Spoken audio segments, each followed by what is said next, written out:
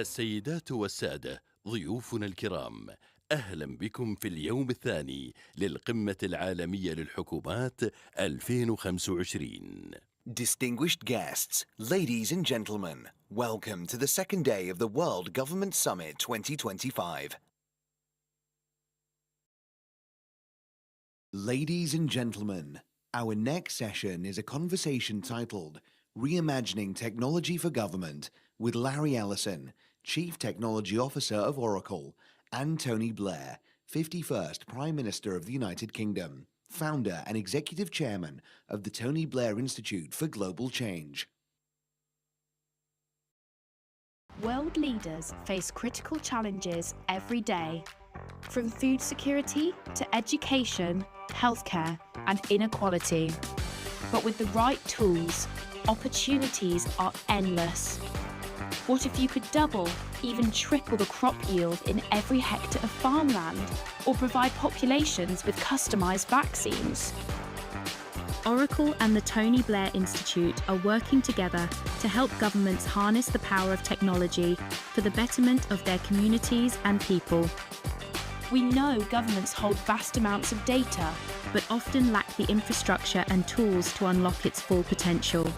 Harnessing the power of AI, let's turn that data into real-time insights with the ability to model policy outcomes so that governments can make well-informed decisions to ultimately benefit what really matters, their people.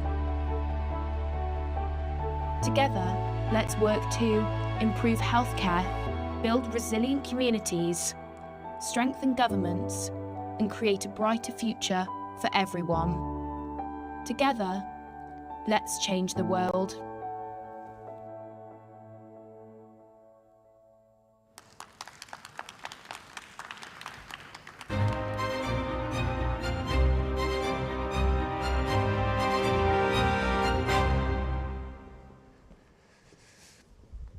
Right, good morning, everyone.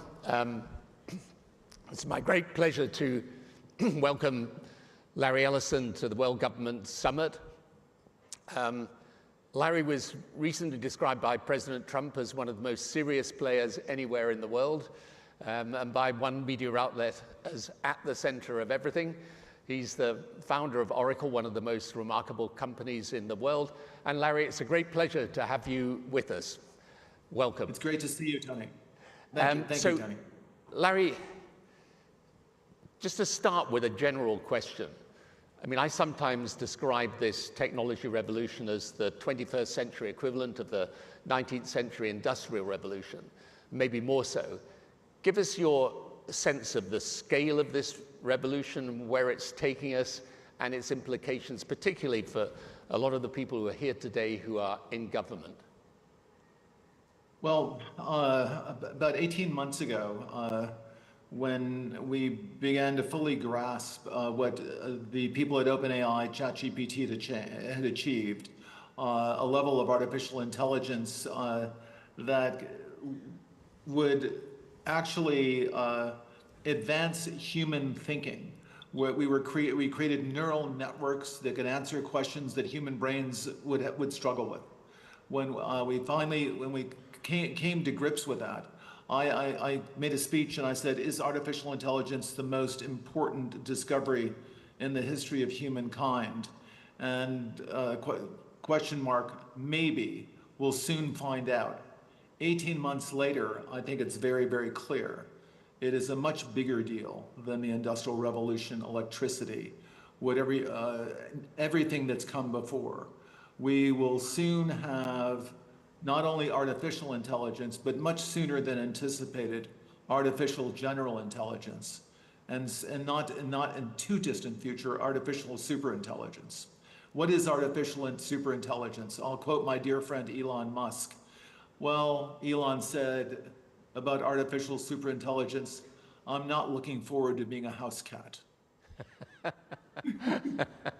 I mean, so we will have incredible reasoning power, the ability to discover things that would elude human minds, because this next generation of AI is going to reason so much faster, discover insights so much faster, whether it's being able to diagnose cancer in early stages, or design therapies, custom design vaccines for those cancers, custom made for your genomics and your specific tumor antigens. So that is one of the things that in medicine, we'll see revolutions in diagnostics and in therapeutics. As you know, Tony, we started a project where we're gathering satellite imagery from Kenya to California, and we can predict crop yields. So we could actually tell a farmer, a country, whether they're going to exceed what they expect from this year's harvest, or they're going to have a shortfall and they need to start preparing that. We can tell individual farmers that a part of their fields need additional irrigation, part of the field needs additional fertilizer. So we can improve yields in individual farms, and then we can do that on a much larger scale, where we can improve yields across countries and even entire regions of the world. I can go on and on, but AI will fundamentally change our lives in medicine, in agriculture, in robotics, across the board. I mean, just to give some sense of this and how it applies to government. So obviously in things like healthcare, but I guess also in things like education, also in maybe the type of seeds that farmers will use for their crops. I mean, there's a whole series of innovations, and maybe just to because I think people are familiar with the concept of artificial general intelligence, artificial superintelligence, but just give us a sense of what that's going to mean to the development of science. Well, science, and as science develops, of course, it has incredible economic and social consequences. So you just mentioned a couple of examples.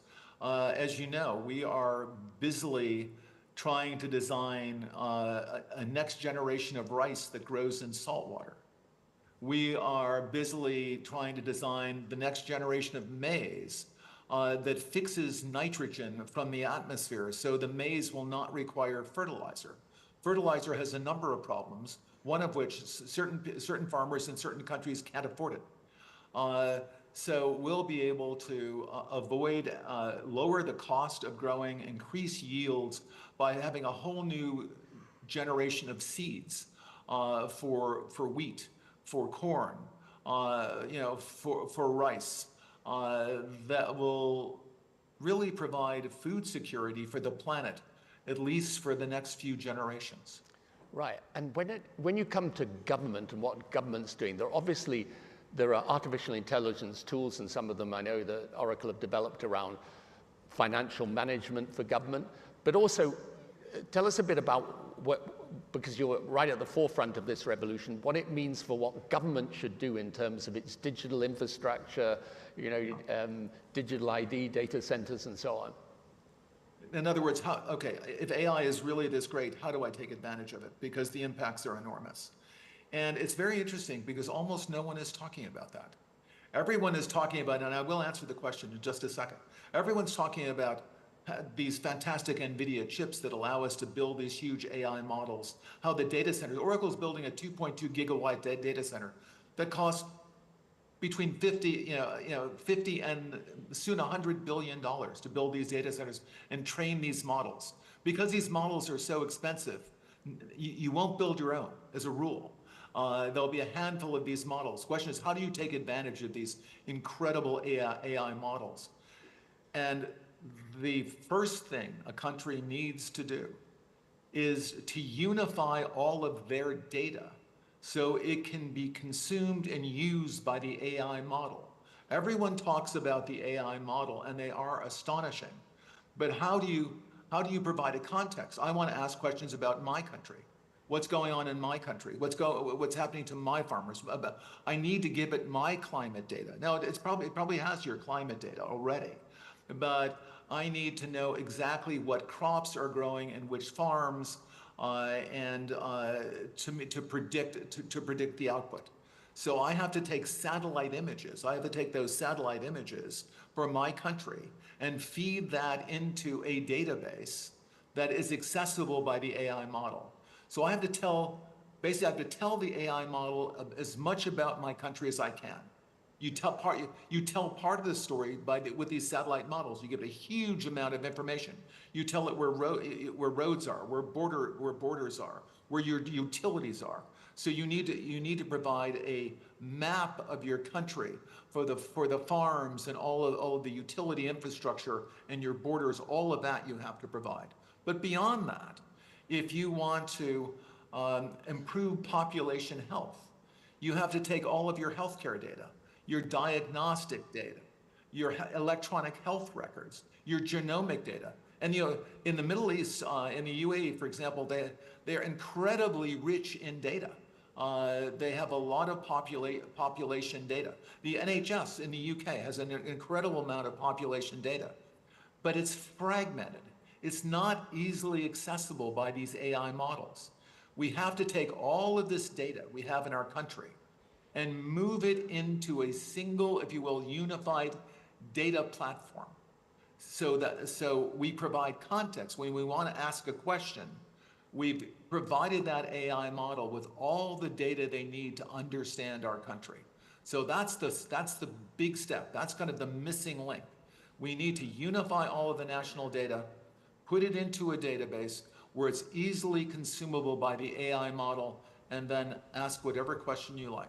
Yeah, so you've obviously got to have your data in a good form. So it's got to be data that, because what you feed into that model is going to be is vital that it's accurate. But then secondly, what you're saying is with these large language models, you wouldn't try and recreate necessarily your own, because the expense of that, the investment is just vast, but you can adapt it with your own data and then interrogate it for the purposes of government policy, right? Exactly. So you provide additional training. So these AI models are trained primarily by data that's publicly available on the internet. And there's a lot of climate data that's publicly available on the internet. But most certainly your national health records aren't available on the internet. That stuff is not available. But that's very precious, very, very precious for your data, for your country, because you're using that data to improve population health and get better outcomes for individual citizens. So all of that data, and right now countries' data is fragmented. The problem is it's not like go to this database and here's all the data about my country. It's go to this 3,000 databases and here's all the information about my country. So but we know how to do that. You can pipe this data from these 3,000 separate data sources into a single unified database. And that's what we need to do. We need to layer on top of all of this fragmented data that we have about all this information we have about our country.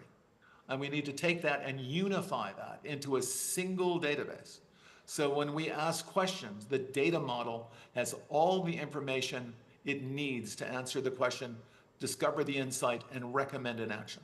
So you're really, through the use of this, you're revolutionizing the way government works, right? The services it provides, the way that it operates. What about things like financial management, procurement? How can AI help a government operate more efficiently, more effectively, give a more direct and better service to the citizen? Well, we have these modern financial systems. So, countries can, for example, Oracle has this thing called Fusion Financials. And Fusion Financials is chock full of AI agents that help you do a better job, predict what supplier might be late, what supplier, again, might not deliver on time. It helps you put things out for bid if you want to bid things. It knows that certain transactions are confidential. Sometimes military transactions are confidential. It helps you procure things, manage the budget, see what agencies are likely to go over budget. So you can tell early on something in the fourth month if an agency is going to miss their budget, and if necessary, take corrective measures. Just like you can know early on if your farmers, if your agricultural output is going to miss its targets, and you're going to have a crop shortfall, you can take action by futures crops from other areas. The AI system will help you do that. Again, the secret is to get all of that data in one place. Without having the basic data, it cannot answer the question about your country. I mean, we're here in the UAE, which is really at the forefront of the use of AI in government. One of the things that people often ask from developing countries, but also developed countries, is, well, what's the importance of having that basic digital infrastructure in place? You know, cloud services, the data centers, digital identity. How important are these things to put in place so that the rest of the system works effectively? Well, I think one of the most important things is not to put the digital infrastructure in place and make sure it is secure. And often it needs to be sovereign. So I think countries are very uncomfortable with keeping their data in other countries' data centers.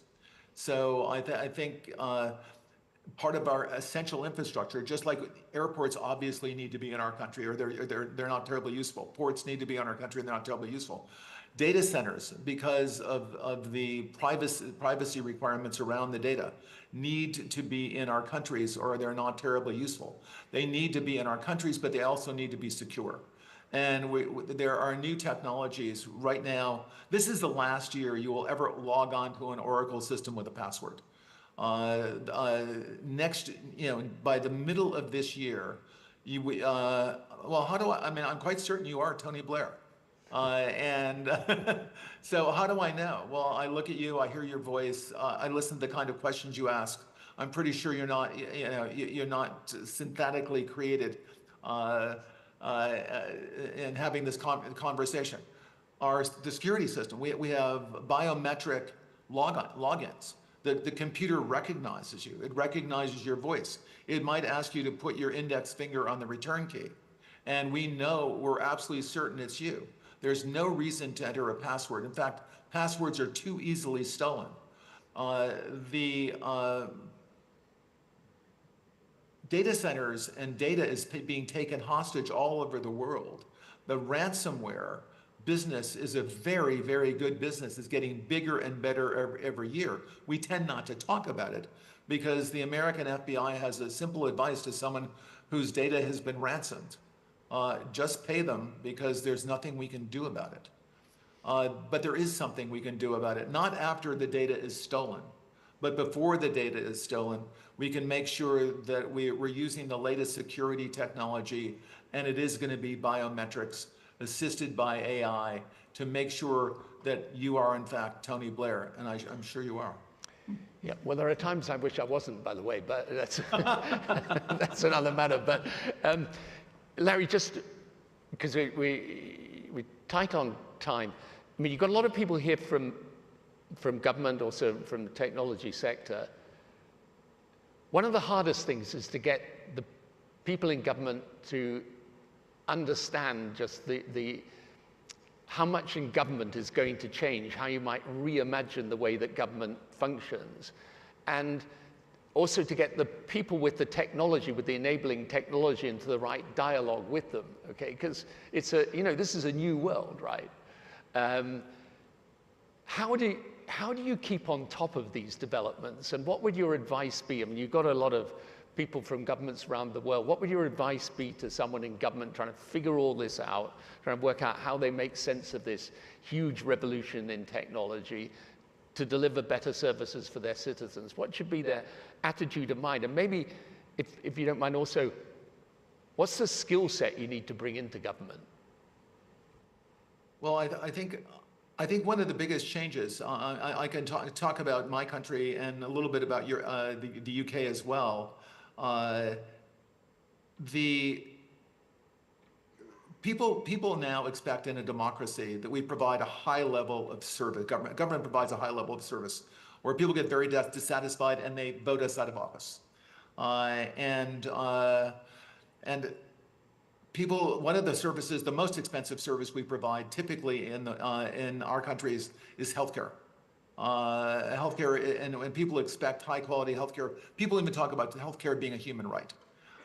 We can deliver healthcare at a much lower cost. I mean, not only do we get much better outcomes, but by early diagnosis, better therapeutics, better population health. And we can get all of that as long as countries will put their data, their healthcare data, all of it, in a single place where we can use AI to help manage the care of all of the patients and the population at large. We can deliver a very, very high quality service. But that's also true of a variety of social services, not just healthcare, if we're having supplementary housing. And we can do it, and we can also eliminate all of the fraud.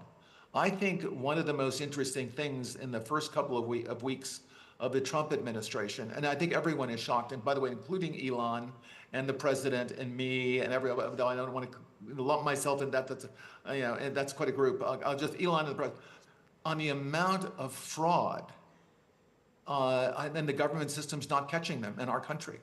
In the United States, the vast amount of fraud that's going on in our systems, and we didn't know. No one went, because they're such primitive IT systems, people were able to get Social Security payments up to their 150 years old.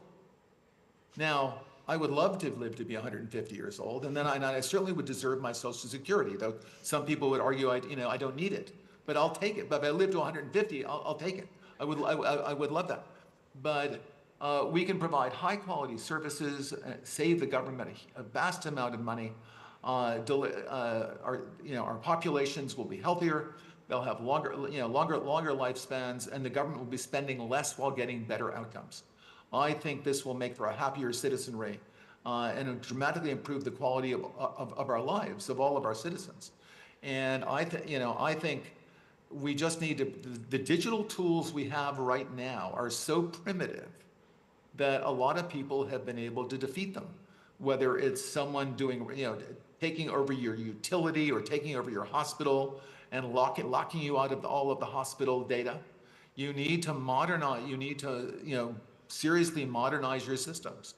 But not only do you need to modernize your systems, again, let's take the UAE in particular, and we looked at the UAE very closely and are talking with people in the UAE about the treasure of data that they have and how they could deliver population health, improve the quality of life, improve the health span of the entire population by using modern technology, preparing their healthcare data, putting it in a single place, and then using these AI models to improve the quality of care.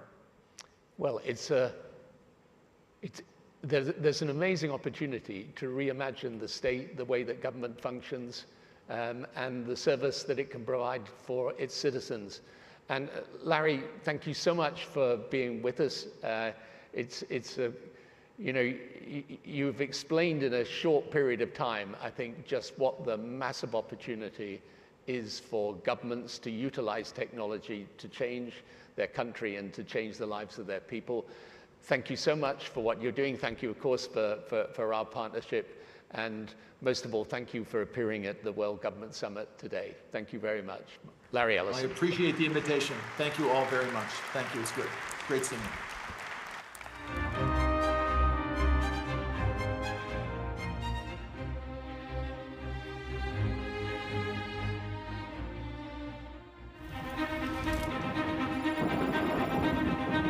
Countries can only keep themselves safe if they work with each other. It is a responsibility of the international community to act as one. It's the future that is going to be interesting, the future that is going to be full of opportunities and risks. These are amazing times because we're at the beginning of a new industrial revolution.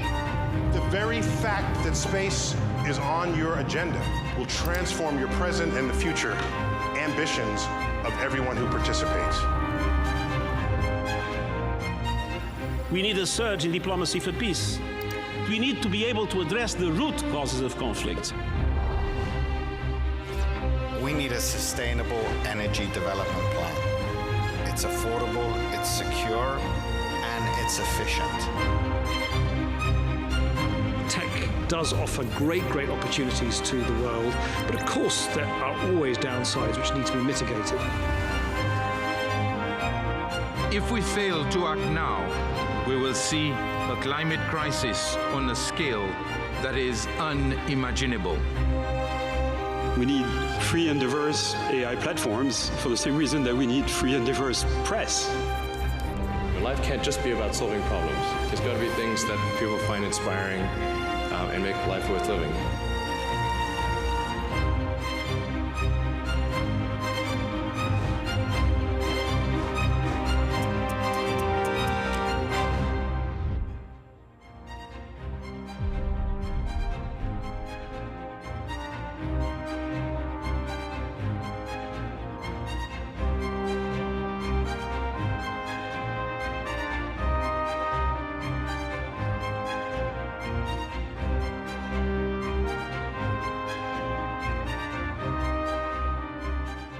Your Excellencies, ladies and gentlemen, the next session is a conversation with Her Excellency Željka Zijanović, Chairwoman of the Presidency of Bosnia and Herzegovina. This session is moderated by Eleni Jokos from CNN.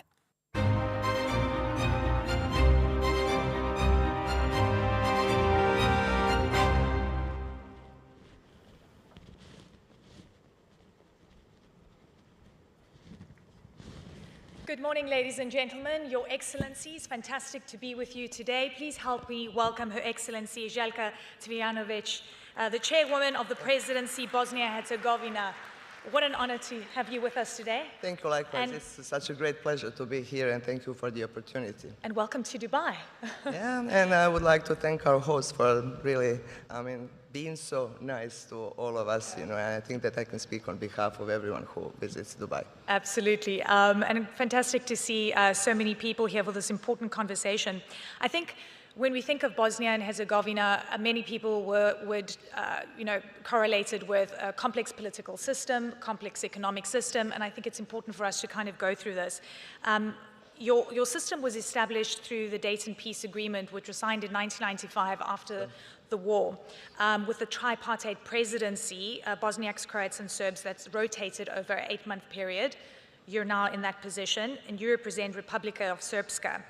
I wonder if you could explain the structure, the political and economic structure, because for investors in the room here, they're wondering, when they come to Bosnia-Herzegovina, do they look at you at two separate entities, and will they get policy continuity? Yeah, but I know that it looks complicated, Yeah. but political and constitutional structure of Bosnia and Herzegovina was established through Dayton Agreement, because we have Constitution of Bosnia and Herzegovina, which is Annex 4 of the Dayton Agreement, which means that everything is quite clear. Once you read this Constitution, you understand actually who we are, how we operate, what constitutional responsibilities are, and actually how this power is shared among different sides within Bosnia and Herzegovina. So you mentioned 3-member presidency. That's very much true. And we have this rotation system based on 8 months, which means that the person who chairs the presidency at that moment is just first among others who are equal. It doesn't mean that you can present Bosnia alone. Still, you have to have opinion of the other two. And it might look complicated, but it is not. Once you understand actually what your task is, and once you get into routine, it's not that complicated. But speaking of Bosnia as a whole, it is composed of 2 entities. This is Republic of Srpska, one entity, and Federation of Bosnia and Herzegovina, which is the other entity. And Federation of Bosnia and Herzegovina is further decentralized into 10 cantons. And that's why it looks so complicated when you look from outside, but basically it's not complicated, because then again we have Constitution, and it says clearly actually what our responsibilities are, what we need to do in terms of political decisions, what we need to do in terms of foreign policy, what we need to do in terms of economic things, And speaking about political system, yes, it requires a lot of agreements, it requires a lot of dialogue, a lot of efforts to reconcile your views, and it might kind of, delay some decisions, but still, once you reach these decisions, this is ownership of all who live in Bosnia. Absolutely. But when it comes to economic sphere, then we need to understand actually that the most important parts of Bosnia are these 2 entities, because when we speak about constitutional responsibilities, you will see, for instance, that economy, infrastructure, energy sector, education, pension system, healthcare, all these vital areas, vital for the citizens, are actually placed as responsibilities at the entity level. But still, we speak about one common economic space, which is Bosnia and Herzegovina, although we have two entities, and these two entities are in charge of, I don't know, business operations, the establishment of companies, or infrastructure, and all these issues that I have mentioned. Do you see eye to eye on most issues? Because you've got 8 months. You've got to try and get as much done as possible. Do you do a massive handover? How does that actually play out? It's not so complicated because, when you say 8 months, it means that then one person needs to do everything within 8 months, but that's not true. We still act as collective body, as collective presidency. There is one person which is kind of, number one at that moment, but it doesn't mean that that person can decide alone.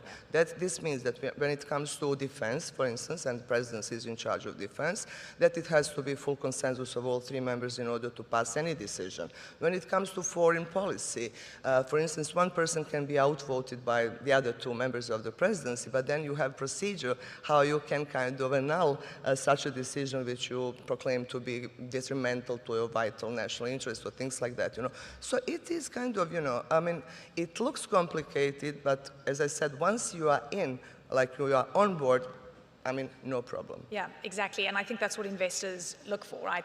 They want to know the structure, how easy it is to do business and so forth.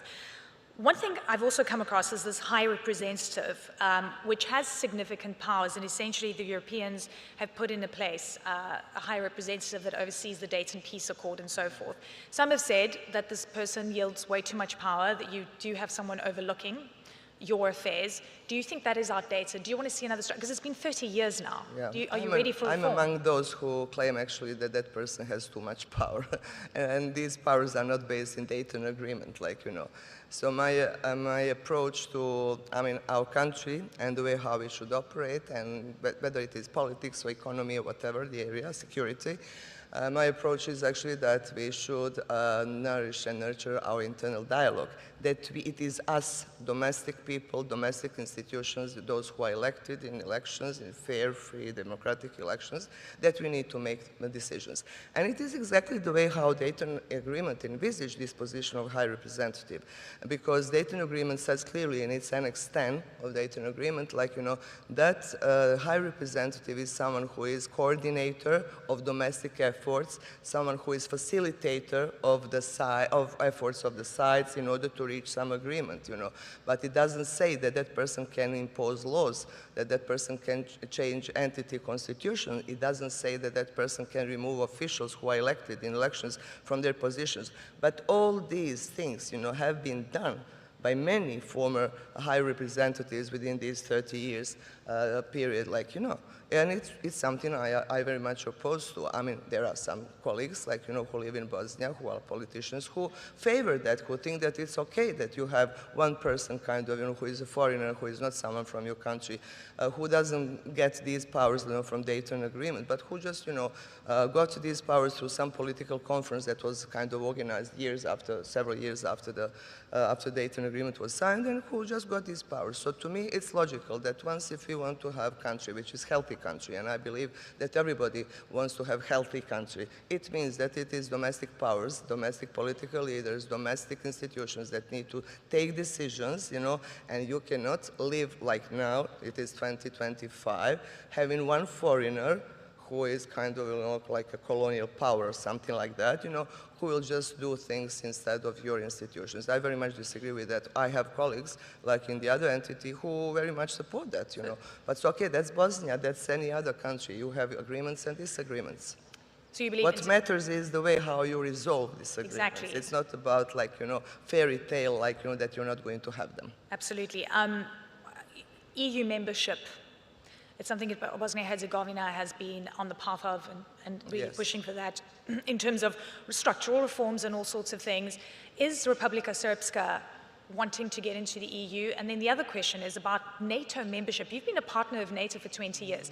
We know Russia has been talking about not wanting to see an expansion of NATO countries. We see what's happening in Ukraine and so forth, and just the dialogue that's happening right now.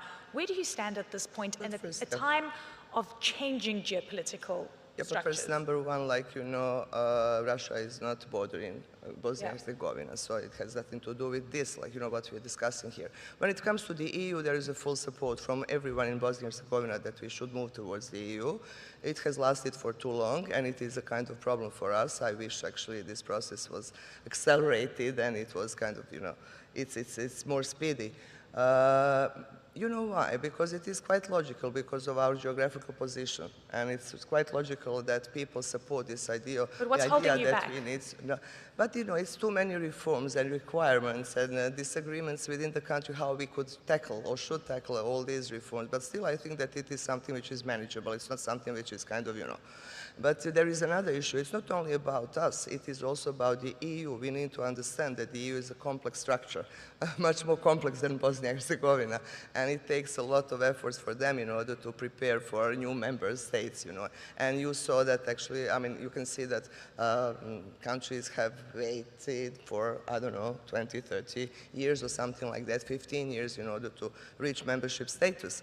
So it is kind of a lengthy process, and we understand that. It looks more complicated when it comes to the Balkan countries because sometimes we do not know what the EU wants from us, to be honest. Like, you know, we understand that we used to live in one country before, that there was a collapse of that country, it's former Yugoslavia, and then sometimes you have different approaches, different, I don't know, benchmarks or things like that, you know, which are put in front of the countries as a requirements, you know. So it is something which is tiresome, I can tell you. But still, there is political will, and no doubt about that. There is full agreement within Bosnia and Herzegovina that all of us want to join the EU. For instance, I live in Banja Luka, that's capital of Republika Srpska, one of the two entities. I mean, the border, the EU border is 30, 40 kilometers from where I live. It's quite logical for our business people, for our students, for our ordinary citizens, for tourists, like, you know, that they want to be part of this, like, you know, bigger compound, like, which the EU is actually. So, but speaking about the NATO, there is a full agreement that we all should cooperate, and we have very good partnership, I can tell you, like, you know, with the NATO. At certain point of time, like in the past, everybody agreed that it should be full membership. Now there is this disagreement, you know. For instance, like most people in Federation, like they believe that we should have full membership. In Republika Srpska, most people think that we should kind of nurture and maintain this very good partnership, and it should kind of be advanced in the future. But, you know, it's not the issue at this moment because NATO is already present there in different aspects. It is indeed. But maybe something which I haven't explained, like when it comes to this high representative, because I understand that this is very, I don't know, specific something. What we disagree with, what I disagree with, is actually the position of someone who can, like, you know, act as a kind of, I don't know, superpower as an individual to tell you daily what to do or what mustn't be done, what needs to be done. It's kind of, it is tricky, you know, but I think that in terms of kind of these powers, like I think that they in a way hinder something which is so much needed in Bosnia and Herzegovina. It is domestic dialogue, you know. I believe that, you know, it is us who need to take care of our country. It is us who need to take care of the dialogue, which should be basis for a resolution of any issue. And I think that we are kind of progressing. So how do you motivate and say, listen, we don't need this international oversight anymore? But you don't need an individual. It's not a problem that you have international presence. It's not a problem that you have partnership. It's not, of course, a problem that you have good relations and you want to nourish these good relations and you have very good projects that need to be supported. That's all fine. I'm speaking about this, that no one, not even in this country or any other country on this planet, can believe that it's normal that you have someone who is non-elected foreigner who will come and change your constitution without your constitution. You said something earlier. And you change your laws, like, you know, this is incredible. So you said a type of colonialism. It is colonialism, yes, yes. And it is the only, like, you know, colony or semi-colony in Europe which hinders our, I don't know, I would say normal life, normal political life, sometimes even economic life. Sometimes even economic. I want to quickly touch on international investment opportunities for people here at the World Government because Summit. Of all of this that I mentioned here, people abroad, people who are outsiders, usually see us through this political lens. Yeah. Because that is the story which is imposed on Bosnia and Herzegovina. There is something which needs to be dealt with politically. No, there is something which needs to be kind of promoted as business opportunities, because there are a lot of business opportunities in both entities. I will tell you, just for example, in Republika Srpska, it is possible to establish company within 3 days. It will cost you less than $100 US, not even like, you know, close to that. You don't have to have starting capital in order to establish company. Sometimes it's possible to do it online, and you receive your registration like, you know, within, I don't know, then again 2 or 3 days.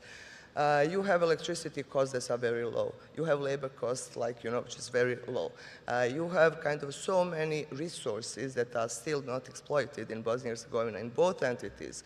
Now, when we speak about this new era and we speak about energy sector, which is the issue for every country, you know that in Bosnia, it's only 30% of, for instance, hydro potential that has been exploited.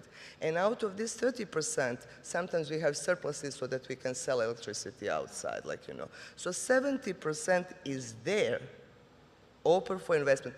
Have you ever heard anyone speaking about such Bosnia? No? You would just listen stories about, oh, there are disagreements. Yes, of course, there are disagreements in every country, you know. There is a political debate, of course, there is political debate in every country, like it's normal. There are security issues. Okay, if there are security issues, we tackle them together, and there is no country which can tackle, like, security issues alone. So we need to cooperate, and we do that, like, you know, we cooperate. But have you ever heard, like, you know, Bosnia as a great place, actually, to have foreign investment? No?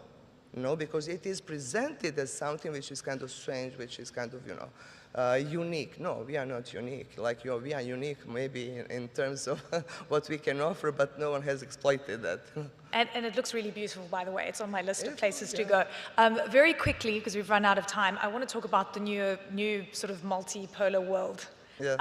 Donald Trump coming in and really shaking things up, you know, unraveling certain institutions and so forth, and really the confrontation that we're seeing on the tariff front. Everyone's kind of doing a lot of introspection and, I guess, scenario planning. Are you doing the same, and what does it mean? What I can make out of that is actually that everybody is waiting, I would say, to see what's going to happen next. And, you know, and it can be beginning of some new era, definitely. I would tell you that, for instance, in Republika Srpska, where I come from, people kind of, you know, favor this new policy, waiting to see what's going to happen next, and they're hoping that there are some irregularities that we have experienced in the previous past are going to be removed. But okay, no one knows, actually. I'm speaking about Bosnia, and I know that it holds good for many other countries, what's going to happen next. But what I know is actually that we need to have good relations with everyone, like speaking about Bosnia and others, and I think that through dialogue many things can be resolved.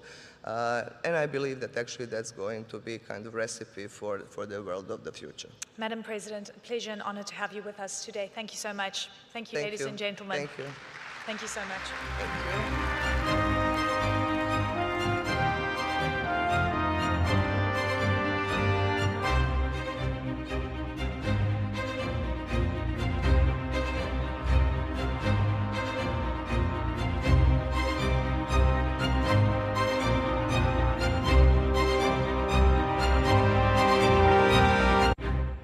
Ladies and gentlemen, our next session is titled More Than Coffee with Brian Nichol, Chairman and CEO of Starbucks. This session is moderated by John Defterios.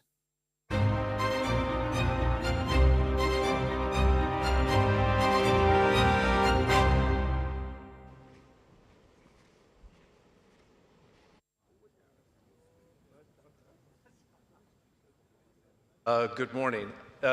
This is the first visit of Brian Nichol to Dubai as the CEO who took over this position 6 months ago. First and foremost, can we give him a nice round of applause, because he came all the way overnight to join us on the ground here. Yeah, great to be here. A nice Emirati welcome to you. Yeah, thank you. Good. We only have 14 and a half minutes, so I'm going to be really direct. Otherwise, I'd give you a nice preamble and setup here. You worked your magic at Chipotle, five-fold increase in terms of revenues. I think it was an 8-time return on, for investors. And you have a great deal of experience prior to that with Yum Brands, and you have a back to Starbucks strategy. And everybody in this room's been to a Starbucks, kind of no doubt, in different corners of the world. What does that mean, back to Starbucks strategy? What do you think needs to be done here to make sure the magic continues, but to take it to a new level? And no matter where you go, it's a very competitive market. Yeah, well, great to be here. And obviously this is a really important market for us, the entire Middle East region. Starbucks actually came here with the Al-Shaya Group about 25 years ago, and just done a phenomenal job with the business, the brand, and I think the opportunities of growth. To your specific question on Starbucks, really what we're trying to do is get back to the simple premise of why the company was created, which was to be the purveyor of the finest coffee in the world, and to do it in a way where we provide a third place where human connection can take place. And I think unfortunately, we've drifted away from that a little bit across our businesses around the world. And the point of saying getting back to Starbucks is just getting back to that. We want people coming back to the stores, taking the time, whether it's for themselves or to connect with each other over what we believe is the world's finest coffee, customized the way you want to enjoy it. Good. In the United States, I think you're going to do a trimming in terms of the offering, like the menu itself, which is cut down by a third, and you can't take that cookie cutter approach to every market. But how do you plan to, I'm curious, I know with Mohammed Al-Shaya and John Hedden, the CEO, they're probably looking to say, what's Brian thinking in terms of what the experience is going to be, and how do you collaborate with them? Yeah, definitely. Look, I think one of the opportunities for us is, because we are such a global company, there are delicious drinks around the world. And we actually haven't done a great job of taking advantage of what are, the drinks that are resonating right here in Dubai to other parts of the world. Although most recently, just in the States, we had a Dubai chocolate latte kind of take off on TikTok, which is our matcha with a chocolate cold foam and 2 pumps of pistachio syrup. And now we got a Dubai matcha latte running, pretty excited customers all throughout the States. So I think there's opportunities for us to take that innovation in both directions. As it relates to reducing the menu, I just firmly believe if you rationalize 30, 40% of the business, it opens the door then for us to do innovation on bigger, better things. And then it gets rid of the things that are getting in the way of us being able to be innovative and deliver on those experiences that we want to provide. It's a core discussion here, because this is about shaping the future of governments or shaping the future of industries. And there's a kind of a pushback against globalization, but you've turned this upside down. You said we could do a better job because we have a global footprint and sharing information between regions, between countries. And what does that translate into in terms of bettering Starbucks, for a better phrase? Yeah, look, I firmly believe that. I've been in this job for about 6 months, and I've had the opportunity to China, Japan, Korea, Italy, now here, and then I'll be going to Saudi and Kuwait. And the one thing that is consistently true, and this is, I guess, just a human truth, delicious products work in every market. And one thing that I've discovered is really interesting, delicious products in all these countries, cities, and I think we have the opportunity to take advantage of our global scale, our global palate, and bring that around the world so that people can almost experience other cultures through beverages and through the food that we provide. So that is what I think is a big opportunity for a global brand like Starbucks, and we just haven't taken advantage of that to date. Part of it, I don't want to move away from the quality of coffee or quality of product, but isn't that data that could be shared amongst your institutions and your partners, like, for example, the Al-Shaya Group here in the Middle East? Yeah, absolutely. Like, one of the things that I think is really exciting is with all the technology evolving, whether it's AI or machine learning, what you can start to see is patterns of why people drink, what they drink, when they drink it, and why they're drinking it. And those, I'd say nuggets or insights, what I've learned over time is it's true whether you're here in Dubai or whether you're in Tokyo, Japan, or whether you're in Dallas, Texas.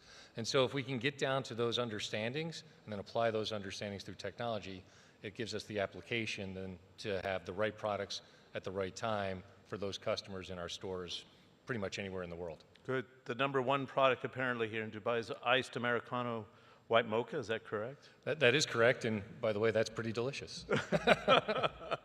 But what is the taste here? What's your inclination when you talk to your partners? What's in demand, and how does Brian work his magic? It's kind of a poison chalice, right? Because you had such good success in different companies, and everybody's waiting for you to kind of sprinkle the nickel dust onto Starbucks to make it perform it's never done before. Yeah, the one thing that I would say that is, the foundation to Starbucks is the fact that we are sourcing, frankly, the best coffee beans around the world. And so when you start with what I believe is the best product at the foundation, you can build from there and innovate accordingly, and you end up with things like the iced Americano with the white chocolate mocha.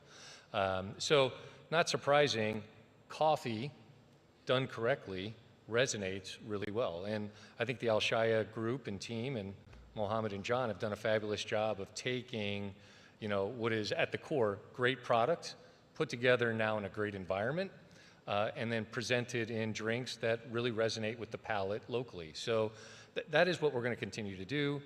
It was actually just fun catching up with Mohammed this morning, talking about how we can use technology to drive the business so that we can give people the experiences that they want without losing that human connection. And I think that is a huge point of difference for Starbucks, is the ability to have this human connection where people, both our partners or baristas, connect with the customer, and the customers have the time to connect with each other. Good.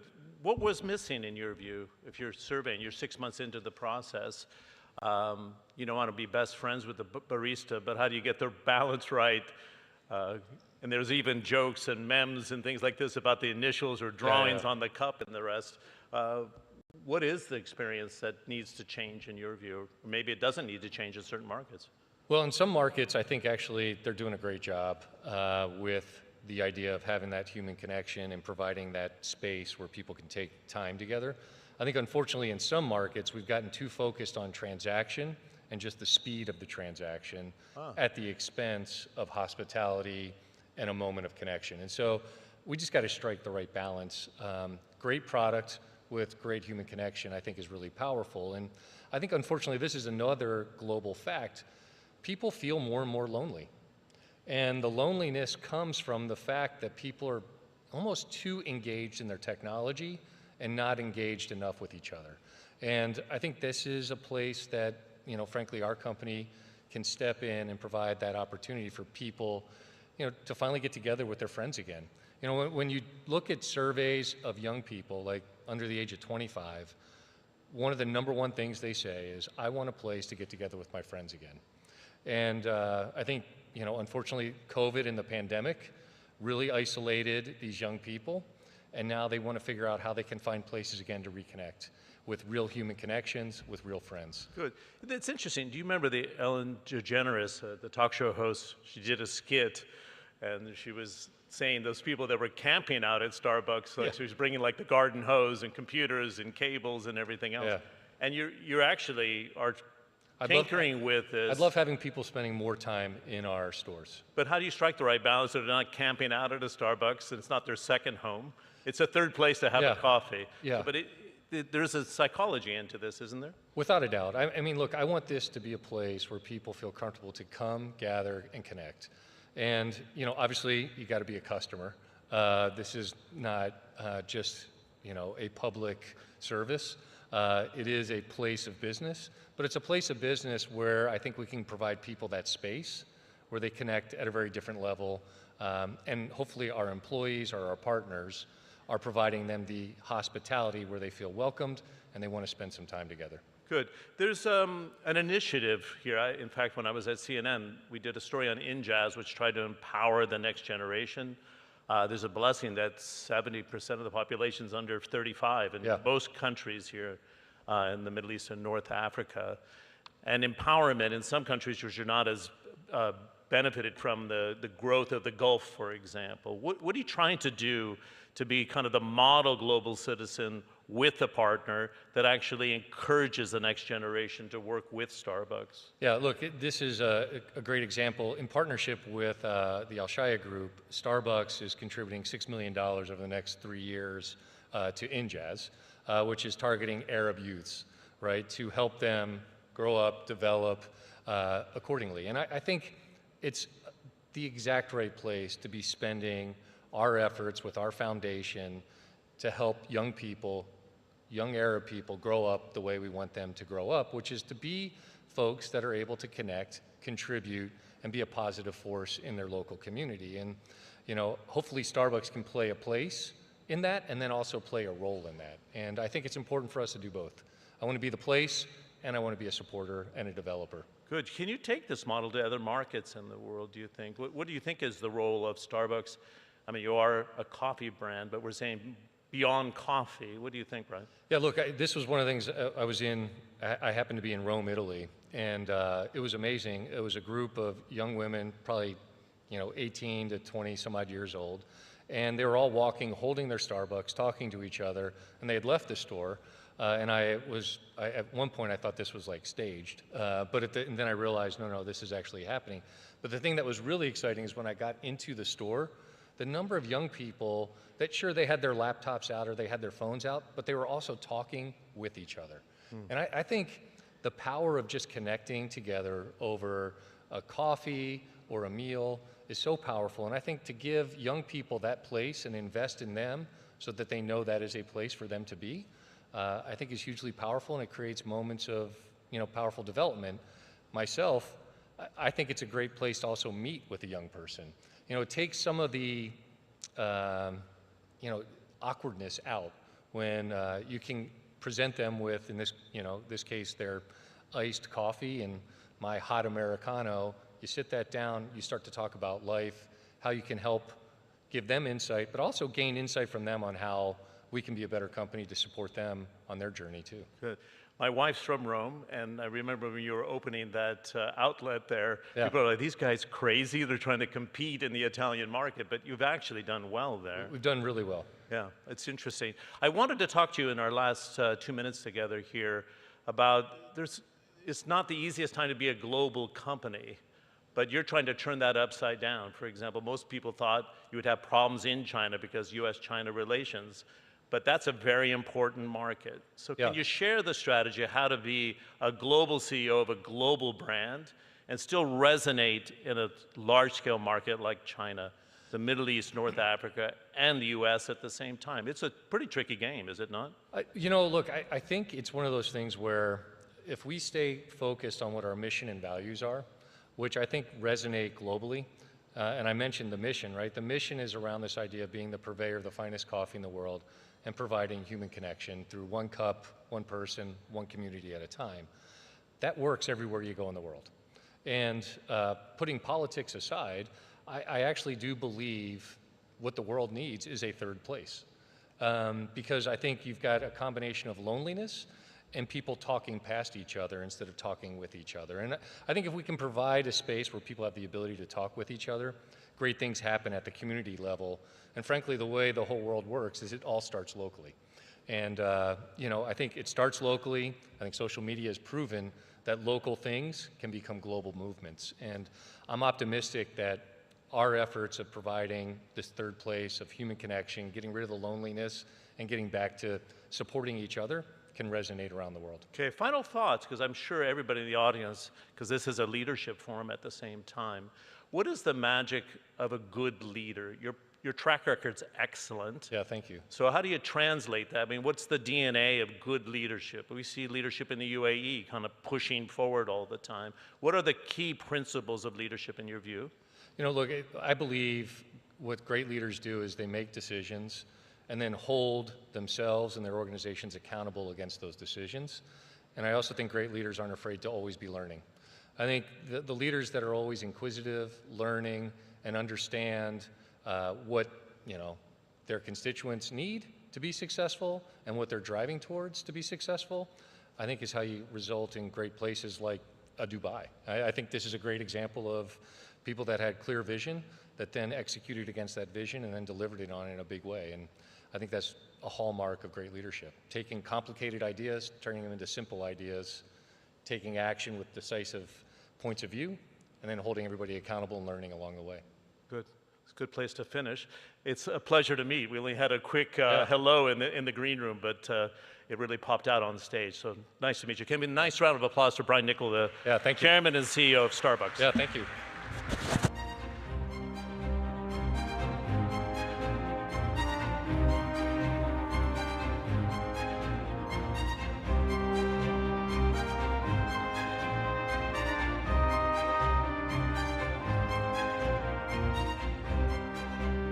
Your Excellencies, ladies and gentlemen, the topic of our next session is overlooked health trends.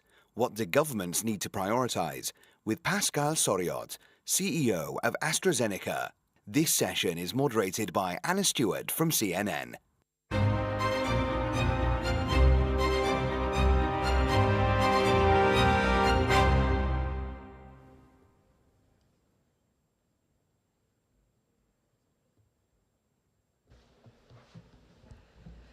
Good morning, everyone, and welcome, Mr. Soriot. This is very exciting. You are going to be talking about what governments need to prioritize in terms of healthcare.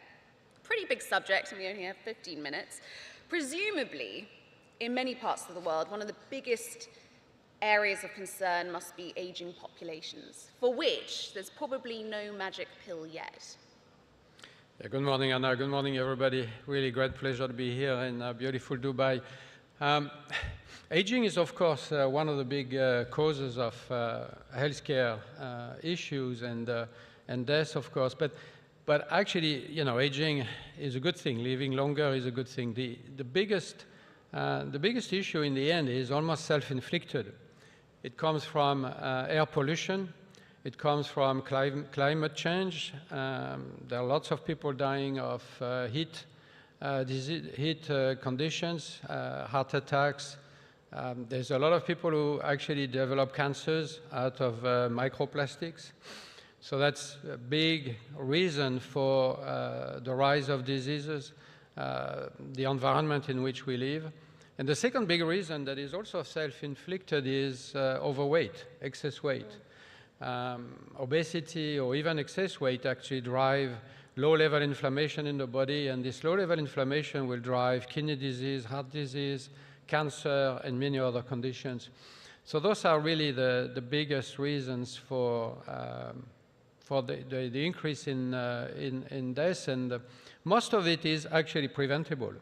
75% of deaths come from non-communicable diseases, and most of those are preventable.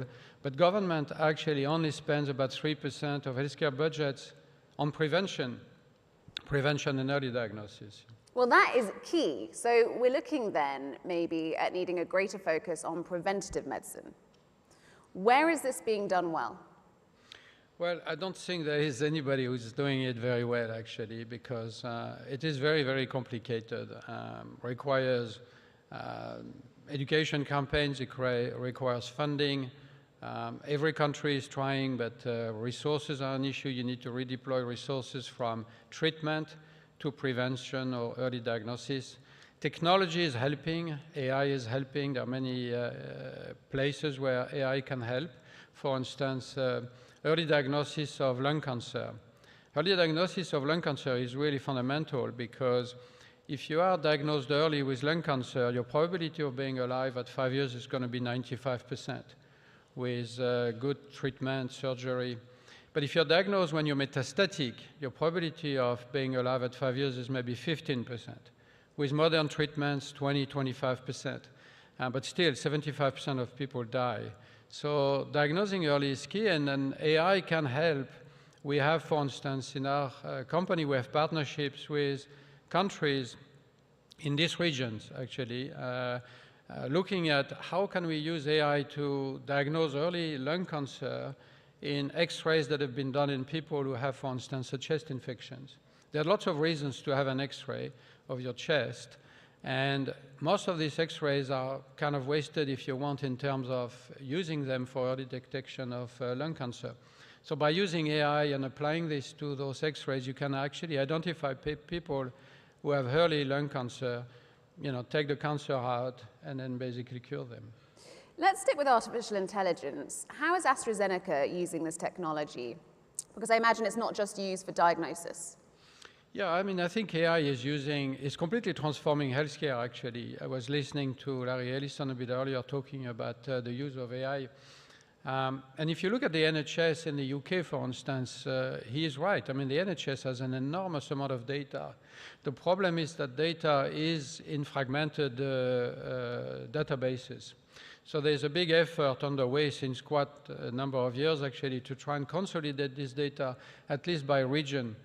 And if you have access to this data, AI can help. AI can help identify people who have early kidney disease, because doctors may miss it. So, you deploy AI to the electronic healthcare records of people, and you can identify early disease. AI can help doctors identify people with rare disease. Problem with a rare disease is people actually, on average, get diagnosed 5-6 years after their first symptoms. The best day in life of someone who has a rare disease is the day they are diagnosed. It takes a long time. AI can help, and because doctors don't know what to do, I mean, it's rare, not very common, they don't recognize the symptoms, AI can help them.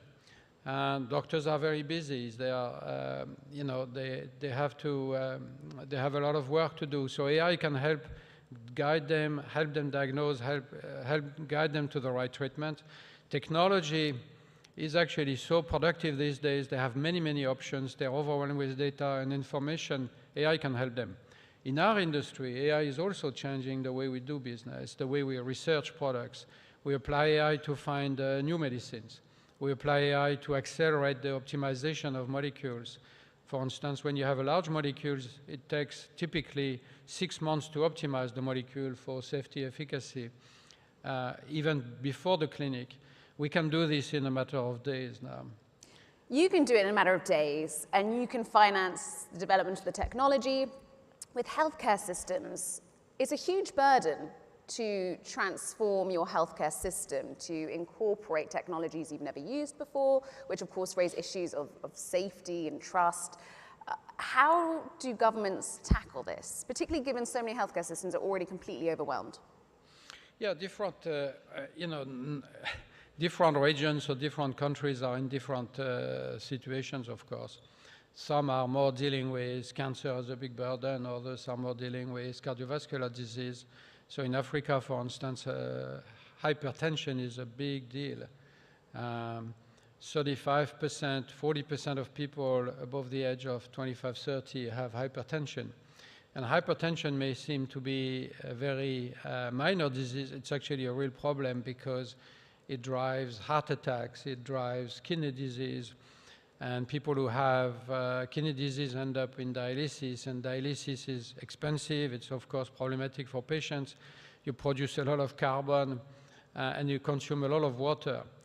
Patients with dialysis will consume 30,000 liters of water per year. So preventing hypertension is an imperative in parts of the world like Africa. In other places, it's really looking for early prevention of cancer. And here again, technology can help. We're not far away from the days when a simple blood test would enable the early diagnosis of cancer at a relatively low cost. Technology is not exactly there yet, but we are very close to this, I think. And governments are starting to implement this.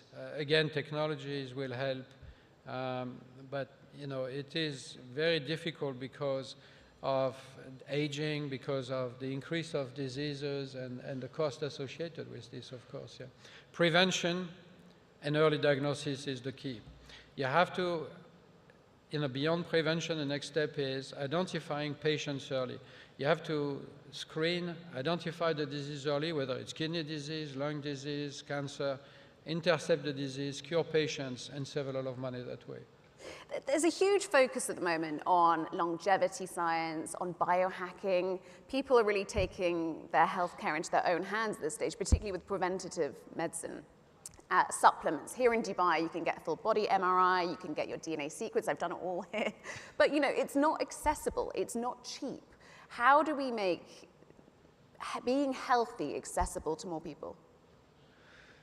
That's a great question, but I think the technology is improving so rapidly, the cost is dropping. I mean, the cost of doing a deep gene sequencing has dropped from when it was initially discovered, maybe $1 billion to do a sequencing of DNA, to today maybe a couple of $100, and it continues to drop. So that is becoming more and more accessible to more countries. MRI is the same. The cost of MRI is rapidly declining. In countries where people use this equipment 24/7, and that's another key piece, is governments or healthcare systems are not always used to do what we do in industry, which is called sweat assets, which is make assets work as hard as they can. So if you have an MRI, work it 24/7. People will rather have an MRI at 2 o'clock in the morning than wait 6 months to have the MRI. If you do this, the cost drops, and then it's much more accessible. So is your advice to the healthcare systems to run 24/7? Don't stop.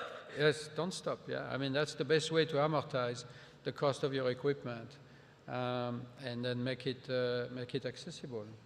What is the best way for the private sector to work with public healthcare systems? I think private public partnerships are the way forward, quite frankly, and I think COVID showed that very well. And at the time, we as a society didn't have a choice. We had to collaborate across. With Oxford University, with the UK government? Yeah, in our case, but other companies also had their own collaborations, and that's how we actually resolved this COVID pandemic, this COVID challenge relatively rapidly when you think about it. It was incredibly fast. So public-private partnerships are key. We, as a company, we have some of those. We have partnerships with countries in the region, with UAE, with Egypt. We have a cancer screening campaign going across Africa with 4 countries that we are partnering with: Kenya, Egypt, South Africa, Morocco, where we actually put in place policies and strategies to early diagnose lung cancer, breast cancer. Prostate cancer is very easy to diagnose, but people don't do it. You just need to look at your PSA level in your blood test. I mean, it costs nothing, but people don't do it.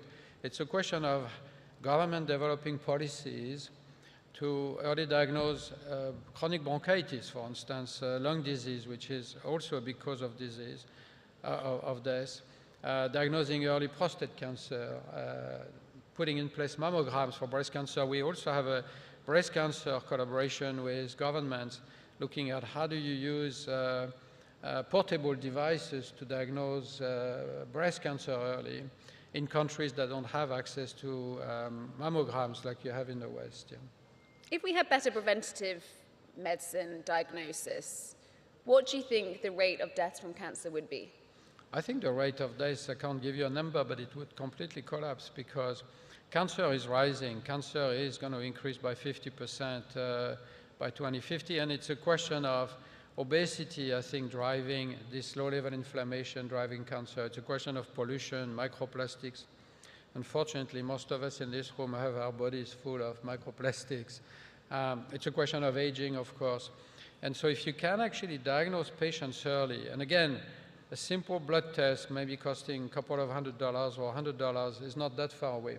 But if you diagnose patients early, you cure them with surgery, with the appropriate medical treatment, and then you save an enormous amount of money. So I think cancer care, cancer deaths will drop. There's also a very exciting technology that is emerging now, which is called cell therapy, which today is a very heavy burden. You have to take cells away from the patient, T cells, immune cells. You have to process them, treat them, and then you re-inject them into the patient to try and cure them. And today for hematology cancers, that's starting now with solid tumors, but also immune diseases. But the future is about what we call in vivo cell therapy, where people will produce their own immune cells that will cure them with a simple injection. And that will be relatively inexpensive. So all these technologies, I think, will help us not only diagnose early, but also cure people. Yeah. You mentioned COVID as a time where you saw really good collaboration, not just with AstraZeneca, but lots of pharmaceutical companies working with governments. Is it difficult to collaborate when governments change every few years with elections and you suddenly have a completely different policy? I mean, in the UK, we have a new government. You recently mothballed a big investment project. How do you cope with this? Yeah, and I have to say it is an issue, right? It's a bit like a company that would get a new management team every 2-3 years and change the strategy of the company and the direction. You know, when you want to put in place policies, educate the population, it takes time, and you have to stay, you know, to stay on track. So that is an issue for sure. But you know, that's what we have to manage, I guess, across the healthcare system. There are regions of the world, and I guess UAE is a good example, where we have more stability politically, and suddenly that's a big plus, because people can say, this is our strategy, this is our direction, and stick to the plan. My advice to you know, people in the room or beyond is really invest more in screening, invest more in prevention, of course, but we know how hard prevention is to educate our population. That's important, but the next step is to invest in screening, early diagnosis. But again, you need stability, you need persistence to implement those policies. And I'm guessing, in addition to investing in healthcare and prevention, you'd also like to see governments focus on issues around climate change, around microplastics, because yes, that is actually a big cause of healthcare issues. Yeah, no, absolutely, absolutely. One thing that, in terms of living longer, that I should mention is that ultimately we want to live longer, but we want to live healthy longer. Health span, not lifespan. So it's really not so much lifespan, but health span. But of course, it's economically productive if people work. So you have to work longer. That's maybe the bad news, is you live longer, you're more healthy, but you have to work longer to produce economic output. But this is really, I think, the focus that we have to be, you know, the thing we have to be focused on is screen, diagnose, cure people, keep them healthy and living longer, but to be productive. Yeah. Mr. Sorio, it's been such a pleasure. We're going to have to leave it there. Thank you very much. Thank you.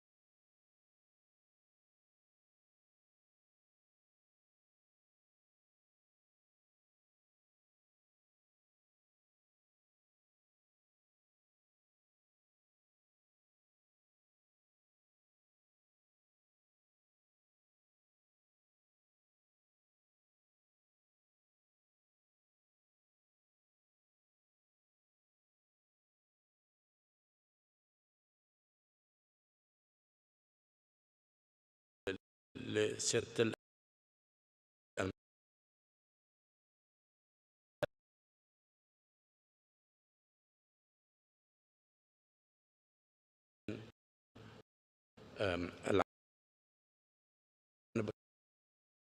أنا عارف أنه ممكن تجاوبني تقول لي أنا أعبر عن إرادة الأعضاء في المنظمة اللي أنا بعبر عنها، لكن ماذا تريدون أو تتمنون أن يكون في البيان العربي الصادر في 27 من هذا الشهر؟ شوف عماد، النهارده 12 27 يعني 15 يوم من النهارده، يعني أسبوعين.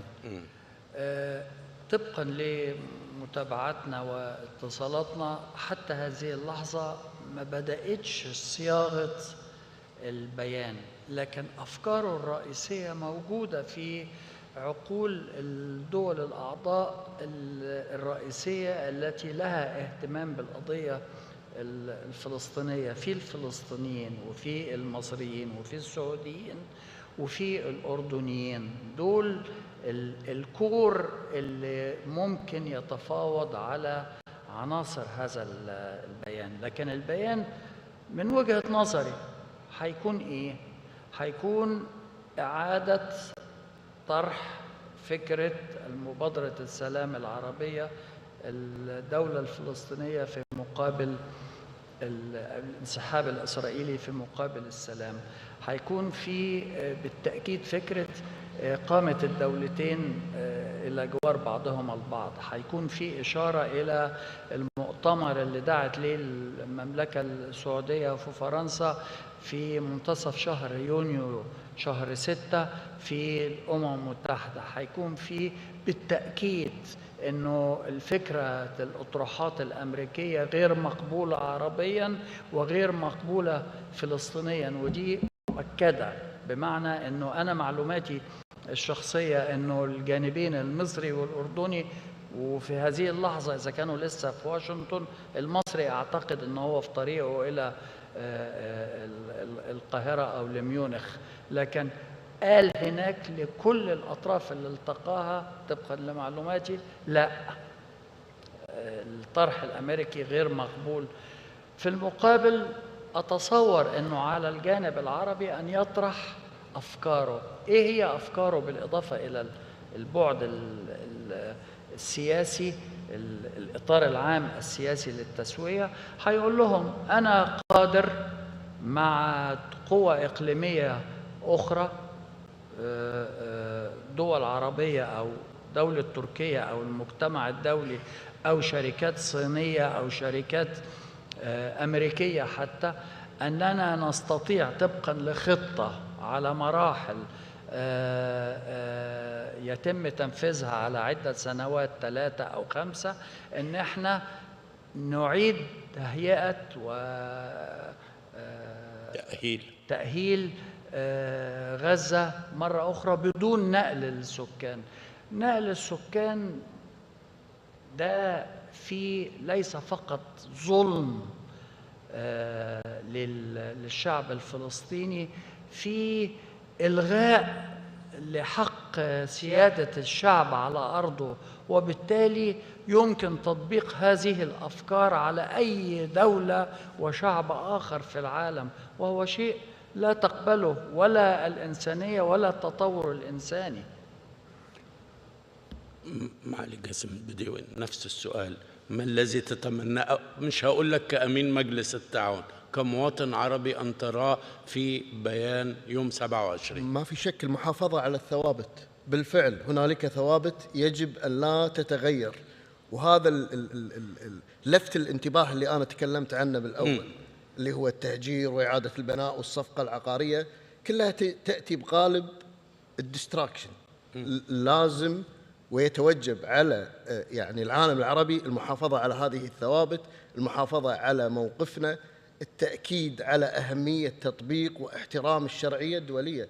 هذا أهم ما في الموضوع. تكلم معالي أحمد على موضوع المبادرة العربية للسلام، أيضا مبادرة يعني يجب أن نعيد تسويقها بشكل أكبر، يجب أن نحافظ عليها، يجب أن نضمن أن المجتمع العالمي يعي أن بالفعل العالم العربي والعالم الإسلامي، يعني هي مبادرة عربية ولكن انضمت لها الدول الإسلامية، فأنت عندك أكثر من 60 دولة تقريبا قابلة بهذه المبادرة، يجب أن يكون لها وضوح في هذا البيان بالإضافة إلى الثوابت. أخ جاسم، النهاردة التركيز على الأردن، على غزة، بكرة على الضفة الغربية. الهدف هو إخلاء فلسطين التاريخية من سكانها التاريخيين، أمر لا يمكن قبوله، ما في شك. والعالم العربي قاومه لمدة 100 عاما، نحن العرب قاومنا 100 سنة. لسنا على استعداد للتسليم الآن، لأننا لم نهزم عسكريا أو سياسيا أو ثقافيا أو بأي شكل من الأشكال. ما حصلش هزيمة عربية، بل بالعكس في تقدم عربي وفي قدرة على القول بأننا لا نستطيع قبول هذا، ولكن نحن على استعداد لهذا. إيه هو هذا؟ التسوية المعقولة العادلة بين فلسطينيين وإسرائيليين، فلسطين وإسرائيل يعيشوا في هذه المنطقة سويا. وده أنا أقول لك أكتر من كده، يعيشوا في هذه المنطقة سويا وفي تعاون اقتصادي وسياسي وغيره. يستطيعوا أيضا أن يعيشوا في إطار فضاء إقليمي اقتصادي لا يمنع هذا، بس مع إنشاء الدولة الفلسطينية. انشئ الدولة، ادي الفلسطينيين حقوقهم، بعد كده وبعد ذلك كل أنواع التعاون متاحة للشعب الإسرائيلي مع الشعوب العربية. طيب، سؤال: أيهما يسبق الآخر؟ تفاوض سياسي على شكل اليوم الثاني أم بدء أعمار غزة؟ يعني which takes place أم يسيران بالتوازي؟ أعتقد من الأفضل بمكان أنهم يسيران بشكل متوازي. يجب يعني أن تتعامل مع القضية الفلسطينية برمتها دون تجزئة ودون ديستراكشن، دون لفت الانتباه. الموضوع محتاج أيضا إجماع دولي. أنت يعني لازم تقنع المجتمع الدولي أيضا أنه يتعامل مع الموضوع بهذا الشكل. شوف أخ جاسم، أنت عندك مشكلة من اليوم حتى السبت القادم، اللي هو استمرار وقف إطلاق النار وتنفيذ تبادل الرهائن والأسرى. ده شيء أساسي يجب أن يعمل له الجميع من أجل تمكين الاستمرار، لأنه لو حصل انفجار عسكري للوضع مرة أخرى فتعطل كل هذا الجهد. اليوم التالي ده شيء مهم جدا. ليه شيء مهم جدا؟ لأنه في قوة فلسطينية موجودة على الأرض ومسلحة، قوة حماس. حاولت إسرائيل تدميرها على مدى المواجهة اللي امتدت 15-16 شهرا ولم تتمكن، ما تمكنوش أخ عماد. وبالتالي هذه القوة موجودة، مرفوضة إسرائيليا ومرفوضة أمريكيا وربما أيضا مرفوضة غربيا. هتعمل معها إيه؟ اليوم التالي التفكير فيه ضروري، وأعتقد أن الإمارات لها طرح، ومصر لها طرح، والسلطة الفلسطينية لها طرح، وسلطة حماس لها طرح. ينبغي التركيز أيضا على اليوم التالي وكيف تكون إدارة هذا الإقليم، إقليم غزة، السلطة الإدارية فيه، السلطة الأمنية فيه. أي فترة انتقالية مطلوبة ومدتها شهر 6 أشهر، وبالتوازي زي ما بيقول الأخ جاسم تبدأ عملية التمكين من إعادة تأهيل القطاع. سؤالي الأخير، وحيكرهني السيد جاسم البداوي لأنه حيقول لي بتسألني سؤال افتراضي عن أمريكا، بس هل انتقلت الولايات المتحدة من دور الوسيط اللي احنا بيننا وبين بعض زي ما بيقولوا بالانجليزي between us girls، عارفين ان هو منحاز لاسرائيل لكن كان شكله وسيط، اصبح الان طرف؟ يعني انت دلوقتي بتتفاوض مع الرئيس الامريكي مش مع الطرف الاسرائيلي فيما يختص بشكل السلام. هل اصبحت الولايات المتحدة في عهد ترامب طرفا؟ ما اعتقد لا زال الجانب الامريكي وسيط. اعتقد لا زال الجانب الامريكي يدرك اهميه امن واستقرار المنطقه. اعتقد لا زال الجانب الامريكي يعرف اهميه العالم العربي بالنسبه له وعلاقاته وتحالفاته الاستراتيجيه مع العديد من الدول العربيه بما فيها الدول الخليجيه. لا اعتقد لا زال وسيط، ربما بأبروتش مختلف، ربما بطريقه مختلفه كوسيط، لكن ليس طرفا. نفس السؤال سيدي. ليه؟ هل يعني شوف، هي الولايات المتحدة وقفت مع إسرائيل بعد 5 دقائق من إعلان الدولة الإسرائيلية في 15 مايو 48، ومضت في هذا الطريق. وحتى في حرب أكتوبر، وأنا كنت موجود في حرب أكتوبر، أعطت إسرائيل كل شيء لكي تستمر في المواجهة المسلحة. ومع ذلك العرب على مدى 70 سنة اعترفوا بها كوسيط، ووسيط مشروع ساعدهم على تحقيق أهداف السلام اللي احنا بنعيشه على الأقل على مستوى الدول المحددة مثل مصر والأردن. المشكل زي ما أنا شايفه في اللحظة دي هو أنه الرؤية الأمريكية رؤية ملتبسة، بمعنى يتصور أنه تسوية النزاع في الشرق الأوسط يأتي من خلال إنهاء الوجود الفلسطيني والشخصية الفلسطينية والهوية الفلسطينية في غزة. هذا ليس بتسوية، هذا نقل النزاع إلى مرحلة تتجاوز غزة وإسرائيل إلى إطار الوضع العالمي. الوضع العالمي، أنت عاوز تاخد الفلسطيني توديه في كندا أو توديه في الأرجنتين، هيحارب من كندا وهيحارب من الأرجنتين. لازم نفهم هذا الكلام، دي أرضه. أنا وقتي للأسف انتهى، لكن عايز كلمة واحدة: نثق في أنفسنا، نتفائل باللي جاي. yes or no؟ of course، أكيد نثق بنفسنا ونتفائل ونتعامل مع الوضع بدون انفعال، بتروي، ونكمل تواصلنا مع المجتمع الدولي، نكمل تنسيقنا العربي، نقف صف واحد في سبيل تحقيق الهدف الأسمى، وهو منح الشعب الفلسطيني حقوقه المشروعة. يعني أنا أقول لك حاجة، نحن في هذه اللحظة أحوج شعوب الأرض لوحدتنا، الوحدة العربية في التفكير، وبالتالي في استمرار الإرادة العربية والتوافق العربي والفلسطيني الفلسطيني. شكرا لكما، شكرا لكم، انتهى وقتي.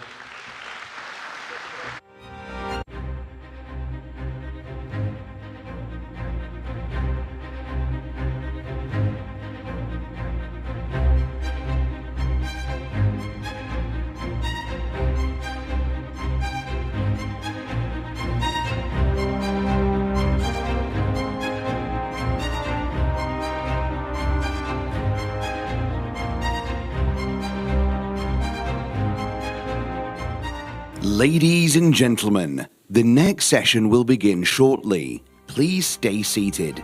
Thank you.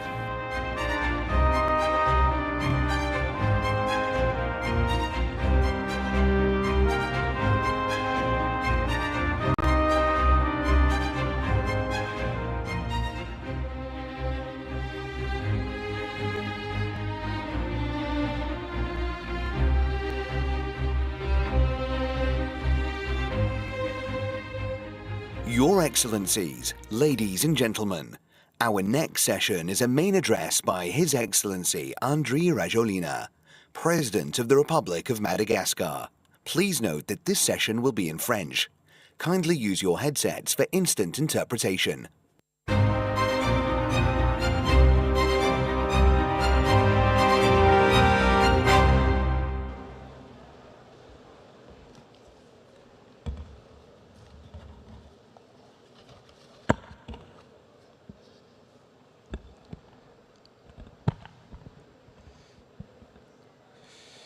Honorable assistance,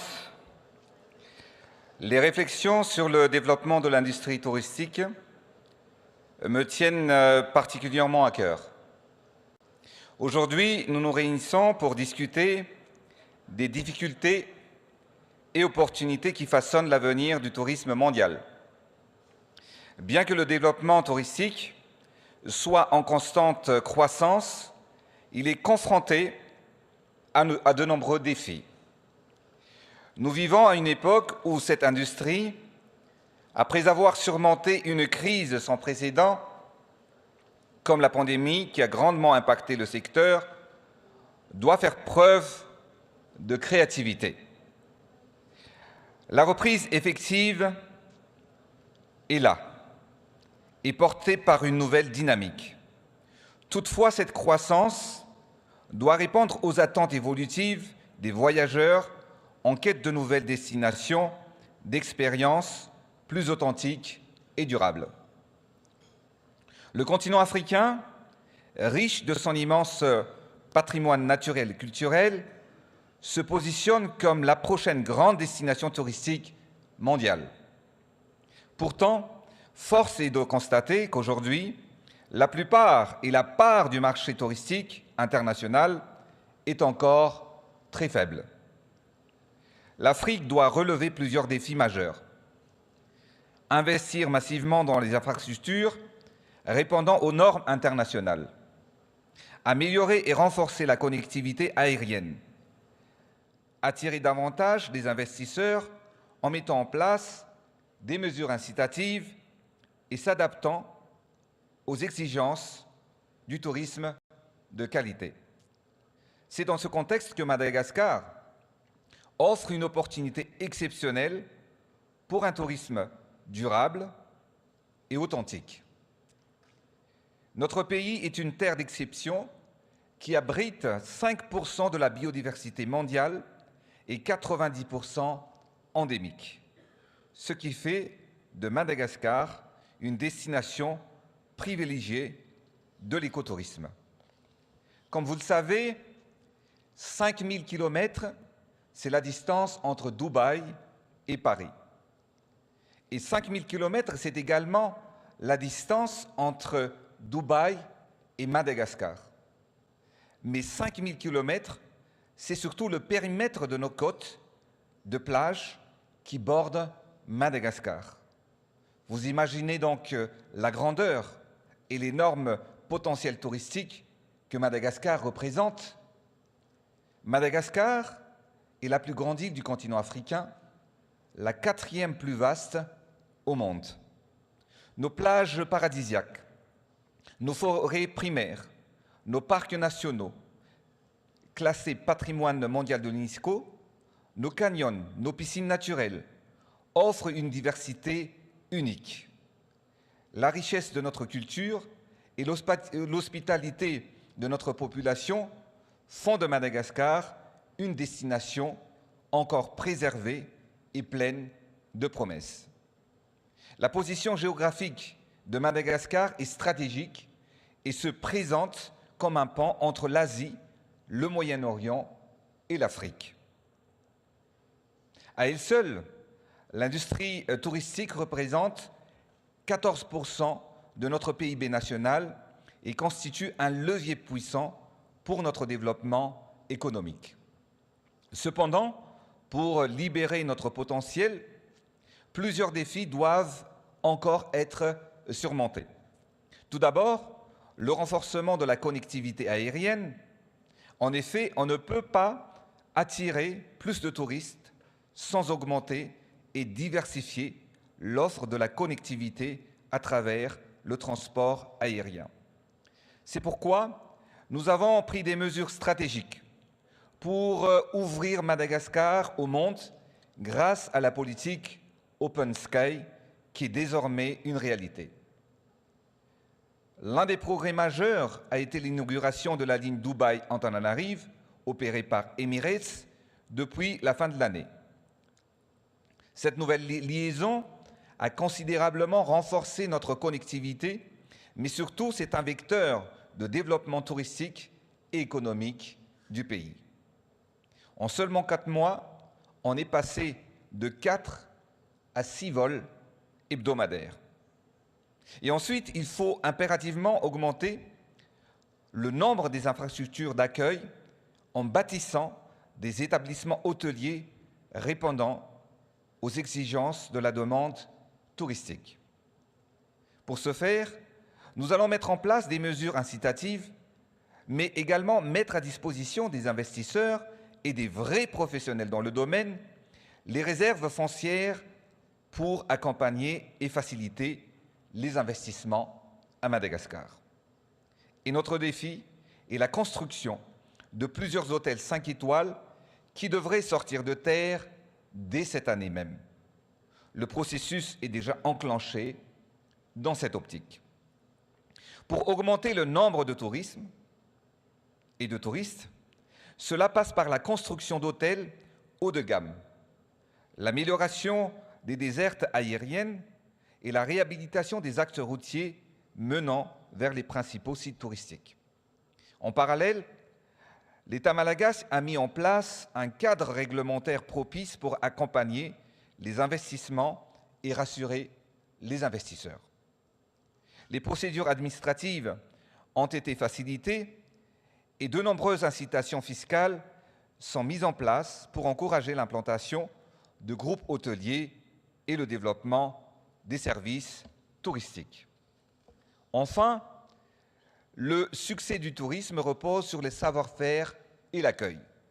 C'est pourquoi il faut investir dans la formation de la main-d'œuvre locale pour garantir un service de qualité et mettre en valeur l'excellence de l'hospitalité légendaire du peuple malagasy. Distingués invités, Madagascar enclenche la vitesse supérieure pour le développement du secteur touristique. Et pour réussir cette transformation à l'échelle mondiale, une collaboration étroite avec le secteur privé est essentielle. Il appartient donc aux États de mettre en place un cadre législatif incitatif et de leur côté, les entreprises privées doivent innover, proposer des offres touristiques diversifiées et s'engager dans la préservation de l'environnement. Aujourd'hui, j'invite les investisseurs de l'industrie du tourisme à tourner leur regard vers Madagascar, une terre d'opportunités aux richesses incomparables. Nous avons déjà identifié plusieurs projets stratégiques, notamment la création de zones touristiques intégrées dans des réserves foncières touristiques, ainsi que l'implantation de resorts éco-responsables et d'écologes haut de gamme dans nos réserves naturelles. La promotion d'un tourisme qui met en valeur notre artisanat, notre culture et également notre biodiversité exceptionnelle et primordiale. Nous avons déjà commencé à poser les fondations de cette transformation. Et d'ailleurs, plusieurs groupes internationaux, notamment dans l'hôtellerie et le transport aérien, ont déjà décidé d'explorer cette aventure Madagascar. Mesdames et messieurs, le tourisme est un pont entre les cultures, un moteur de développement durable et une source d'emplois et d'opportunités pour des millions de personnes. C'est un levier de croissance économique déterminant dans l'émergence d'un pays tel que le nôtre. Madagascar a l'ambition et les moyens de devenir une destination de référence dans l'océan Indien, en Afrique et sur la scène mondiale. C'est pourquoi aujourd'hui, ici, à cet endroit, j'adresse un appel aux investisseurs, aux acteurs du tourisme, et aux pays amis, Madagascar ouvre son cœur et ses portes. Notre vision est claire, notre engagement est total et notre île est prête à relever au monde toute sa splendeur pour un tourisme inclusif, durable et prospère. Ensemble, construisons une destination d'exception, Madagascar. Je vous remercie de votre attention.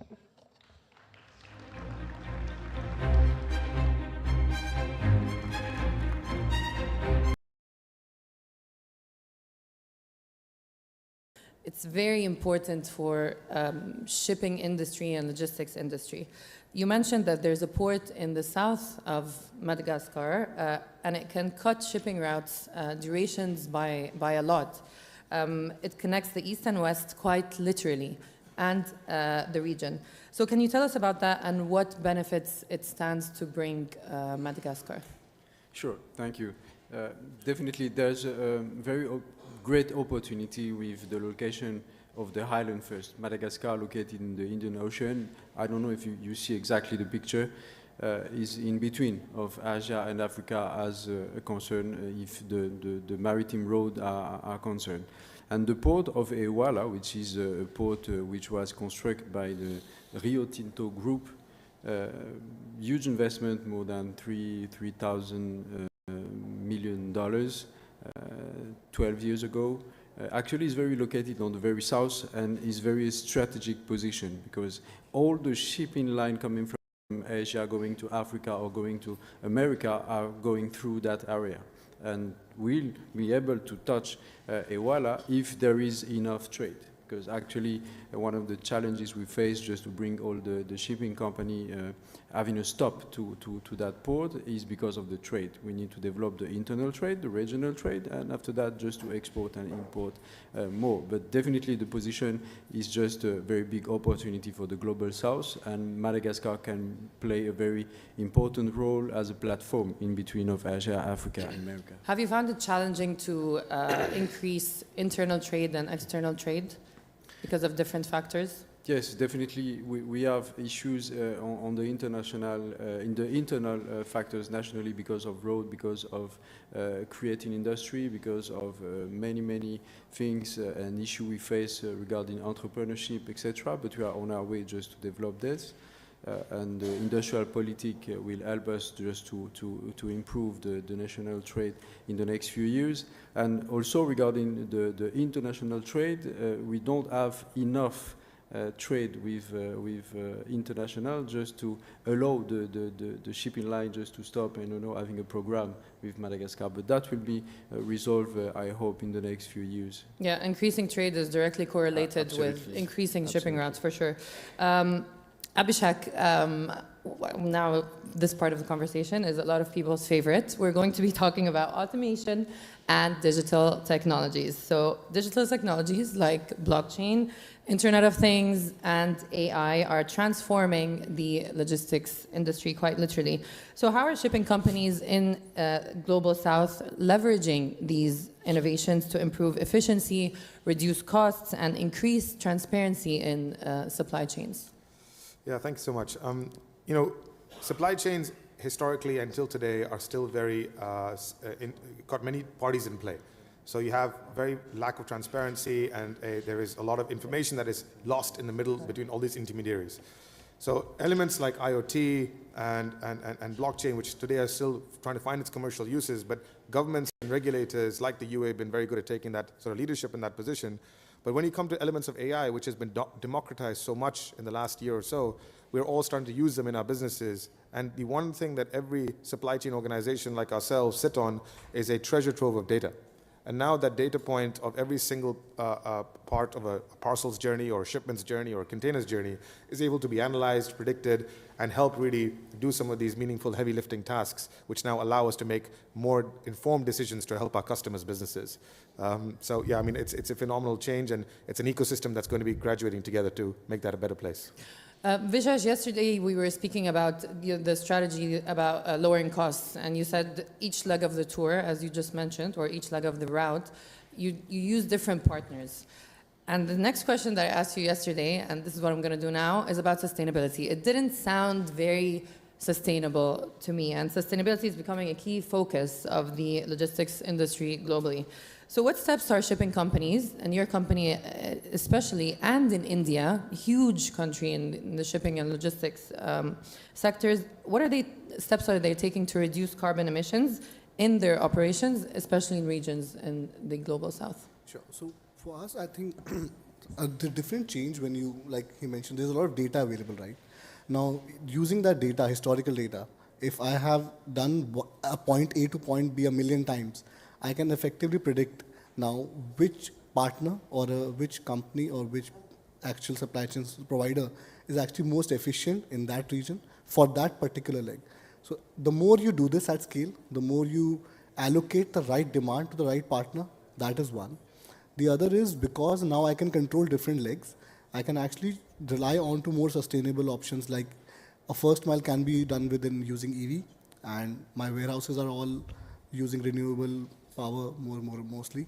So once you start breaking it down, and individual legs can be designed more futuristically, more sustainable, that helps you, of course, to take that path of sustainability. The other one is data helps you reduce the time and distance traveled by each parcel eventually, because you're effectively matching them with the right partner and making sure the vehicle which is moving from point A to point B is fully packed and never empty. That's how I look at it. Yeah, so the data gives you more choice, basically. Yeah. And our costs, right? Yes, it comes at a cost. Cutting costs comes at a cost. Yeah, so, but what actually, we have been trying to do here, we have established a joint venture with Etihad Rail in the UAE to run the first rail that is going through the GCC. We are having similar initiatives with Saudi Rail, where we'll be connecting, and that is something that we're doing to have multimodal solutions to be able to reach Egypt without having to sail. Because that is something that we have to experience with the Red Sea crisis. But similarly on the aerospace side, because that is really the most challenging, we have launched 12 planes that are electric. It's called Alice, which we will be operating in the US first. Okay. So we have a lot of initiatives like that, and here in the UAE, we have a lot of electric vehicles that we're already utilizing. But I must say that are still a little bit too expensive compared to what the customers can afford. So we're working on it. Okay, so do you think that it is expensive, but are we going to reach a point where these sustainable options like EV and etc. can come at a cost where the consumer is not paying more? Yeah, but the consumers are going and ordering on Shein and Temu every day something new. Being and conscious, then requesting us to plays a be role. a bit more sustainable. I think that there is a little bit of education to be taken Yes, on both sides, right? It's two sides of the coin, right? Last question, because everybody is telling me we're running out of time, and I think this is one of the most important ones. And David, I wanted to give this one to you. In an increasingly fragmented world, can the Global South become the next supply chain powerhouse? The main question. The main question. But obviously the answer is yes. I think I will give you driven by three factors mainly, but the first one is of course the better labor cost, the abundance of resources also we have in the Global South. Secondly, that will be the availability of the human capital and all the diversification of all the supply chains also we have. And the third point will be the improvement of all the technology and innovation and getting all the research and development also at the help of the industrialization of all the Global South. So it means we have to capitalize for sure, we have to work for sure, but we have to take in our hand our future as well. So I think Global South as the international and the global situation actually in between of China and US also, as my friend mentions previously, that will be a very great opportunity for the Global South to be a key player. But one thing, because we are at the government summit, I think that it can only happen if our governments in the Global South also cut the bureaucracy that is existing in all the customs borders that are across all of our countries, because we are champions in inventing things that are useless at borders. You're right. And with that, I have to end this panel. Gentlemen, thank you very much for your insights. Please give it to our panelists, ladies and gentlemen, and thank you.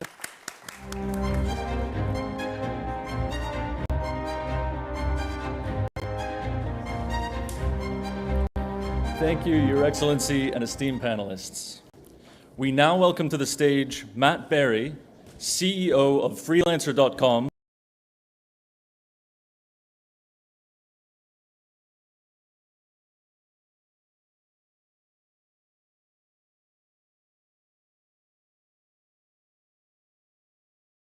I would like to talk about creativity and the role that it plays in development. The creative sector in Uganda has really flourished since you took office.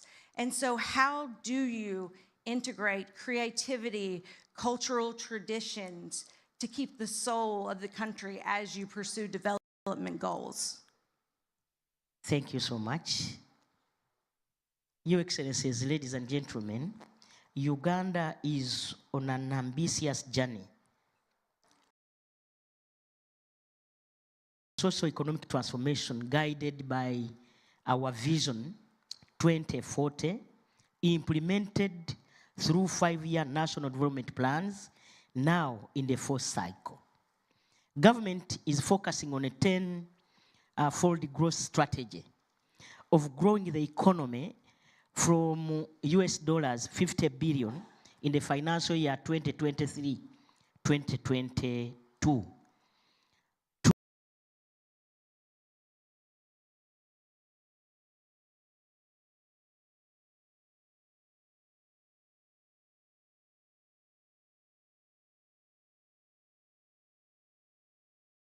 Under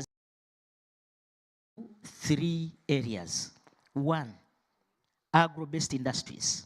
2, extractive-based manufacturing industries and knowledge-intensive industries, science, technology, ICT, and innovation, which is a catalyst for value addition in the other ATMs. Increasing productivity in subsectors of the above, a 3-fold in the next 15 years, has been the potential to generate about 2.5 percentage points of our GDP annually. At the heart of this journey is a recognition that human capital development across ATMs is crucial. Our youth are the greatest asset our country has, with over 75% of our population below the age of 30. This is therefore why we are integrating creativity, digital innovation, and entrepreneurship into national development to ensure sustainable economic and social cohesion. Using science, technology, and innovation, the country will increase the contribution of the knowledge-based goods and services by increasing domestic productivity, import substitution, and export to $136 billion to gross domestic product by the year 2040. Sometimes when we talk about development, it can be bureaucratic speak. It can sometimes seem to miss the human element. So when we're talking about this, how do governments keep their policies and their initiatives human-centric and keep innovation available for all? I know that Uganda has a very rural population, so that's something that I believe over 70% of the country lives outside of the city. So how do you keep these developments accessible to all? The government of Uganda has relevant policies and legal frameworks conducive for innovation that are beneficial to human-centered, and we don't want to leave anybody behind in Uganda's development journey.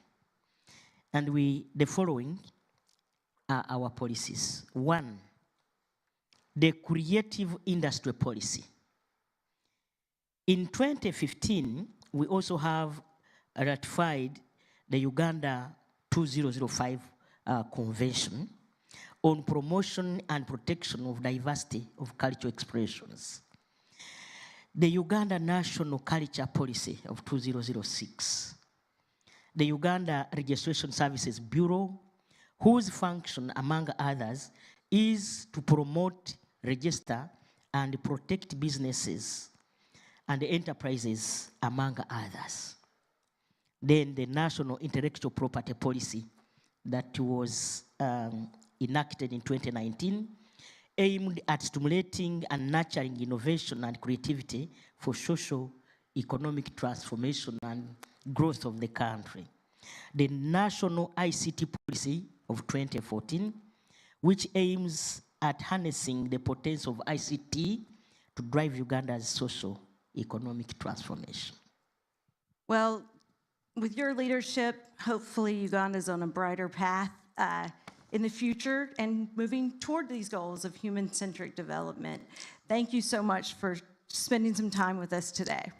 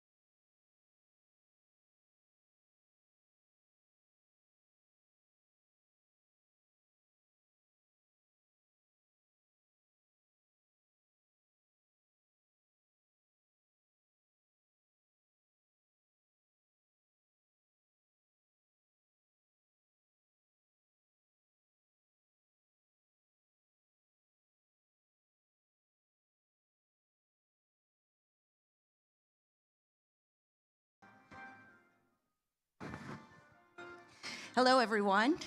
We have an exciting panel that I am really happy we get to dive into the creativity process and how governments can design the future through the power of imagination. So I want to welcome our esteemed panelists that we have. We have Joe Zenas, he's the CEO of ThinkWell, and he leads and creates cultural projects worldwide on a grand scale. He has projects like the Warner Brothers World Abu Dhabi, the snow parks at Ski Dubai and Ski Egypt, and a Ferrari World in Abu Dhabi you should check out if you haven't yet, if you're a car enthusiast. Then next we have Gonzalve Bick, the CEO of Bick, one of the world's most recognized consumer brands. You might have one on you or in your purse right now. He leads initiatives to improve learning conditions for 250 million children around the world, and the goal was 2025 to commit that. And he is the third generation of leadership from his family in the company, and he grew the revenue to over 2 billion euros while committing to reduce plastics in the production of their goods. So, and then we have Lauren Selick, a film producer and venture partner, who she bridges traditional storytelling with the latest cutting-edge technology and creates transformative entertainment experiences. And you've probably watched some of her movies. Her work spans major films like the one about Elton John, Rocket Man, Lone Survivor, and she's also done groundbreaking virtual reality experiences, including an Emmy Award-winning virtual reality recreation of Time's Martin Luther King Project. So thrilled to have these creative minds here today and excited to get started with some questions. And I think I'll start with Joe first. So you're the CEO of ThinkWell, and you're an advisor to governments about entertainment and how to build entertainment initiatives that engage and enhance human experiences. What strategies have you found to be most helpful when guiding governments on how to create these experiences and use design to strengthen social connections within their societies? Well, I think one great example is when we worked with Dubai when they were bidding on to bring the World Expo. So 10 years before it was actually built, we were involved on the team to help figure out what is the human experience and what's the guest journey that would profile Dubai to the world stage. And I think that's the important thing of anything that we do. And then listening over the last couple of days, there's a lot of talk about technology, but everything we're doing is a human journey first, and you have to start with that journey mapping of who is your focus group, your audience, your constituents that you are trying to bring along in this journey. What does success mean for that? And by creating those constraints in a project, it allows creativity to create something new and fulfill whatever the business and government objectives are. Gonzalve, as CEO of BIC, you sell 28 million products daily across 160 countries. And so you've committed to this big project to improve learning for children, 250 million children globally. So you have learned a lot about education. And can you share some of your insights about how governments can be creative and support childhood development and learning, and how that could be scaled more broadly?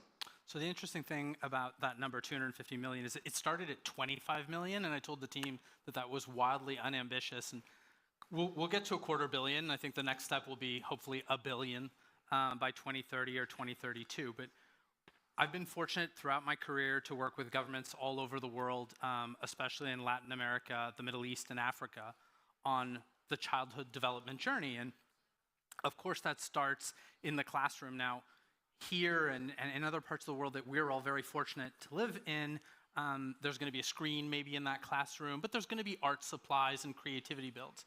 But if I take you a step back, I was doing a focus group in Algeria a couple of years ago, and there we were sitting on the floor talking about how to develop the childhood mind.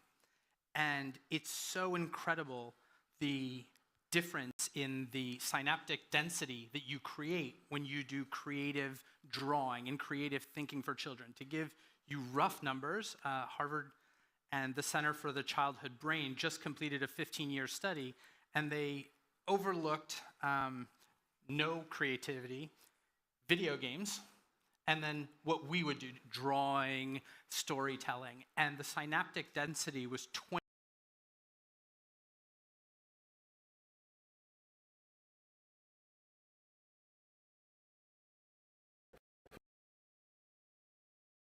To be to prepare for their people and to protect them against, whether we agree on the cause of it or not, the season of superlatives, the season of the unexpected that brings the climatic frenzy that has led to so much loss of life, loss of property, and instability. I thank you.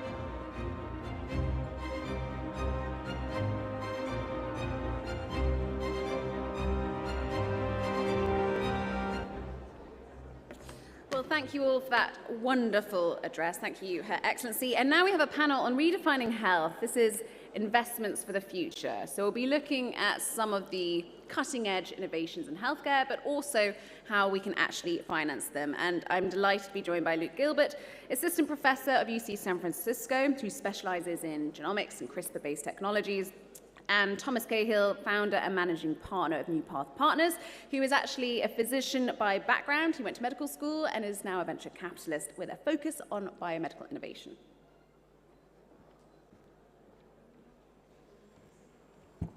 And I think first, perhaps we should start off with why you both developed an interest in this field in the first place. What drives you, and what is the most exciting area to invest in right now, Luke?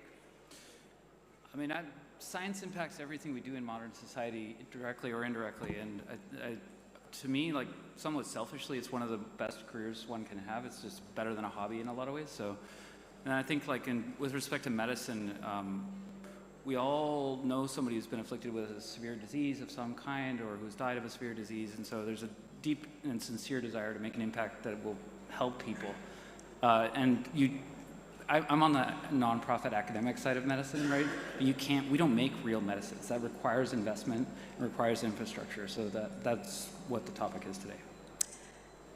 And Thomas? The question is, why am I in science, in medicine? Yeah, well, why you decided that this is the area you want to be investing in? It is one of the most important things to everyone, and it is one of the most interesting areas to study and research. I mean, when you're going into school and you're studying people and you're studying yourself, you're learning everything about what is going on in someone's body, and it is an amazingly fast-paced space. I started medical school in 2012. I did an MD, PhD, and then I was fortunate enough to have been investing while I was in school, and actually went to build my own firm out of medical school. When I started in medical school in 2012, there were really only 4 types of lung cancer. That's it. Now, it's really 12 years later, there is now 30 types. That's how fast the pace is moving into personalized medicine. So in another 10 years, it's going to be specific to each person. And so we're in a time where it's the most rapid pace of innovation we've ever seen, and people are just expecting it. That's the most interesting part. People just expect it to get better. And that's really interesting. When we look at some of the areas you're interested, let's take CRISPR technology, which I'm going to use a really basic way of explaining it, and you're going to probably kill me for this. Taking molecular scissors to DNA, gene editing in a sense. And now this is something that was developed, I think at this stage, probably decades ago, and yet the applications are still quite limited. Sickle cell disease, maybe.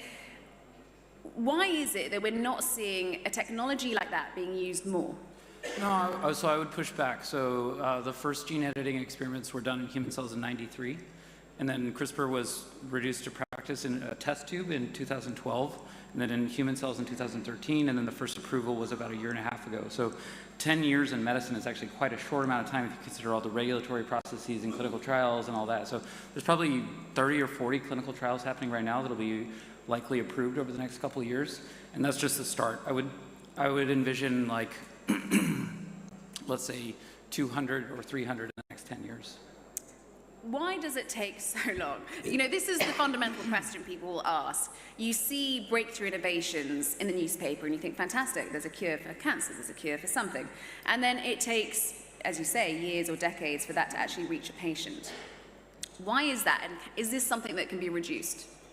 I hope so. I mean, this is the biggest problem in medicine, is the time from discovery to hitting patients or impacting patients. And so I'm not a regulator, but if smarter folks than me can think about ways to increase access to medicine for patients, that's from a scientist's perspective, awesome. The critical thing is to make sure it's safe so you don't lose trust in medicine. Do you think there has to be any changes to the trial process to speed it up, or do you think it has to be as long as it is for safety reasons? No. I'll help you. He invented a new form of gene editing, which he should talk about. But generally, the question is, everything takes 20 years. And everyone here is in different areas. Some probably are in medicine or science. But the true innovation hits that curve 20 years later. So like the first human genome was sequenced 20 years ago. Now we're going to start seeing like everyone's getting their full genome sequenced because the cost went down. You know, when CAR T therapy or cell therapy came out 20 years ago now you're starting to see patients treated. You know, and it's this classic thing. So every time a cancer drug is made, 20 years later, those drugs are repositioned into autoimmune drugs for autoimmune diseases. And so there's just a general fact pattern. On the regulatory side, what matters to everyone, and I think this needs to be changed, it needs to be changed, you know, in the US for sure, and I think other places are doing different types of, not experiments, but different processes, is the role of the FDA, for instance, was always about safety. What matters is safety. And what has happened and what's cost a lot of money is the focus has been on efficacy, where they're saying how well does a drug work and should we approve a drug that we're not sure how well it works. Well, the truth is, as long as the drug is safe, that's what's most important. And the numbers don't lie. It's a difference between a type 1 and type 2 error. Type 1 error is what they should focus on, safety. The US, we lose, you know, and it's unfortunate, but maybe, you know, about 200 people to safety issues in trials a year. But, you know, we lose tens of thousands to not getting treatments that are out there, that are available. And the lung cancer example, to bring it back to that, Keytruda is a drug that's been around for a long time. It works really well. It still is going through different clinical trials when in reality, for most patients, it should probably be a first-line treatment. Can I give an example? So in the context of neurodegeneration, you could establish safety rules within 6 months. You're not going to establish efficacy rules for 20 or 30 years, right? So you'd have to, like, it's likely you have to intervene in your 60s or 70s and then see the outcome in your 80s or 90s. As an investor, is it challenging given the length of this process? The length is less of an issue. The cost is more of an issue. And it's become prohibitively expensive to develop drugs. And it's always been intriguing to me. Everyone is talking about this DeepSeek, right? You know, the DeepSeek AI that's being done in China. But what's fascinating about that, as an investor, what matters is that's been happening 100,000 times a year in biotech and in therapeutics and drugs in China, where they're kind of taking American or US innovation and then selling it back to the US at 1/50th the cost. And I just found it interesting that DeepSeek happened, and that's what's happened in our world every single day. And so it's just a cost. We can't afford to run these trials. They cost $500 million to $1 billion, and in China they don't. They could run the trials much faster. Is this something you feel from the academic point of view? I mean, the talent, I'm sure, is in the United States and in other countries, but do you feel the challenge is from a regulatory perspective in terms of being able to get that out? I mean, as a scientist, we show what's possible, and then the regulators figure out how to extend that. I guess I'm not entirely sure on the question. Is the question like, do I feel competition with China? Like, we build off what, from a scientific discovery perspective, all knowledge is good, right? And so the more we do, the more we can do, right? And so I don't view China as a problem in any way. We're all building global knowledge. You don't worry that the work that you do could be used by anyone else? Well, there's a difference here, right? There's knowledge, there's a global effort in increasing scientific knowledge, and that's something we're all in together. And then there's how do you apply this from a business perspective. So I would separate those a bit. What do you think investors should be looking at right now? What are the exciting areas to invest in? Well, the first summit I was here, I think I was in this room or maybe a different room, but that was, what, four years ago, and that's where we talked about Ozempic being the next big thing. I think the next big thing, and I kind of mentioned it, is the data sets, the sequencing data sets. Most of the populations that we have data on are Scandinavian populations. And when you look at different groups, and different ethnic groups, they have different rates of disease unrelated to their diet. And if you look at folks from for instance, you look at a place like India, and there's a lot of different groups there, but one thing that's a big issue in India is diabetes. But if you were to take someone who's from Indian descent and someone like me, my family's Irish descent, that person with the same diet will have 4 times the rate of diabetes. And we don't know why, because we don't know the information. And that's true of hypertension in East Asia, where people will say, oh, it's due to high salt or due to that doesn't make any sense. We eat a lot of salt. I eat a lot of salt. So we don't have any data. So now that you're sequencing your whole genome is now $200, right? $200, and it's getting cheaper and cheaper. And that data is so important because it changes behavior. And for instance, when you carry a disease, you carry a gene for each disease, like it changes your behavior. A lot of these diseases are caused by a carrier effect. Everyone here has heard of sickle cell disease, I imagine sickle cell disease. And if you carry one copy, it protects from a certain type of malaria. But it also has some downsides. You can't go to high elevation. There's certain issues with clotting in blood. But that's true of everything that you carry. So my sister carries a disease that if she does drink alcohol or she does smoke cigarettes, she's going to get that disease. It's called A1AT. My dad carries a disease called hemochromatosis. So if he drinks, he's going to get liver disease. So this is not a cost. This is not making me money. This is going to change the world as people are informed about it. Why hospitals aren't doing it, even the ones in Boston where I live and where my wife is a physician, like you'll come in with a disease, you'll be diagnosed with a disease, for instance, and they will just not sequence you. But that disease that you have is likely a disease that someone in your family is going to get, whether it's your child or grandchild. And so it's all about giving people information. And there is an example of this changing the world. If you look at a disease called Tay-Sachs, it was one of the most common diseases. And it's a disease in Ashkenazi Jewish folks. And in the mid-90s, there was a test just for that disease. And rabbis actually started sequencing people ahead of getting married. And that's done in some of the region here, depending, and in some other countries. But that disease went from the most common disease to basically one in, I think it's so uncommon now, we don't see it. And so education, it's not making money, but like that data and that information changes everything. So like that's going to be the most transformative thing people aren't thinking about. It's not a drug. It's going to lead to people, actually living better lives. It's preventative. It's preventative, and people want the information. It is so interesting when you look at your data and you figure that out. And people brought up privacy, but you know what? Everyone's on their phone. If someone really wants my sequence, they can take that. Everyone dies of something, so we're all going to have something. And better to know. It's better to know for your family, because like then when there is a treatment, your kid will have it, right? You got to think about the future. The future is what matters. That's why people like Luke and I go into medicine and science, because it's actually about that. And at the end of life, like when you're seeing patients, what matters is their family. That's all people talk about. And so like we should be thinking about how to prevent that. And as an investor, that information will help make better drugs. And so it's kind of a flywheel of positive feedback. I want to get back to the data, but first of all, in the audience, put your hand up if you have had your genome sequenced. You gentlemen? Have you had your genome sequenced? I have, but that's the same number when I talked about Ozempic. It was even less. I just think I have. That's how I know this information. Okay, so I did it for CNN, I did it for a show, and I did it here in Dubai, where actually you can get it done really easily, and it is helpful because I know what sort of diseases I'm more likely to get, and I have changed my diet accordingly. But who should hold the data? I mean, out of all the people that have had their genome sequenced, is everyone going to be happy if the data was centralized?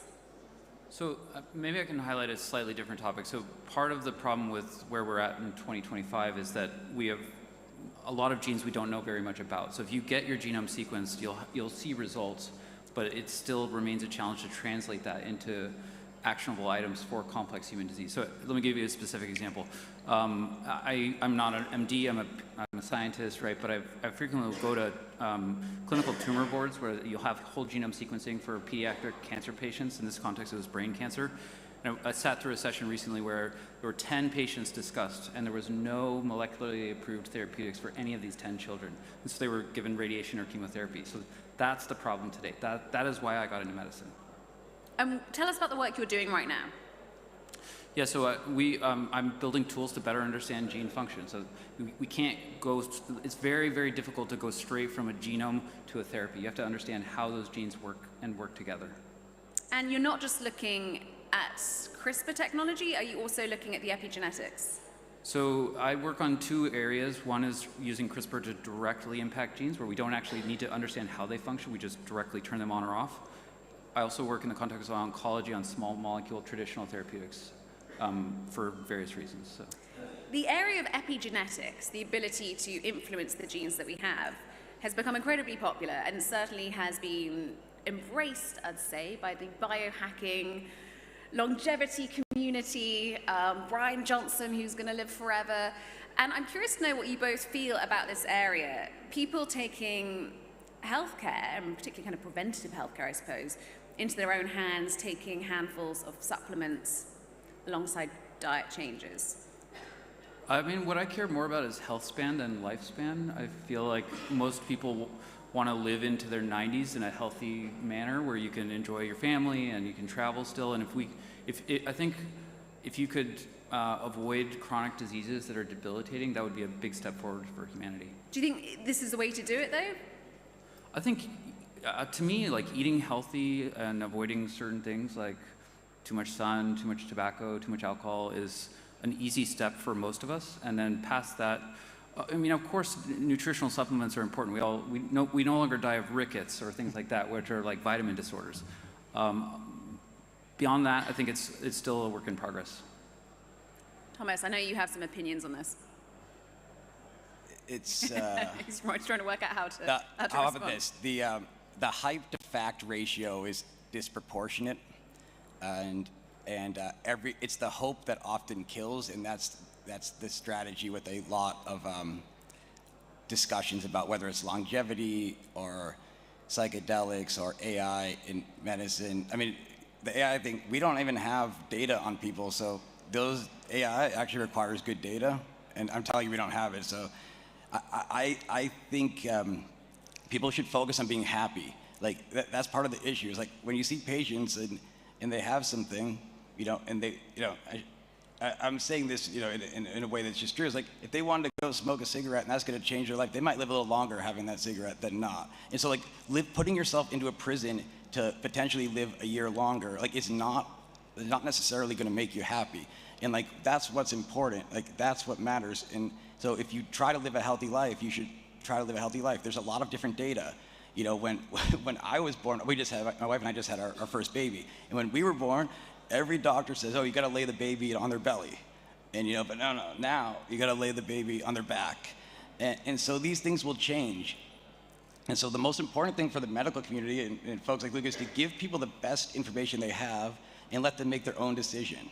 People tend to do the right thing. The example with Tay-Sachs is one, and you need to empower folks to do that. And if people want to, I'm a libertarian in essence, so if people as adults want to spend money and do these types of things, it's completely fine. But I don't. The most likely way you're going to live forever is this: you're something where you're having. This is science fiction, but probably really reality. The real way you live forever is like at a certain age, you'll get an implant, probably at a very young age, in your brain. As you're growing older, that implant will map out the brain in real time, and it will actually be connected externally to a computer. That's the only way to actually save your conscience, your mind and your soul. Your body can live a long time. We can keep people alive in the hospital a long time. That's not life. And so that's the real future, is like you'll transfer kind of your consciousness to a computer over time. And that sounds science fiction, but maybe not in our lifetime, but that's likely. That's living forever, because what people, when they say they live forever, what they mean is that their mind lives forever, their connections, their family. It's not like your body. And I think a lot of this focus is because we as humans pay attention to the world. I say that as an American. I know people can't point to a lot of countries in America, but like I think a lot of Americans can. This is the first year ever in the world, and I've said this earlier in another group. This is the first year ever in the whole history of humankind, 100,000 years of Homo sapiens, that more people on Earth are overweight than underweight. That's completely transformative. That is going to change how everyone thinks, and that's why you hear people talking about this. That's why you have people in Europe and the US talking about it, and the rest of the world is going to start talking about it as well. Like, Because when you don't have food in certain countries or certain places, there's no reason to focus on that because any type of sustenance is better than nothing. It's kind of like an altruistic nature that humans have. They're going to turn their mindset in a different direction now that the food problem is not a problem. There's so much money being invested in, say, longevity. I mean, I've lost count of how many different types of NAD-related supplements. There's a lot of money in these meme coins, too. There's a lot of money, because there's a lot of money swishing around in all sorts of areas that perhaps some of us feel maybe is overdone. How can we get more investment directed into the innovations that matter, in your opinions, in this area, given they've got quite a long time to develop? Well, no, everything, that's why science is so great. And people know the Lernian Hydra, it's like this Greek myth where you cut off one head and another head pops out. And that's what science is like. Gene editing started with just the genetics, and then Luke, he developed the first technology that'll go into patients that actually modifies, the certain sites on the genes that turn them off or on. So like people didn't know about that initially, really, that component. And so every time you do something, you learn something new. And that's why people kind of feel like science would be stalling, but it's just new discoveries. What do you hope your technology will be able to do in the future? Best case. I mean, we just published a paper yesterday showing you could drop LDL cholesterol by 80% with one dose of these epigenetic editing technologies. Where we'll go initially in clinical trials is towards a single-shot cure for hepatitis B. There's 250 million people around the world living with hepatitis B. This is often resulting in cirrhosis and liver cancer, and so if we can impact a large chunk of that, that would be a life-defining achievement for me. You said single-shot cure, was that it? Single-course cure, yeah. Single-course cure. Now, is that a challenge for governments who are often so much more focused on sort of longer-term treatments and reactive? Yeah, I mean, to me, this is, I'm speaking as a scientist here, not as an investor. To me, like, if we can offer single-course cures versus like chronic treatment for life, I think that's a big step forward. Pharma loves to keep people on things forever. As a scientist, I don't think that's the optimal approach. I'm not pharma for anything. I build companies, we try to, like this company, have a single shot cure for hepatitis is what you actually need to end that disease. It's mostly disease in Asia. But often when people think there's something in this, so for instance, I had an argument last week with a very well-known person about why there's no HIV vaccine or why there's not better antibiotics. And the reason is because the current antibiotics are so good that it's not really needed. There's no market for them. There's certain communities where there's markets, and for HIV, these treatments, as they become manufactured in a better way, people live the same lifespan with the current therapies. And so as those therapies go down in cost, like people around the world who have HIV are going to live the same length of life as anyone else. And so that's why there's not a focus on it. It's just there's no market for it. Often there's no market to make it because there's something there that's actually very good. Well, I would also add, like, it's hard. You can do the math. Like, it's hard to.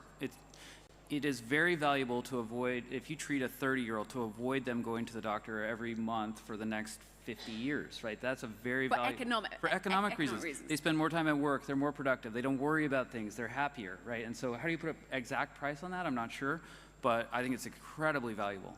We are at World Government Summit, so I feel like we should probably end looking, and I know neither of you are policymakers, but how would you like to see the private sector and the public sector work better together to bring innovations to patients quickly? I think there are a lot of alliances already we should be really proud of. I mean, the NIH is a good example of a private-public partnership. In the UK, like CRUK works with like UK Biobank and like all the other national hospitals. So there are existing models. Can we do better? Absolutely. Should we be more efficient? Absolutely. But the system on the research side does work. Thomas, final words from you.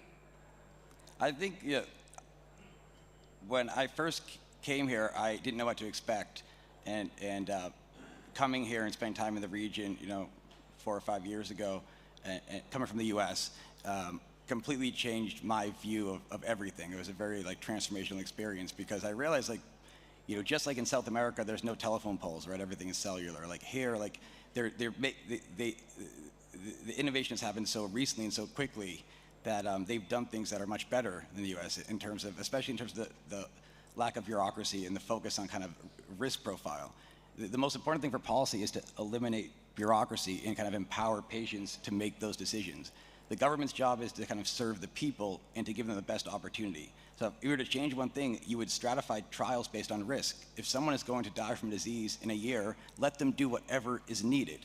And if someone's going to die in 5 years, give them a little bit of a different risk profile. It shouldn't be one, like, and that's an easy thing to do. It's super logical. I don't think anyone in the room would disagree. It's not a political thing. It's just when you have a very big bureaucracy, things don't change.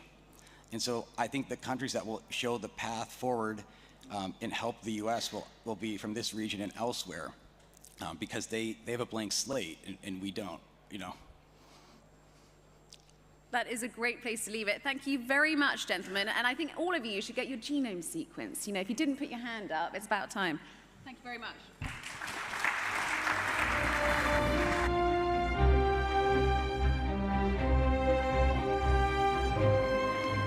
Right, well, we're moving on to our final session, and this one, you will probably need some sort of background in medicine, or maybe not. We'll make it simple, but this is on biotech breakthroughs. So we are going to be running through some of the latest innovations in terms of disease prevention and treatment, and I'm delighted to introduce Daniel Getz, who's the co-founder and CEO of Myeloid Therapeutics, and Jeff Marazzo, who's co-founder of Spark Therapeutics. And they're going to make all of this really understandable, I hope.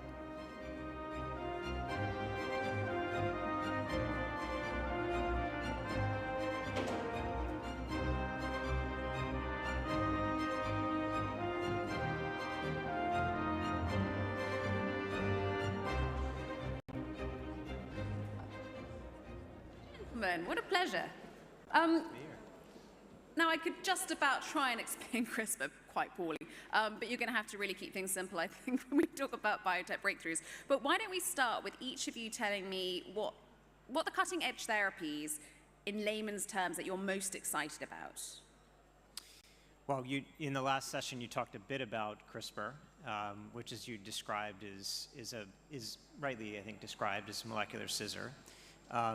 One of the things that's evolved since that first reduction of it to practice, which, as Luke has said, was just about 12, 13 years ago, sort of relatively recent time frame.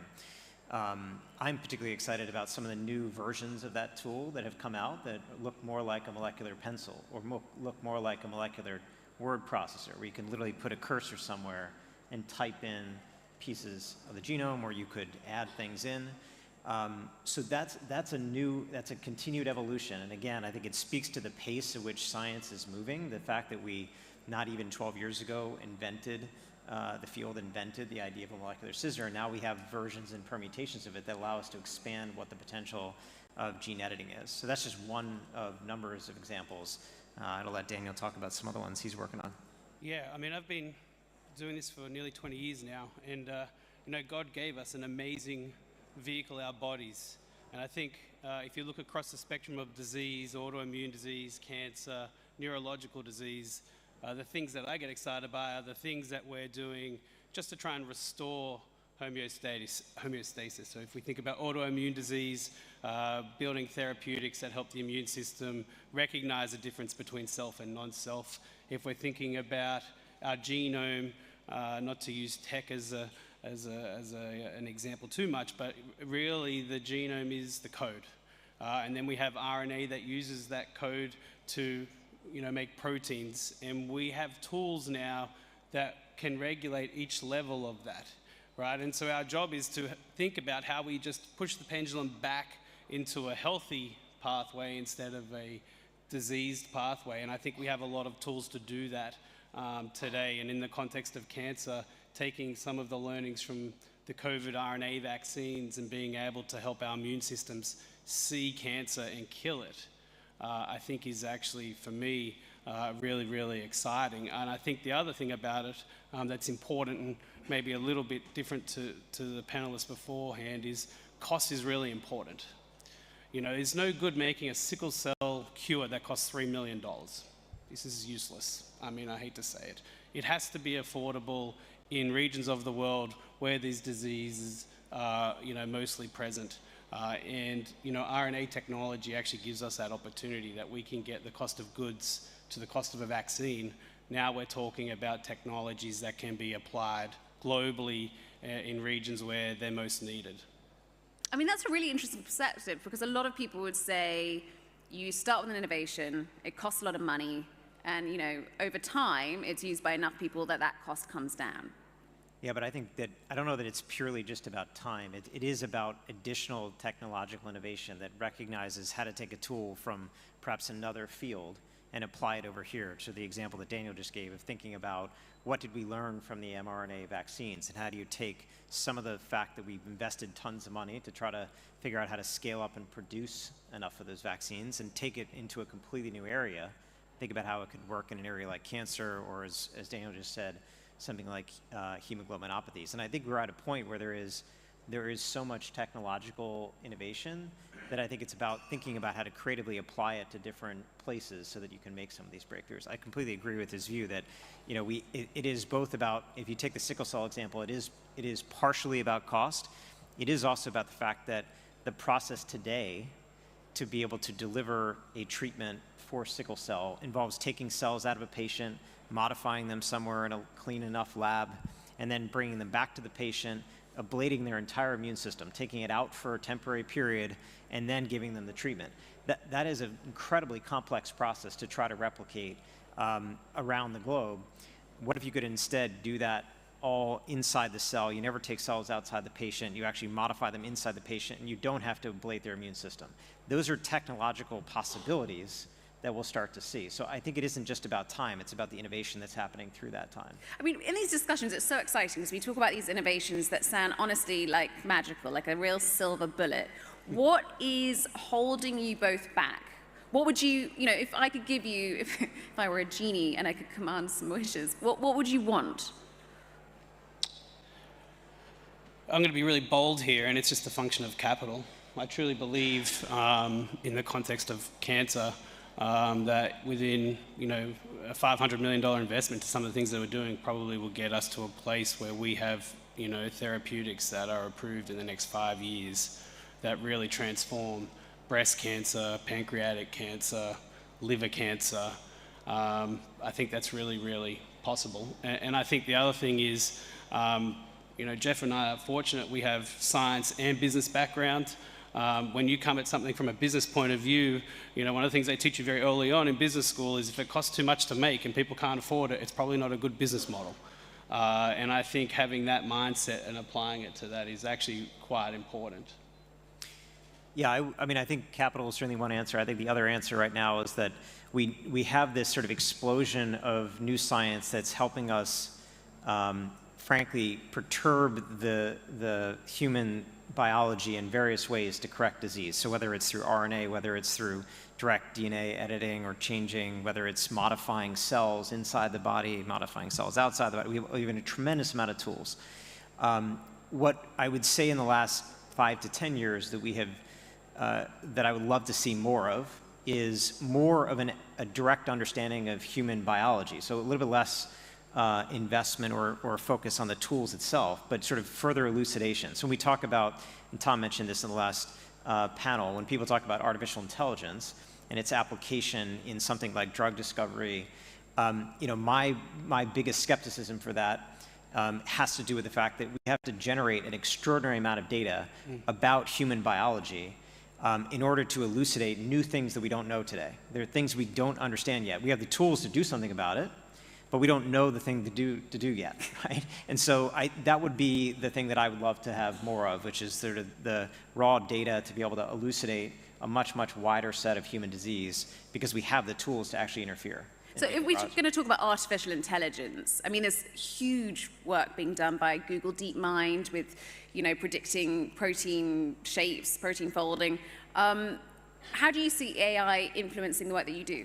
It's still about, well, I can tell you today, I think that I am more skeptical about the application of artificial intelligence in designing drugs There are certain types of drugs I think it could work for.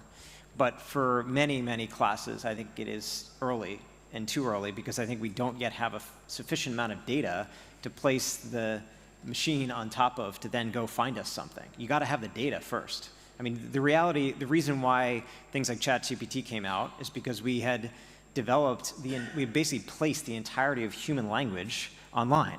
And so when you basically, wanted it or not. yeah, whether you wanted it there or not, whether you wanted your opinion or my opinion on there or not, it's all there. And so you could, that's raw language data sitting there, and then you could put a machine on top of it and ask it to sort of come up with something novel from that. You need the data first. And so we still are in a much, much different stage in general in healthcare, in general in science, in terms of generating and having that data. However, if you go back to the natural language point and the human language point, there are huge aspects of developing drugs, not discovering drugs, but developing drugs, including manufacturing them, including ensuring and showing that you have produced the right quality of your product, that require language and documentation. I mean, when we submitted our first request for approval in the United States for the first ever gene therapy, it was a 60,000-page document. We had 25 people basically holed up in a room for 2 months writing the thing. There are huge opportunities to use the language capability of whether it's GPT or others, or ChatGPT or others, to make more efficient the development process. And you know, there's a company I was talking to recently that has 80,000 standard operating procedures for manufacturing and overseeing quality control of a product. Again, every time anywhere in the world a regulator changes something, they have to go and review all those 80,000 pages, or 80,000 documents. So you can see some efficiencies. So there are real efficiencies in the development, and I think that could be helpful in the short term. I'm just more skeptical about discovery because we don't yet have essentially the same, we don't have the equivalent of the internet hanging out there of the entire human biology and how it relates to disease. We need to build that first. And there are obviously efforts, you mentioned some of them, but that's the first step. I think it's kind of rare to find a skeptic on AI these days. Well, I'm about to You're going to add take to the it. knees out from that. I'm going to use real-life examples. So we have the world's first in vivo mRNA chimeric antigen receptor being applied across 2 different cancers. One targets TROP2, this is in breast cancer, prostate, pancreatic cancer, and the other one is in liver cancer. And that targets a protein called GPC3. Now, you would think if you build, these are very similar to the COVID vaccine in structure. You would think one would work really easy, you just plug and play it. The GPC3 product didn't work at all. We couldn't get it to express, there's a whole different reason. We built our own modeling using machine learning, and we figured it out. And from the day of drawing this on the whiteboard to the very first patient receiving the dose, and 50 days later having a 57% reduction in tumor burden was 8 months. So, you know, I know Luke, who we're talking about 20 years, and Tom, you know, my job as an entrepreneur in biotech is to shrink that time. But that was all made possible from AI. We're not an AI company. I'm not going to sit here and tell you we're an AI company, just like when we went from using, you know, a stone, you know, to write things to paper and pens. These are tools that we use, exactly as Jeff had mentioned, to accelerate the development of drugs. And then on the data point of view, this is actually something I did underestimate. So obviously, since we're the first people to do this, we sequence every single patient's peripheral blood and tumors after treatment multiple times.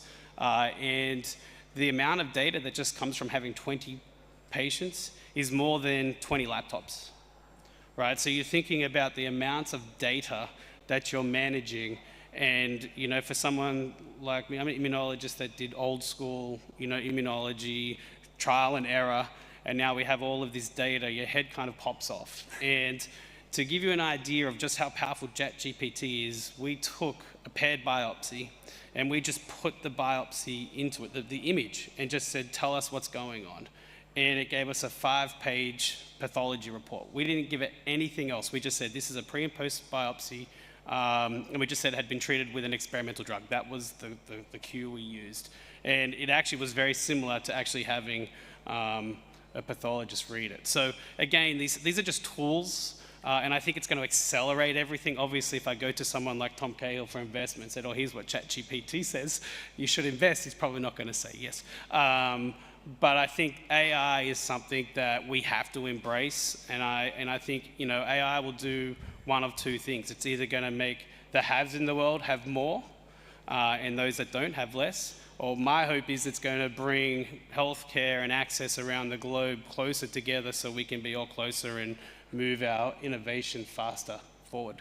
I'm really curious to know what you think about the two programs. So if you could expand that and share data with other companies doing similar things, what do you think could be done with this? What's the power behind all the data?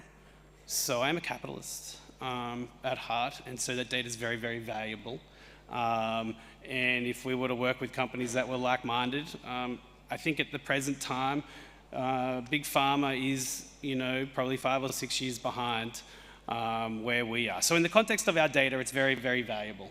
And so I think you raise a very good question of how do we get to a position, and I think this is where actually private-public partnership comes in. So we actually have a relationship with state government in Australia. So in Australia during COVID, they didn't have the ability to make RNA vaccines at all.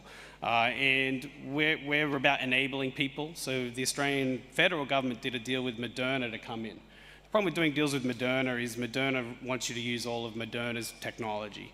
And so the state government in New South Wales said, we want our people in New South Wales to be able to innovate, learn, take control for themselves. And we said, look, we'll help you build all this technology. All we would like is to have 10% capacity of the facility to make our products for the region.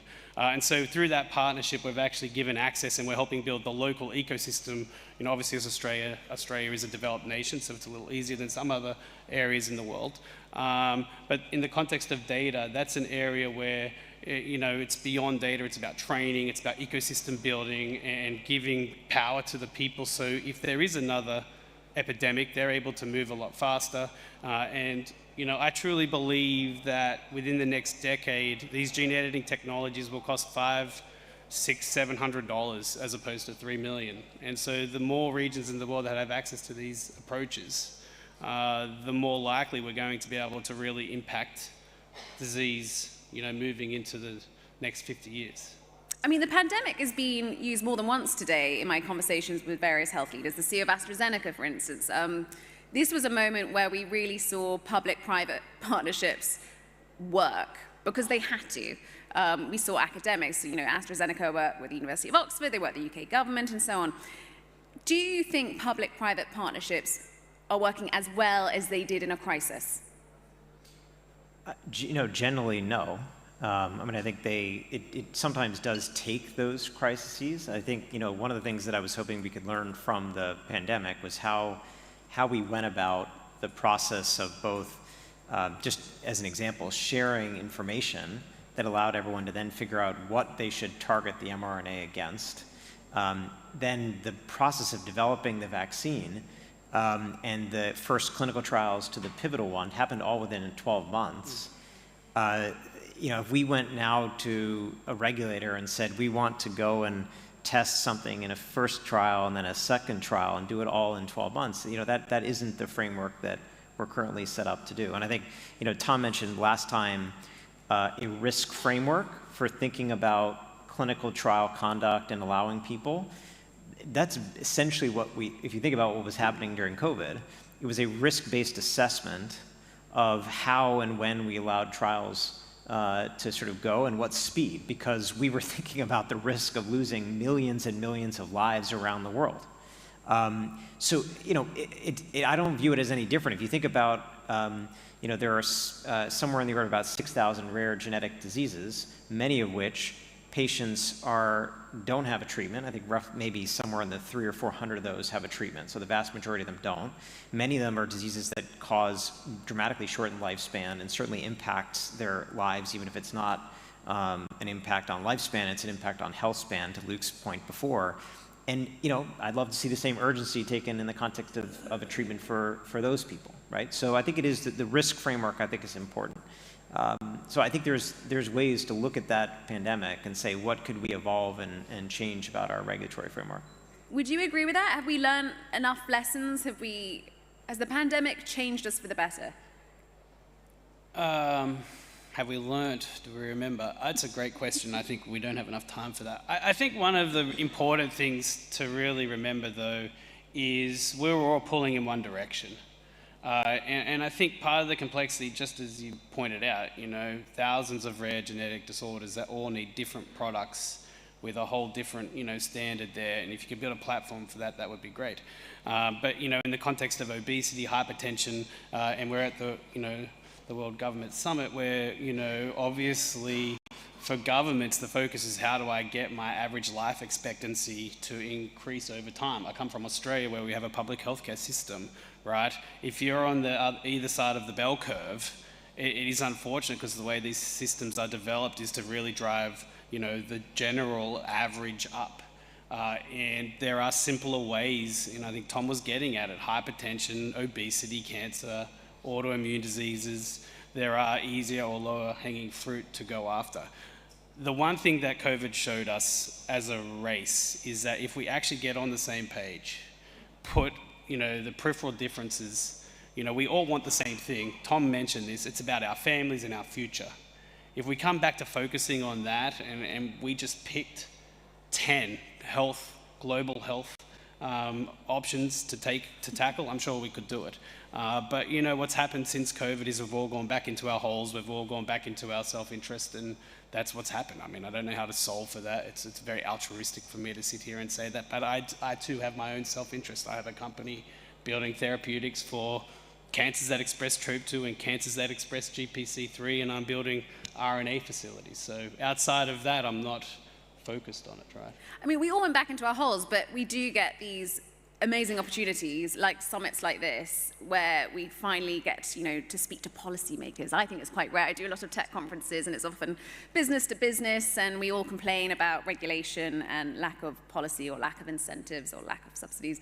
From each of you, what would you want governments to do as a final thought? Well, so I think if you take a step back and think about what could you envision as the future state of healthcare, I mean, I think of three main themes. I think of prevention and sort of more investment generally in prevention. Second is a clearer focus on mental health. And third is where prevention hasn't worked to avoid disease for somebody, which it's not going to. If you end up with a genetic disease, it's a result of, frankly, just a bad luck on the DNA draw, right? Or whether you end up with a cancer at some point, despite all your efforts to prevent. There is a need then, in my view, to evolve our system and focus as much as possible on curing those diseases, not ameliorating them, not giving chronic treatments for them, but focusing our efforts on trying to cure disease. So that would be the few cases that you'd interact with true, quote-unquote, healthcare. The goal would be that you prevent the need to get into the healthcare system, and we focus on health as opposed to healthcare. So more money on education, nutrition. And just, yeah, and all the things that can come in the context of prevention, whether it's prevention of obesity, whether it's prevention of diabetes, whether it's prevention of hypertension, all of the things that relate to that. So that, then on the context of, in those cases where you actually have to treat, let's try to cure it. Let's not try to put a chronic treatment in place that you have to take for the rest of your life. And that will take new changes, new thinking in terms of policy. You asked the question of Luke before about the cost of a cure and the complexity of that from a business model. What we ended up doing when we launched our first treatment was proposing to actually get paid over time for it, despite the fact that it was a one-time treatment, and to actually get paid only if it worked. And so introduce the concept of paying for performance. So I think we can't do that alone as a manufacturer. You have to do that together with government. We did a lot of work together in the United States with the Centers for Medicare and Medicaid Service on that concept. You know, any other healthcare system has a different structure, but I think working on concepts like pay for performance for healthcare systems that have less developed infrastructure, for example, I think it's a time to think about and plan ahead and say maybe we shouldn't try to build. You know, if you envision that future I just said, the times when you actually interact in the healthcare system are when you really need the treatment and the cure. And if it's a one-time shot, you can bring a patient one time from somewhere in a country to that one place, treat them, and then send them back. This is just what Luke was saying. You do not have to build infrastructure in every single community. There's an analogy to the landline cell phone thing, right? Technology jumped over, and now you rethink how you build infrastructure. So I think there are things that can be done. And by the way, I'll talk a little more about this at my talk tomorrow, so as a plug for that. I'll touch on some of these other topics around genetic medicines. But I think that's the big themes: prevention, mental health, and then in the context of genetic-based therapies or curative therapies. It doesn't have to be genetic-based therapies. Think about how the system that you're building in a country can enable sort of catching and watching that trend. I'm going to take a 60,000-foot view from there. I agree with everything that Jeff said. I mean, healthcare unites us all, and I think if we think about the geopolitical environment, you can have Europeans around. It's certainly unstable, and I think from a global influence point of view, healthcare can actually bring us all together. And if you talked about policy. We're in a world where there are, economies that are really developing at a rapid, clip. And if you want to use South Africa is actually the primary example of the phones, right? There is no landline phones there. They all went straight to cell phones. And that all happened in the late 90s, early 2000s, right? So healthcare is just the same. So Western Australia is actually the largest healthcare system in the world by land, right? Not by people, right? And they're spending a fortune on how do they implement AI and tools like that to make it accessible, healthcare. And so I would think from a government point of view, the more interaction that, developed nations can have with those that are now faced with the challenges but have some resources that maybe they didn't have before to implement these things, we can help avoid making the mistakes of the past.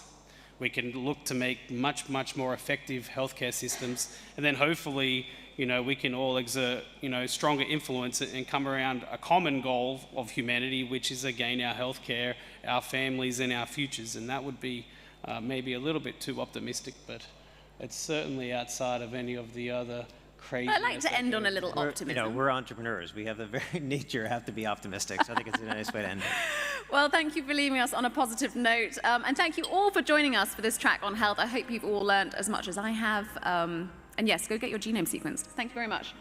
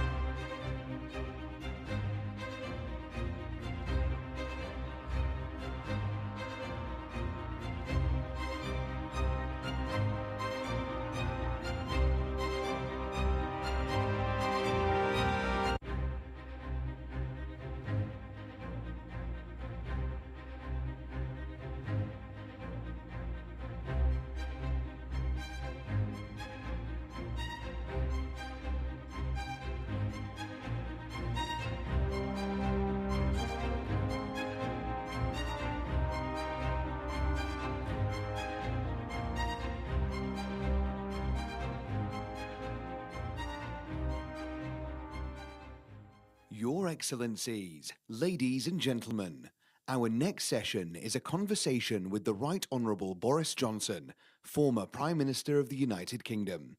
This session is moderated by Richard Quest from CNN.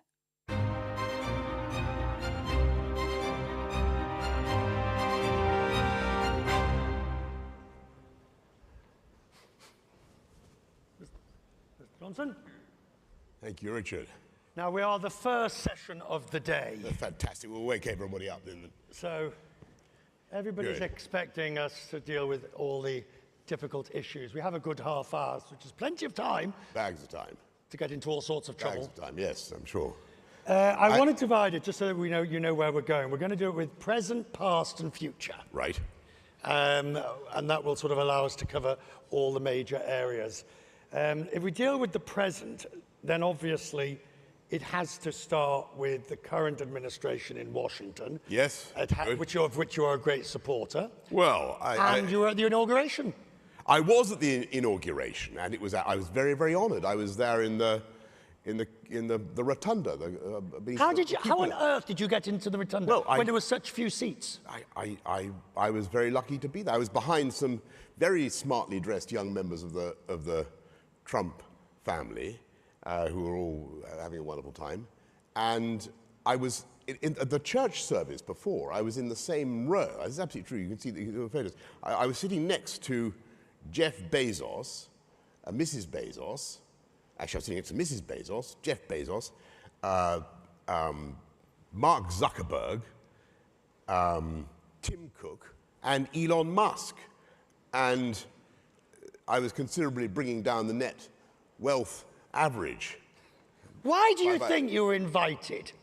Well, I think because, look, I'm sympathetic to many of the things that I think Donald Trump is trying to do.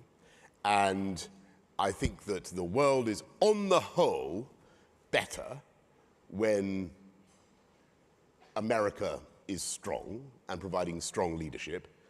And I think that that is certainly what Donald Trump is capable of providing. Is he providing at the moment? Well, you certainly couldn't say that he wasn't delivering action and event. And there's plenty of things going on. Whether I agree with absolutely everything that he's doing is another matter. All right, I'll go for it. Everybody wants me to say the word, so I'll just say it. Gaza and his plan for Gaza.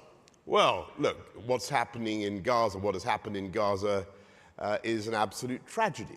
And it needs to end, and the suffering of the people of Gaza needs to end. The hostages need to come back, and I think it's horrific that the conditions in which those hostages have been held, and I think they all need to come back. It's not for me to try to analyse what the president is suggesting. You know where I'm going with this. Yeah, no, go on. I don't mind. You fire ahead. You fire ahead. I don't think plainly that it is. You know, I actually happened to be giving a speech in Florida the other day, and I looked at the beach at Mar-a-Lago, and I thought this is absolutely fantastic place if you wanted to resettle, you know, millions of people from the Middle East. Absolutely beautiful. Lots of space here, but it's not going to happen because somebody else owns it, and Gaza is in law. Owned and occupied by people who have a right to be there. So that is not going to But it's happen. destabilising to suggest it. When you've got, for example, King Abdullah, you've got the Egyptians, and you're threatening aid. Whether or not this is just open thought, let's have a wonderful thought about what might happen. It's destabilising. Well, but what Hamas did, frankly, was destabilising. And I think that the problem in Gaza, to be, you know, since we're being very, very candid with each other in the privacy of this audience of 4,000 people, frankly, you can't go on with a situation in which you have a Gaza ruled by a government that wants to exterminate Israel, and it's not for me to try to analyze what the president is saying, but I think he's inviting everybody to say, well, look, this place plainly does have great potential. it does have a wonderful location. What is it? What is this failure? And it's a failure of governance. And this is a World Government Summit, right? The tragedy of Gaza, in my view, there are many tragedies, but one of them is that it is not, to put it mildly, a model of sensible municipal government. Is it? That's one way of putting it. Right? And I think it's reasonable to point that out and to ask people to speculate, and to ask people in this part of the world to speculate about how it could be improved and how collectively, working together, life for people in Gaza could be improved. And it doesn't seem to me that since 2005, the lives of people in Gaza have notably improved under the rule of Hamas. The other area, of course, is Ukraine, of which you've taken great interest, and for strong reasons. We've got the US Secretary of Treasury going there to try and sign up $500 billion worth of rare earth minerals, which seems to be the quid pro quo for the military aid that's been given. And we have potentially comments, yesterday, Ukraine could be Russian, or, again, destabilizing. Yeah. You can't support that. No. Look, and I think, to say that Ukraine could be Russian again, you might as well say that the United States of America could return to the British Empire. It's just not going to happen. And I don't think so, anyway. And look, I think that so far, what's happened with the new administration in Washington has been encouraging. There hasn't been an instant capitulation to Putin, which I think would have been a disaster.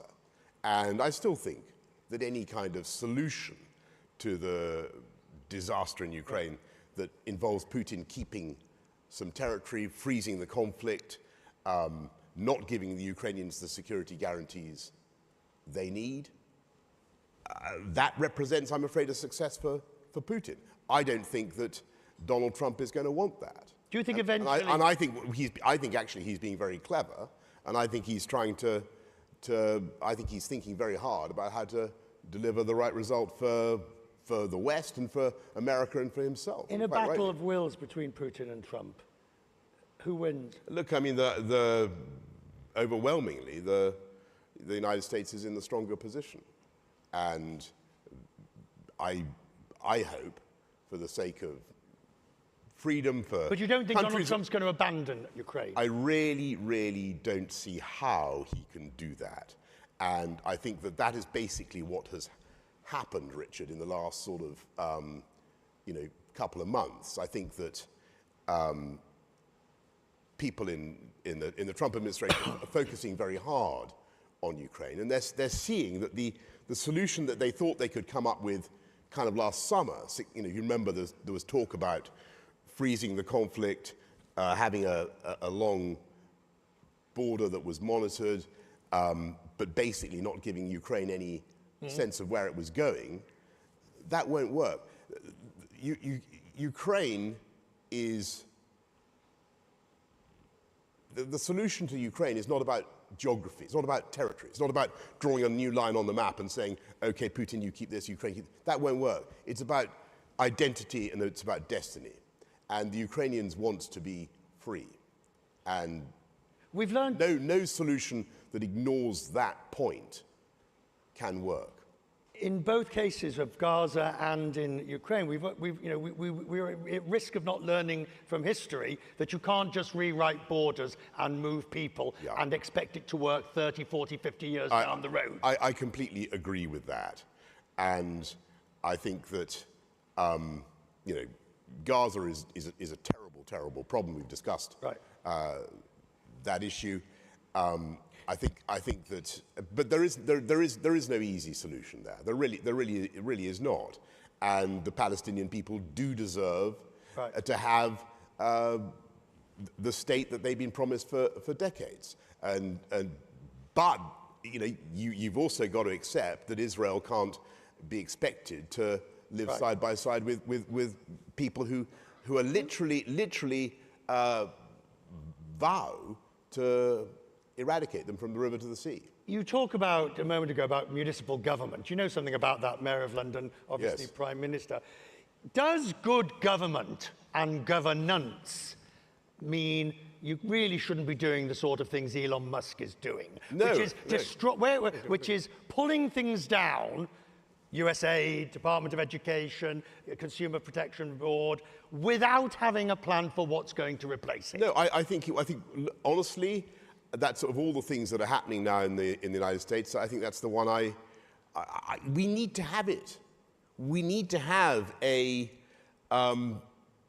recognition in European democracies, in the UK, that we are spending far too much taxpayers' money without achieving the objectives that we promise the people that we're going to deliver. And I think to go through budgets line by line and take out waste is completely right. Is it right that somebody who is neither elected nor confirmed with the advice and consent of the Senate, you're familiar with the system? Yeah, look, I mean, you will remember, Richard, that when Mrs. Thatcher came in 1979, she had a guy called Derek Rayner, who was chief executive of Marks and Spencer, who came and did the same thing for UK government. It wasn't as far-reaching as Elon Musk, but the principle's the same. Did you ever wish to do something similar when you were... Yes, I did. So why didn't you do it? I did, because we had this thing called COVID, which was a total nightmare, and which necessitated, tragically, a huge expansion in state power, but also state spending on furlough and many other things. And I think that what we need to do now in the post-COVID environment is move away from that kind of state interference and state spending. And I actually think that's what people want us to do. They really do. So I think Elon is on the right track. I really do. I like the thing where he went in with his son. Or was it his son? Yes, on his shoulders. Yeah, that was fine. I think that was good. You didn't think it was a model of parenthood. Really?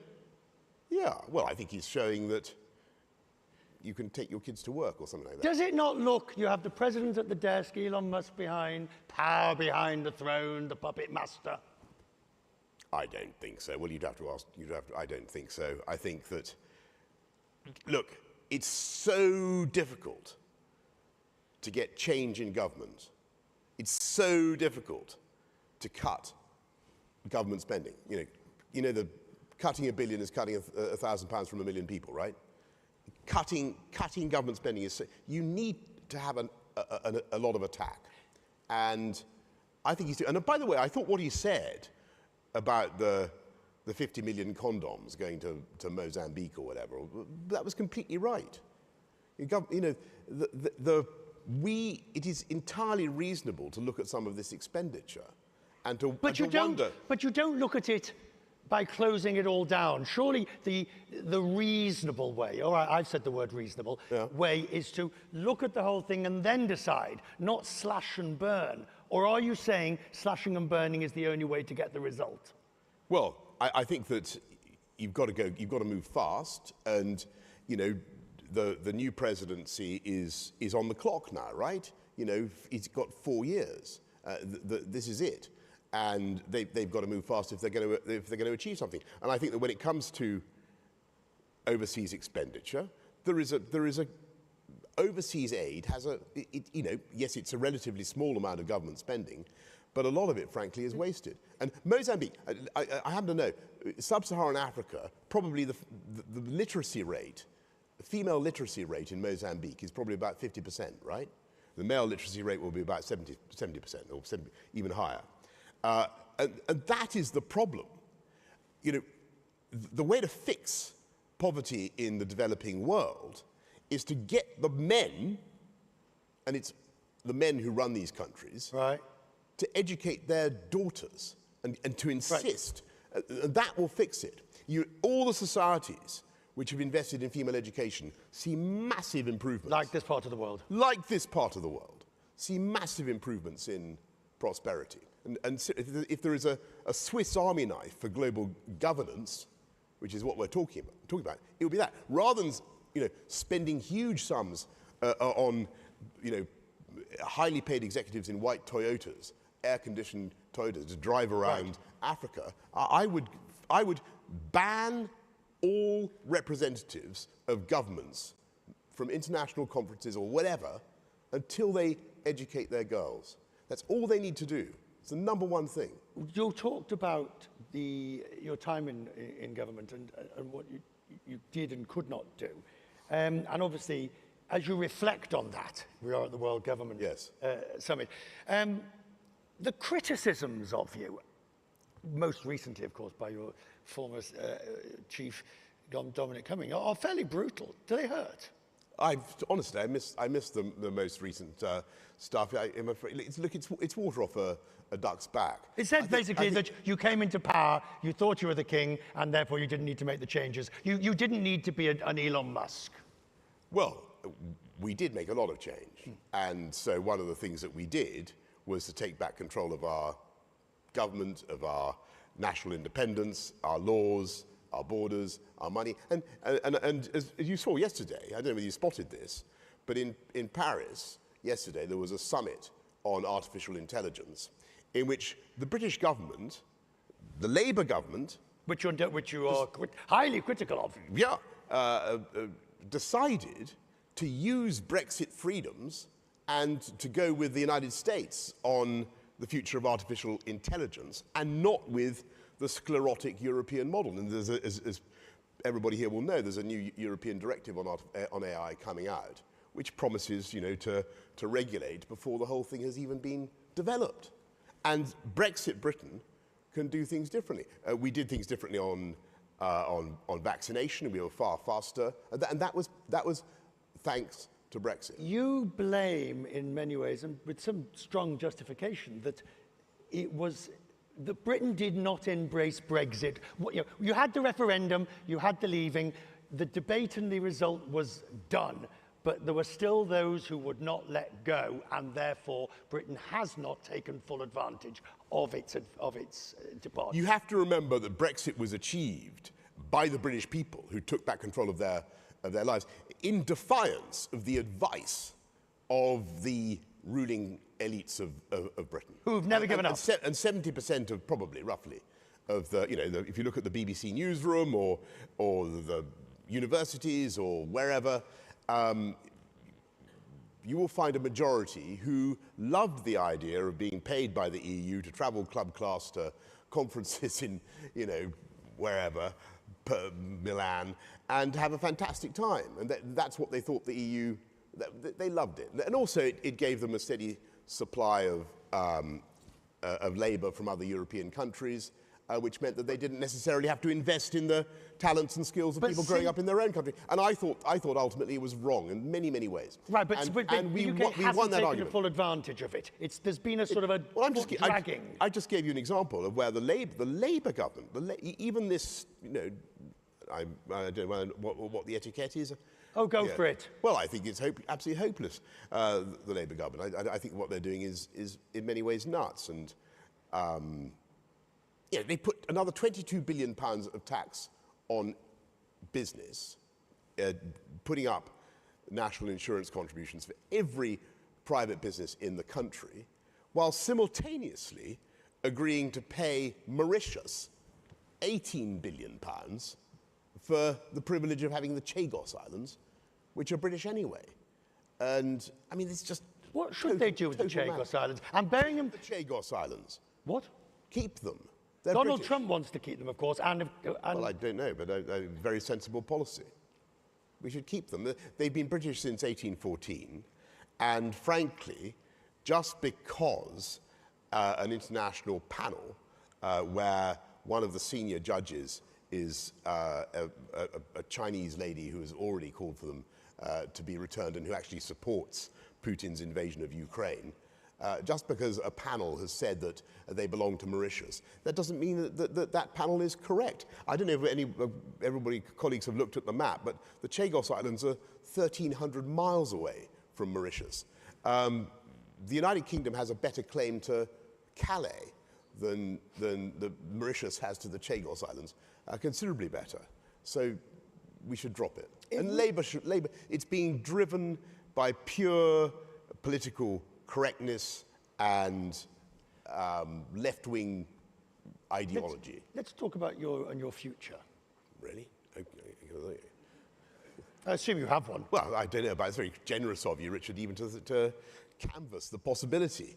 I'm living a life of blameless obscurity, mainly trying to build a kitchen, which is extreme. I mean, we can't, we can't build a runway in I'm glad you mentioned Heathrow. We can't. You were against Heathrow. You've always been against Heathrow's third runway. I'm a great admirer of Heathrow and what they do an incredible thing. Do you accept now there's a call? I do. They're cramming a court into a pipe bomb. Look, I mean, I think given that the government is plainly not going to do the obvious thing, which is to build a huge 24-hour, 4-runway airport in the Thames Estuary. That was your idea. It was my idea. It got nowhere. Brilliant idea. Sadly, not yet. But given that they're not going to do that, given that there is clearly a capacity shortage in the southeast, given that London is the global hub, given that it's insane, you fly over the Atlantic, you've done this millions of times, you zoom wafted by the Gulf Stream or whatever the hell it is, incredibly fast. You no time at all, you're over Oxford, and then you're over Slough, and then the captain comes on saying, sorry, you're going to have to go round and round Staines because you can't land, there's nowhere to land at Heathrow. And we do need to fix it. We do need to fix it. So, I've reluctantly come round to it, but what I doubt, I know this is a terrible thing, I doubt that with the current regulations, the current way we do things, we'd get it done in a reasonable time. So look at what this country's done in the last 17 years since I first started talking about more runways in London. I mean, how many runways have they built here? Well, they're about to, more new airports. New airport, look at it, it's incredible. So let's talk about you and your future, even though you don't want to. Well, do you still aspire to office, whether it be high government office?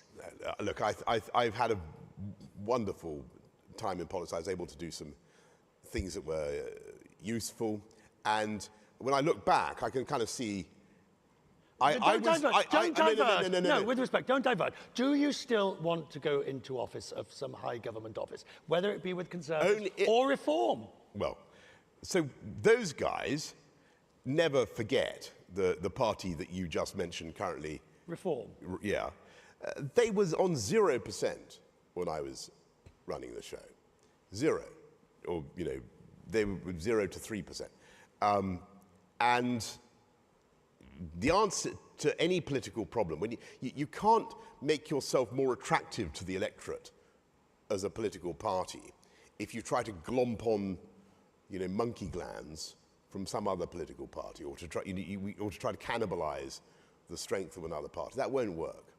And the Conservatives need to recover by looking at what Labour is doing on the economy and pointing it out to the people and showing every day where they're going wrong. And Labour have completely ploughed this thing. They've made an absolute hash of it.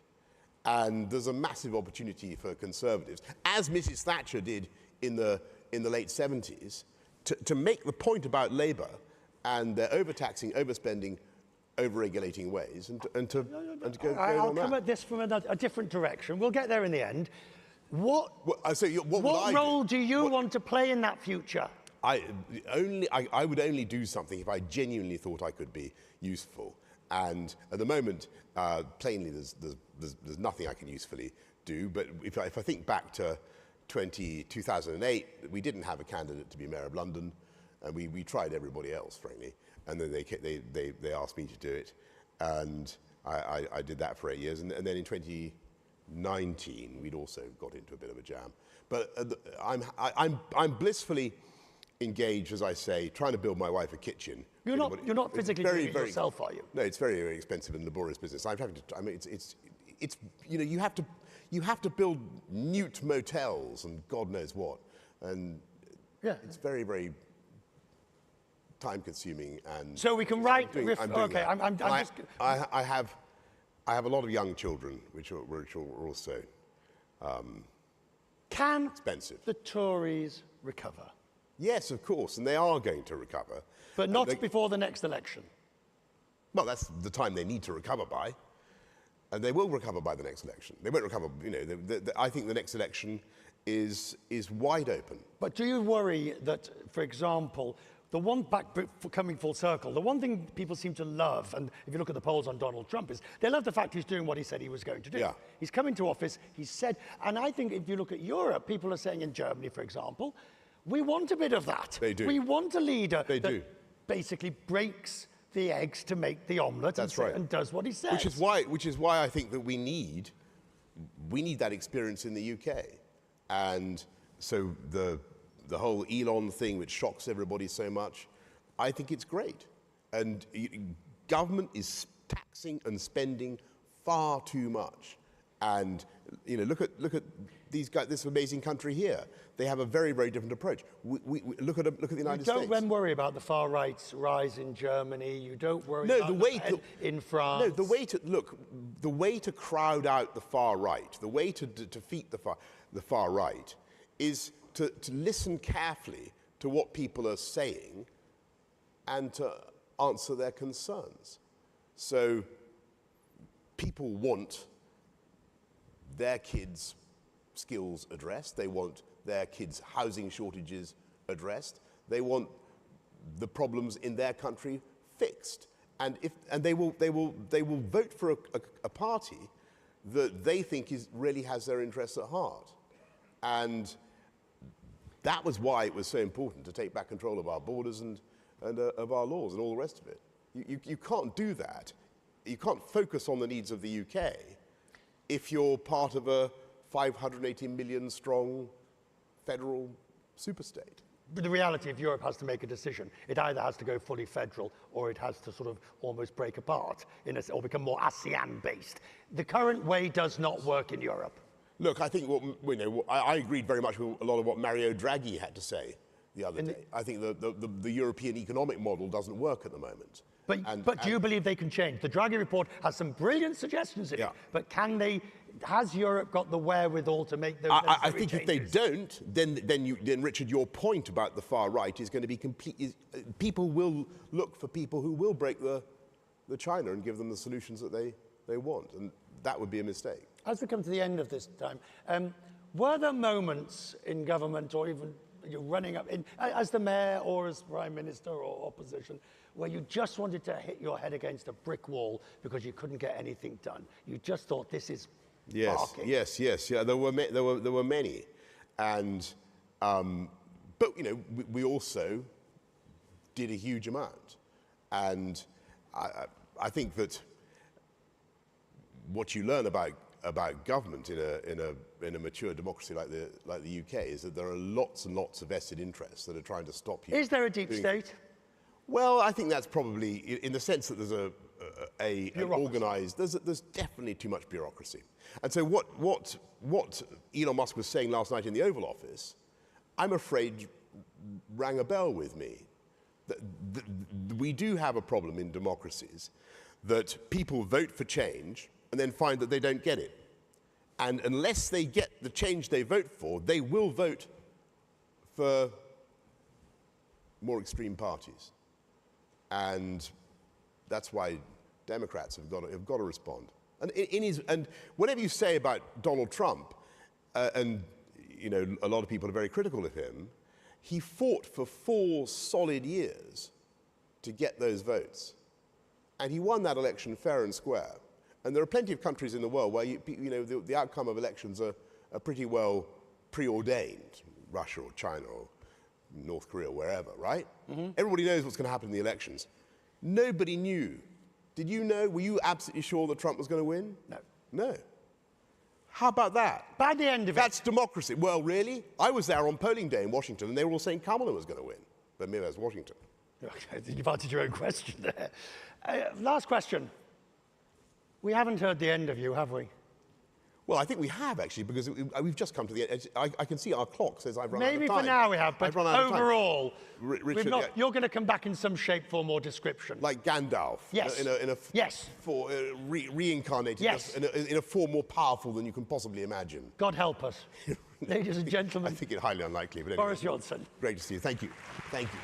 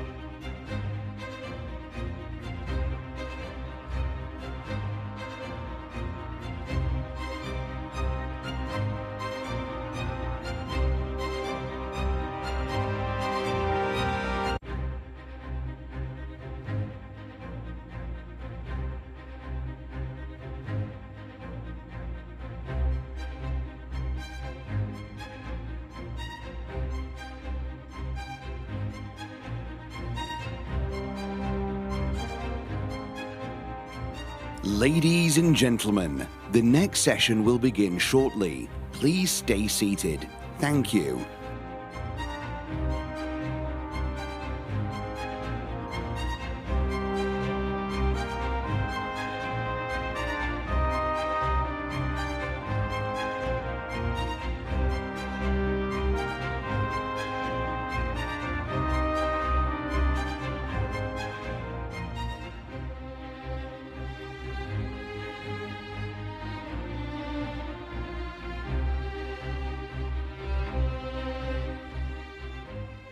Your Excellencies, ladies and gentlemen, our next panel discussion is titled Big Tech's Energy Shift. This session is moderated by Hadley Gamble from Al Arabiya English. Please join me in welcoming our distinguished panel.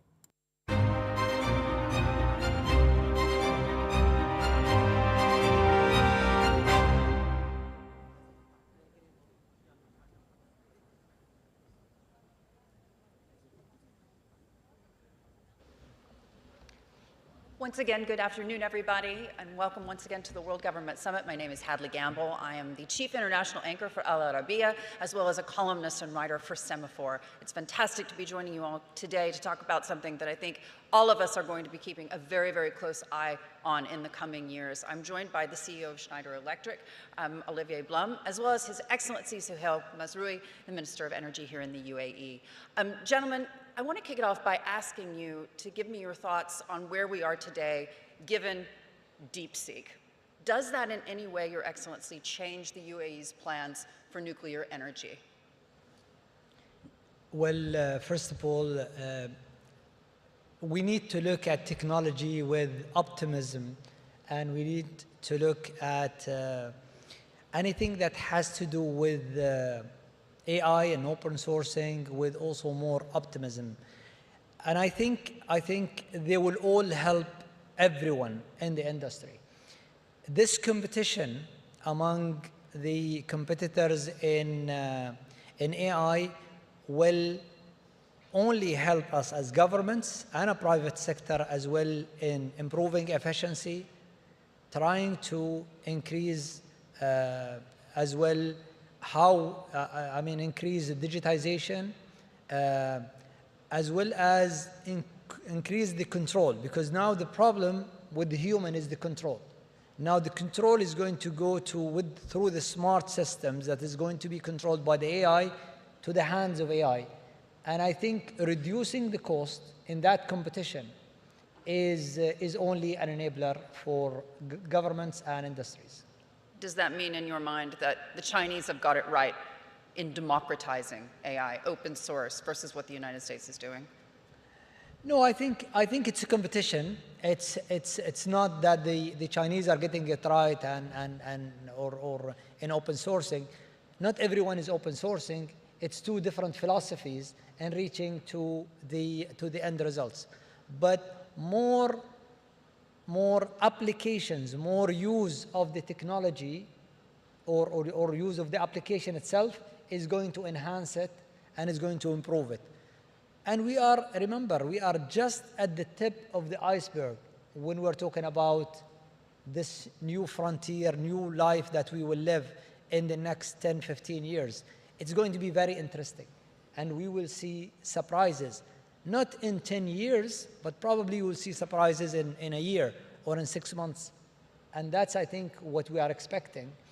And I believe that these technologies are going to help all of us, and it's going to make us more efficient in using energy.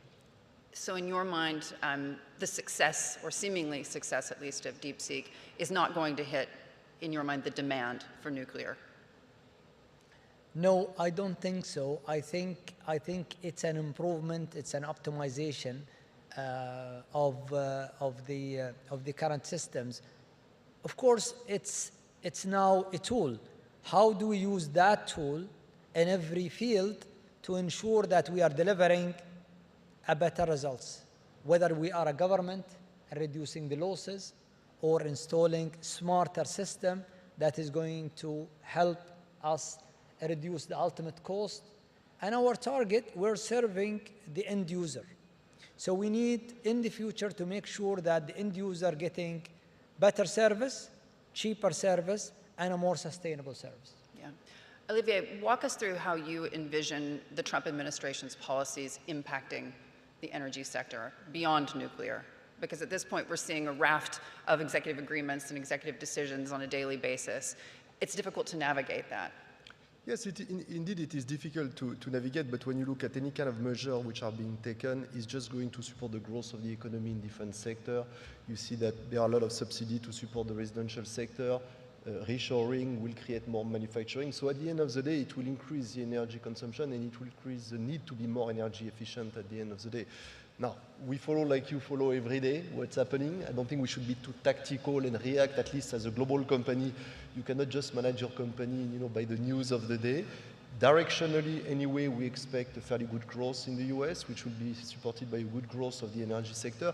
And anyway, as His Excellency said, if you want to support the demand, you need to work a lot on energy efficiency. Whether you do it for the planet or your wallet is a different question, but you need to save energy, and that will require more electrification and more digitalization. So you can take the topic from a sustainability standpoint, from an efficiency standpoint.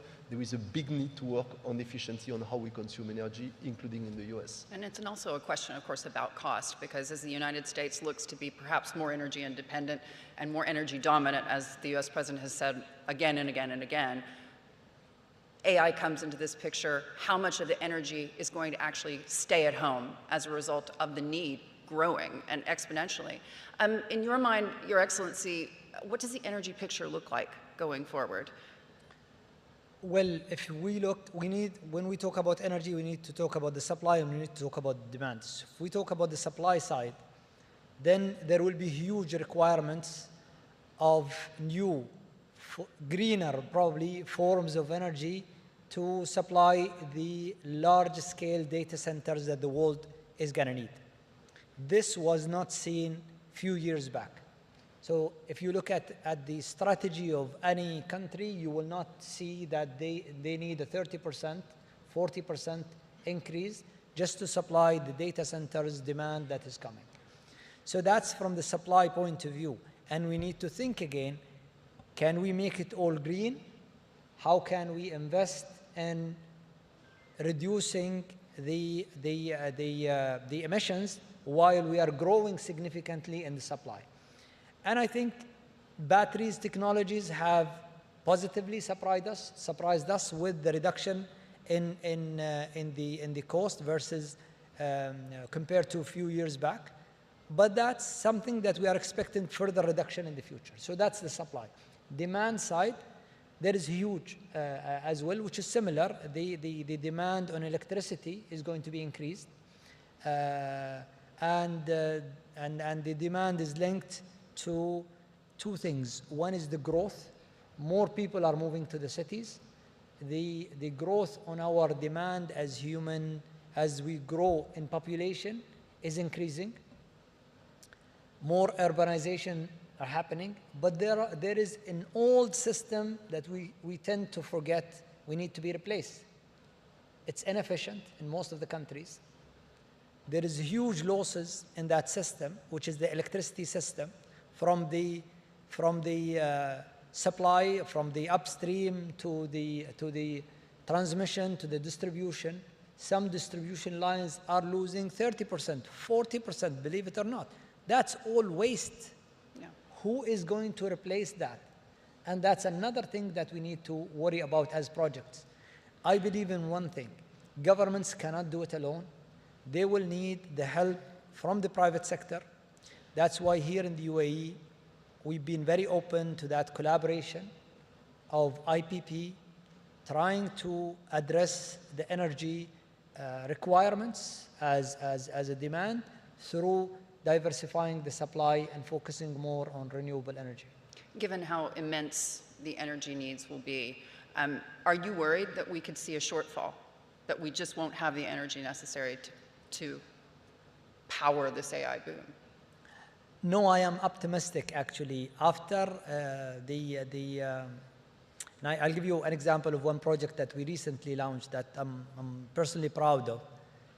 In the past, we used to think of solar as a 25% maximum, 24% maximum supply, and then you need to supply to bring gas or bring anything else to supplement that availability.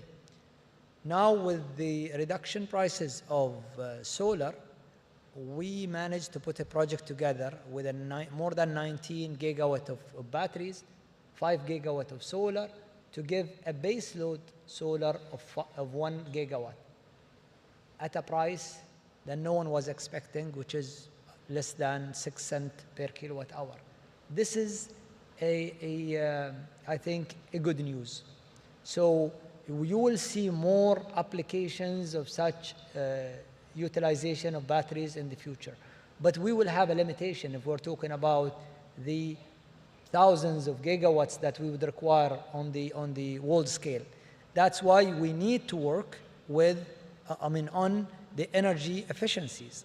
And the UAE, together with the United Nations and many like-minded countries, have launched this group of countries as we are working together on energy management system, reducing energy through efficiency.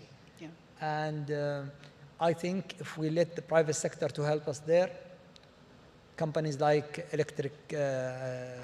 Schneider Electric and others, and Siemens and others, international companies and local companies as well, they will help us to manage that loss and reduce it. Olivia, when you think about what happens next with regards to the green energy transition, it's a phrase we haven't heard that much since Donald Trump's inauguration. It certainly doesn't seem to be front and center for European governments as it has been in the past.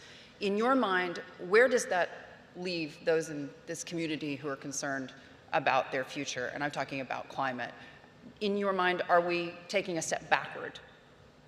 Well, look, it's a very fair question. Now, when you listen to what His Excellency has said, if you look at the sum of energy which is needed to support the growth of the economy, which is amplified by digitalization, if you take the extreme scenario, that does not fly. So anyway, you need to manage energy in a very different manner if you want to meet the objective that we have in front of us or the demand that you have in front of us. Do you think that European politicians are finally getting on board with that? You know, the European politician, and I'm French by origin, so I know a little bit, they understand what's happening and they're reacting. I don't know if you heard recently. That's new, if you follow European politics. And you know, I'm French by origin, and I tend to be always critical. You are always critical with your own country. But look at what happened in the past 2 days in France. President Macron has launched a big initiative to invest in artificial intelligence, because he really believes that Europe has to be stronger, that France has to be stronger. So I'm quite convinced, you have, in those geopolitics, you have always sometimes some increase here, some increase here. Bottom line, what is very important, what we need from government is what His Excellency is saying, to have the consciousness that while you need to have access to greener energy in the future, which is part of the answer, you need to work on the demand and generate more efficiency. The big news is AI. AI is one side a threat because it increases the demand for energy. Everyone can understand that. I don't know if you are aware on how much the new chips which are used in a data center will increase the need for energy. It will change the need of cooling systems. So there is a lot that we need to learn together, to work together, to architect those data centers in the future to make sure they are more efficient. At the same time, I can tell you I've been in this industry for 32 years. The grid used to be very traditional, monodirectional. You produce energy, you distribute, you consume. Digitalization is helping you to bring flexibility from the production to the consumer. If we manage well AI, and if we're able to implement AI, that will amplify all our technology, and you have the answer to the other problem, which is increase on the demand of energy. So I'm quite optimistic that we are really at a turning point where we can achieve both goals, the sustainable goal and the efficient goals at the same time. You mentioned the AI summit happening this week in Paris. In your mind, does Europe have the ability at this point to catch up? Look, I cannot say. At least it's good to see announcement. It's good to see investment. It's good that they are mobilizing also the community. And as His Excellency said, we need competition in AI. Yeah. We need the US, we need China, we need Europe, and that competition will increase the adoption and will bring it at a lower cost for the user. So it's all good news. Your Excellency, have you been surprised by the amount of announcements we've seen coming out of the White House, the rapidity? Well, Hadley, I'm not looking at the announcements. I look at the effect in my field, and I think the administration, the President of the United States, he wants to focus on the United States, focus on bringing more industries to the country, look at energy security from within. That's the business of the administration. What would these decisions have an effect on the international? It's if less supply is coming to Europe, for example, gas supply, then alternatives need to be studied. But as we said, the demand is enormous. We cannot talk about limitations if we are serious about that huge demand that is coming from the wave of technology that is going to come. We need to be creative in renewable energy. Countries need to look within for energy security from within of what they have. And I think if we do that, then we will find or we will enable technologies, provided that we invite the private sector to help us. The problem in many countries, the private sector is only watching because the tariff is not restructured in a way that incentivizes the private sector to come. Governments are subsidizing energy. There is huge waste. And if you do that, then you lose 40% of the energy, and the real cost to you as a government is probably 10 times what you already subsidize. Yeah. And if you allow the private sector to come and help, then they could work on a better solutions. But they will not come, it's the chicken or the egg, they will not come unless you restructure the tariff to enable them to come. Yeah. Are you worried that President Trump could declare war on OPEC? Well, I'm not going to talk about. I think both. The United States is one of the largest producers. We are producer. We share views when it comes to ensuring that this commodity, which is in huge demand, is available to the market, and I think we all work to achieve that.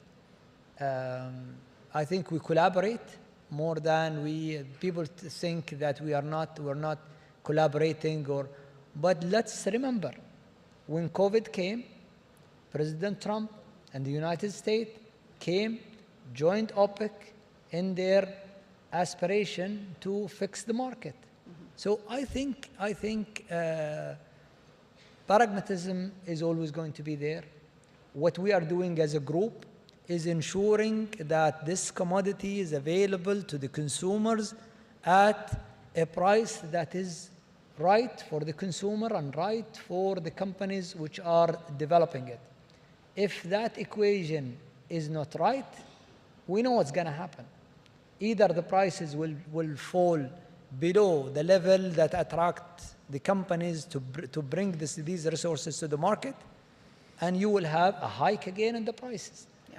So I think what we have done as a group, ensuring that the stability of the market, supply and demand, ensuring that the market is well supplied, have benefited most of the countries, I would say, whether they are in the consuming nations or producing nations. And that is very hard to be done, especially that our share of that production is shrinking with more supply coming from non-OPEC countries. But this group, I think, is a noble group. They mean well for the whole world, and that's why we in UAE believe in it, and that's why we are in it. In your mind, is the price right today? Because President Trump says it isn't. He says it's too high. You know, my role, Hadley, you've been interviewing me for probably the last 10 years or so.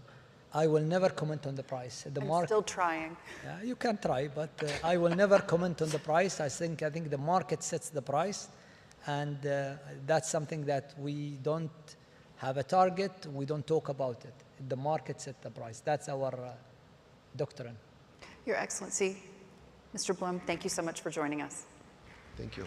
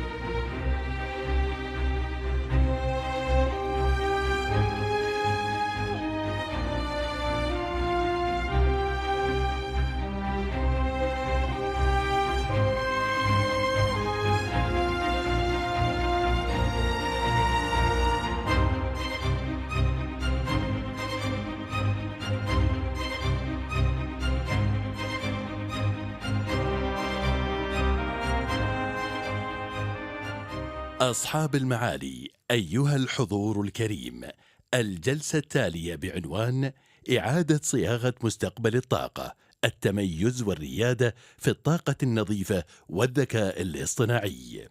رحبوا معي بمعالي سعيد محمد الطاير، العضو المنتدب والرئيس التنفيذي لهيئة كهرباء ومياه دبي. Your Excellencies, ladies and gentlemen, the next session is titled Reshaping the Future of Energy, Excellence and Leadership Through Clean Energy and AI. Please join me in welcoming His Excellency Saeed Mohammed Al Tayer, Managing Director and CEO of the Dubai Electricity and Water Authority. Please note that this session will be in Arabic. Kindly use your headsets for instant interpretation. أصحاب المعالي والسعادة، السيدات والسادة الضيوف الكرام، نرحب بكم اليوم في القمة العالمية للحكومات 2025 التي تقام تحت شعار استشراف حكومات المستقبل وتجمع صناع القرار وقادة الفكر والخبراء والمختصين من جميع أنحاء العالم. وتأتي هذه القمة استمراراً لنجاحات وتميز القمم السابقة والتأثير الهام على المستوى العالمي. في دولة الإمارات ومنذ تأسيسها وبتوجيهات القيادة الرشيدة لسيدي صاحب السمو الشيخ محمد بن زايد آل نهيان رئيس الدولة حفظه الله، وأخيه سيدي صاحب السمو الشيخ محمد بن راشد آل مكتوم نائب رئيس الدولة رئيس مجلس الوزراء حاكم دبي رعاه الله، كان استشراف المستقبل وصنعه وتنفيذه بصورة مبتكرة ضمن الأولويات القصوى، حيث تم وضع وتنفيذ أطر عمل واضحة المعالم وسياسات واستراتيجيات قصيرة ومتوسطة وبعيدة المدى خدمة لأجيالنا الحاضرة والمستقبلية لتكون الإمارات نموذجاً عالمياً رائداً يحتذى به. السادة الحضور، في هذه الكلمة أستعرض أبرز الاستراتيجيات والسياسات المتعلقة بالطاقة النظيفة وما يلزم من تطبيقات تخزين الطاقة واستخدام تقنيات الثورة الصناعية الرابعة، خصوصاً الذكاء الاصطناعي في هذا المجال. وشكلت المخرجات المهمة لاتفاق الإمارات التاريخي في مؤتمر الأطراف كوب 28 الذي استضافته دولة الإمارات منعطفاً هاماً ومحورياً في محادثات المناخ العالمية من خلال زيادة القدرة الإنتاجية لمصادر الطاقة المتجددة ب3 مرات ومضاعفة معدل تحسين كفاءة الطاقة سنوياً بحلول عام 2030. ويستجب ذلك مع استراتيجية دولة الإمارات الحياد الكربوني 2050 واستراتيجية دبي للطاقة النظيفة والحياد الكربوني 2050 التي ترسم توجهات الطاقة والمحافظة على الموارد لمستقبل مشرق ومستدام يعتمد على الطاقة النظيفة. في دبي ندرك تماماً أهمية التحول في قطاع الطاقة، لذا نعمل بمنهجية مرنة ومتكاملة في تخطيط وتنفيذ منظومة متطورة تجمع بين استخدام الطاقة الشمسية في توليد الكهرباء وتقنيات التخزين مع التحسين المستمر للعمليات عبر سلسلة القيمة بأكملها. وتعزيزاً لجهود التحول في قطاع الطاقة، أطلق سيدي صاحب السمو الشيخ محمد بن راشد آل مكتوم رعاه الله في عام 2012 مجمع محمد بن راشد آل مكتوم للطاقة الشمسية الذي يعد أكبر مجمع للطاقة الشمسية في موقع واحد على مستوى العالم. تم رفع القدرة الإجمالية المخططة للمجمع من 1000 ميجاوات إلى 5000 ميجاوات بحلول عام 2030، ويشمل المجمع مركزاً عالمياً للبحوث والتطوير ومركز آخر للاستدامة والابتكار. وكذلك سجلت هيئة كهرباء مياه دبي عدداً من براءات الاختراع العالمية في مجالات تخطيط وإنتاج ونقل وتوزيع الكهرباء والمياه، إضافة إلى الأوراق البحثية التي تم نشرها في المؤتمرات والمجلات والدوريات العلمية العالمية. شهد قطاع الطاقة المتجددة تطوراً كبيراً في استخدام التقنيات الذكية لتحسين الكفاءة، مثل رفع كفاءة الألواح الكهروضوئية والتنظيف الآلي باستخدام الروبوتات والتتبع الشمسي باستخدام الخوارزميات المتقدمة، وما رافق ذلك من تحسن في اقتصاديات الطاقة النظيفة. وبفضل ذلك وصلنا إلى حوالي 20% من الطاقة النظيفة في نهاية يناير من العام الجاري. وفي الوقت ذاته ومن خلال تبني نموذج المنتج المستقل للطاقة والمياه لدفع عجلة التحول نحو الطاقة المتجددة، تمكنا من تخفيض نفقاتنا الرأسمالية بشكل ملحوظ وتحسين الربحية، مما يسهم في تحقيق الاستدامة المالية على المستويين المؤسسي والوطني. ومع سيرنا قدما في تنفيذ خططنا المرنة والطموحة، نولي اهتماما خاصا لحلول تخزين الطاقة. وفي هذا السياق أنشأنا العديد من المرافق المتطورة، من بينها أكبر مشروع تخزيني حراري للطاقة الشمسية المركزة على مستوى العالم، مع قدرة تخزين تصل إلى 15 ساعة، وأعلى برج شمسي في العالم بارتفاع يزيد على 263 متر وفق موسوعة جينيز للأرقام القياسية العالمية، إضافة إلى محطة حتى الكهرومائية بتقنية الطاقة المائية المخزنة، التي تخزن طاقة بسعة 1500 ميجاوات ساعة وبقدرة 250 ميجاوات، والتي يمكنها أن تزود الشبكة بالطاقة عند الحاجة وفي أي وقت. بحسب التقارير العالمية، من المتوقع أن ينمو السوق العالمي لنظم تخزين الطاقة بالبطاريات بحلول عام 2032 إلى حوالي 6 أضعاف حجمه اليوم. أما من ناحية القدرة التخزينية للطاقة فتشير التقارير أنها ستزيد حوالي 10 أضعاف بحلول عام 2030. قمنا بدراسات شاملة، وقد برزت أنظمة تخزين الطاقة بالبطاريات كأكثر الحلول الاقتصادية كفاءة وفعالية في مجال تخزين الطاقة والاستغلال الأمثل للأراضي، إضافة إلى المزايا التشغيلية للشبكة.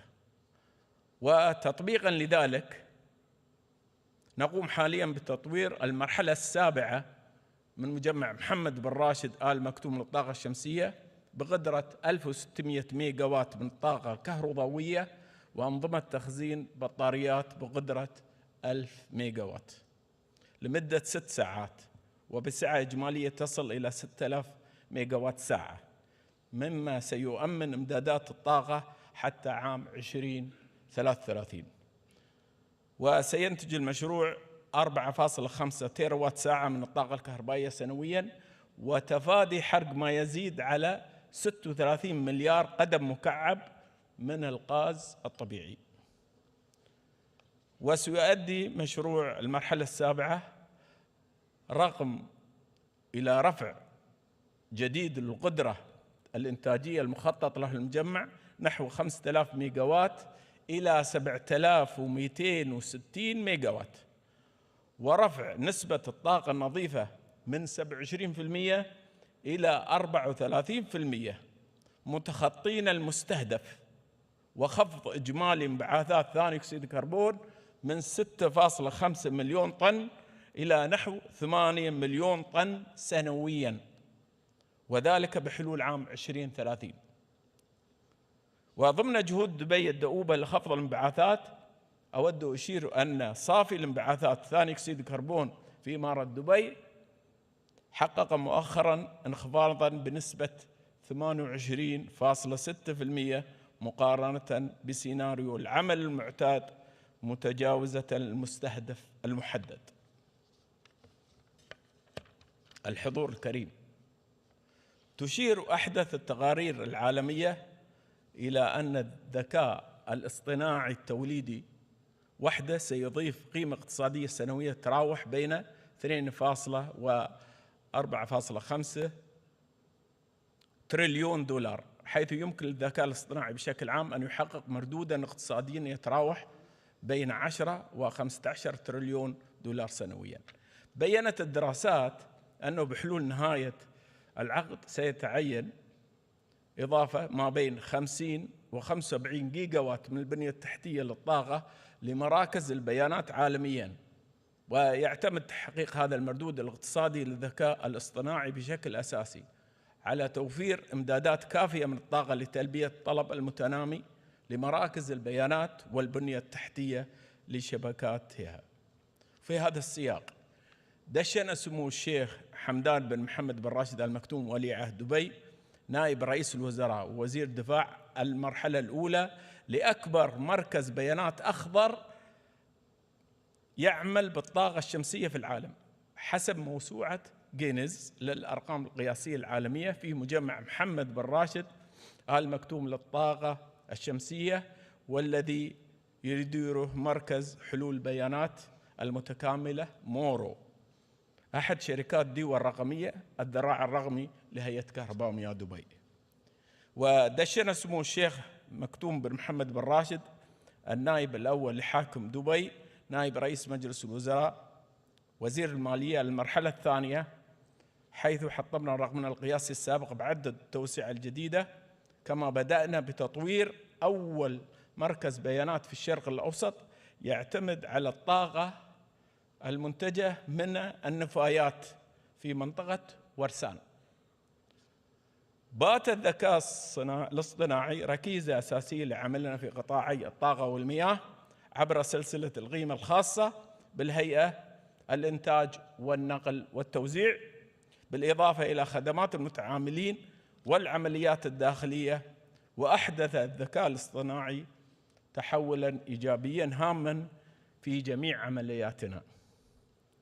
في الإنتاج قمنا بتطوير أول نظام متحكم ذكي للتوربينات الغازية على مستوى العالم، يعتمد على الذكاء الاصطناعي ويتيح التحكم الفوري والآلي بجميع التوربينات الغازية في مجمع جبل علي لإنتاج الطاقة وتحلية المياه.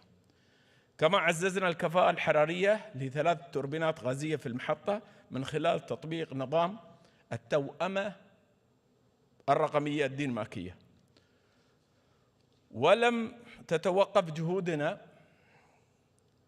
عند هذا الحد، إذ أطلقنا أول متحكم ذكي عالميا للمحطات ذات الدورة المركبة المعتمدة على الذكاء الاصطناعي وتعلم الآلة بهدف تحسين الكفاءة التشغيلية والتنسيق الذاتي للمعدات. أما في شبكة النقل فقد نجحنا في إدماج تقنيات الذكاء الاصطناعي بمحطات التحويل الفرعية الرقمية ذات الجهد 132 إلى 11 كيفي وتعزيز مستوى الأمان. وقد ساهمت هذه المحطات في توفير أكثر من 129 ميجا وات ساعة سنوياً مع خفض انبعاثات ثاني أكسيد الكربون بما يزيد عن 54 طن سنوياً لكل محطة. ومن إنجازاتنا البارزة إطلاق رماس موظف هيئة كهرباء مياه دبي الافتراضي الذي تجاوز حاجز الإجابة عن 10 ملايين استفسار من المتعاملين منذ عام 2017، محققاً لهي إنجاز غير مسبوق في قطاع المرافق. وحازت الهيئة على اعتماد شهادة الآيزو بشأن الجدارة بالثقة في الذكاء الاصطناعي تقديراً لهذه الريادة التكنولوجية كأول جهة حكومية في دولة الإمارات العربية المتحدة. وفي 2023 تم تطوير رماس بتقنية شات جي بي تي لتعزيز تجربة المتعاملين بشكل أفضل. كما أن هيئة كهرباء مياه دبي من أوائل المؤسسات الخدماتية على مستوى العالم التي تتبنى كوبايلوت من مايكروسوفت لتعزيز إنتاجية الموظفين، ووفرت نحو 50% من النفقات التشغيلية. كما يعد مشروع مقر الهيئة الجديد مبنى الشراع نموذجاً فريداً لاستخدام الحلول الذكية والذكاء الاصطناعي، وسيصبح أيقونة المباني الحكومية باعتباره أعلى وأكبر وأذكى مبنى حكومي إيجابي نت بوزيتيف في العالم. نستلهم من القيادة الرشيدة في دولة الإمارات تركيز كافة الجهود للوصول إلى المركز الأول في مختلف المجالات. وفي سياق الريادة العالمية لدولة الإمارات أود التطرق إلى الإنجازات المهمة والنتائج الرائدة التي حققناها في قطاع الطاقة في دبي، وبرزها تحقيقنا أقل مدة انقطاع للكهرباء على مستوى العالم بمتوسط أقل من دقيقة 0.94 دقيقة انقطاع لكل مشترك في العام. وتصدر هيئة كهرباء من دبي المركز الأول عالمياً في 12 مؤشر أداء رئيسي في مجال عملها، وفقاً لدراسة قام بها استشاري عالمي متخصص. وفي إنجاز تاريخي آخر، أصبحت الهيئة أول مؤسسة خدماتية في منطقة الشرق الأوسط وشمال أفريقيا تحصل على جائزة البنية التحتية للطاقة ضمن جوائز بلاتس العالمية المرموقة للطاقة 2024 عن مجمع محمد بن راشد آل مكتوم للطاقة الشمسية، بعد تفوقها على 1000 شركة رائدة تقدمت لهذه الجائزة العالمية. الحضور الكرام، إن مسيرة التحول نحو طاقة نظيفة والوصول إلى الحياد الكربوني هي التزام جماعي، ويقع على عاتقنا جميعاً أن نواصل مساعينا المشتركة لتحقيق هذا الهدف الحيوي بعزيمة راسخة وإدارة لا تلين لمصلحة كوكب الأرض. معاً نمضي قدماً نحو المستقبل لنكون مثالاً وقدوة نشيد إرثاً للأجيال القادمة يجمع بين الابتكار والالتزام والازدهار المستدام. والسلام عليكم ورحمة الله وبركاته.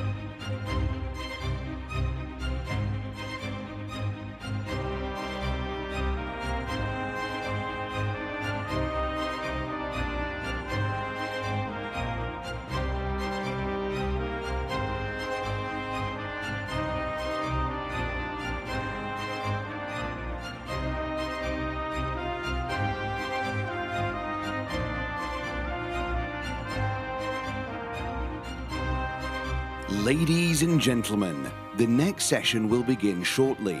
Please stay seated. Thank you.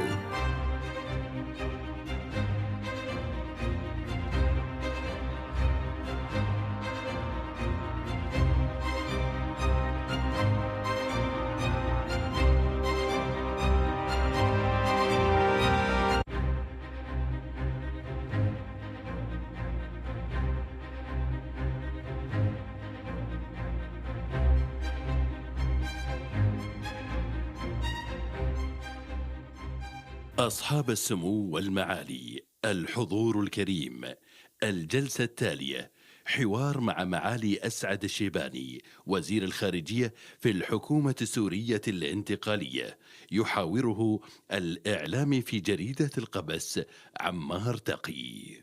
Your Highnesses, Excellencies, ladies and gentlemen, our next session is a conversation with His Excellency As'ad al-Shibani, Minister of Foreign Affairs in the Syrian Transitional Government. This session is moderated by Ammar Taqi, TV presenter at Al-Qabas newspaper. Please note that this session will be in Arabic. Kindly use your headsets for instant interpretation.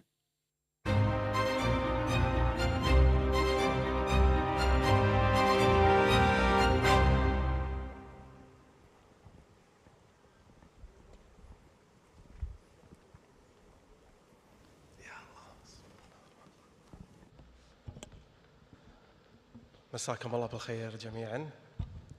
سعيد أن أشارك في القمة العالمية للحكومات للسنة الثالثة على التوالي، وسعيد أكثر اليوم بهذه الجلسة الاستثنائية مع معالي الوزير وزير خارجية سوريا السيد أسعد الشيباني. مساك الله بالخير معالي الوزير. تحياتي، أهلا وسهلا. أصعب شيء علي أنا تحديدا لما يكون عندي برنامج أقدمه والوقت فيه مفتوح وما لا قيمة الوقت عندي، والآن يقولوا لي عندك قبل ما أدخل 20 دقيقة بالضبط والحين صارت 15 دقيقة يعني.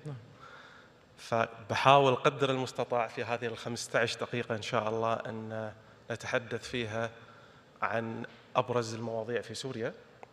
اختصار سوريا واختزالها في 15 دقيقة صعب جدا، عملية بالنسبة لي انتحارية. صعب. بحاول أن شاء الله قدر المستطاع أن ننجو منها.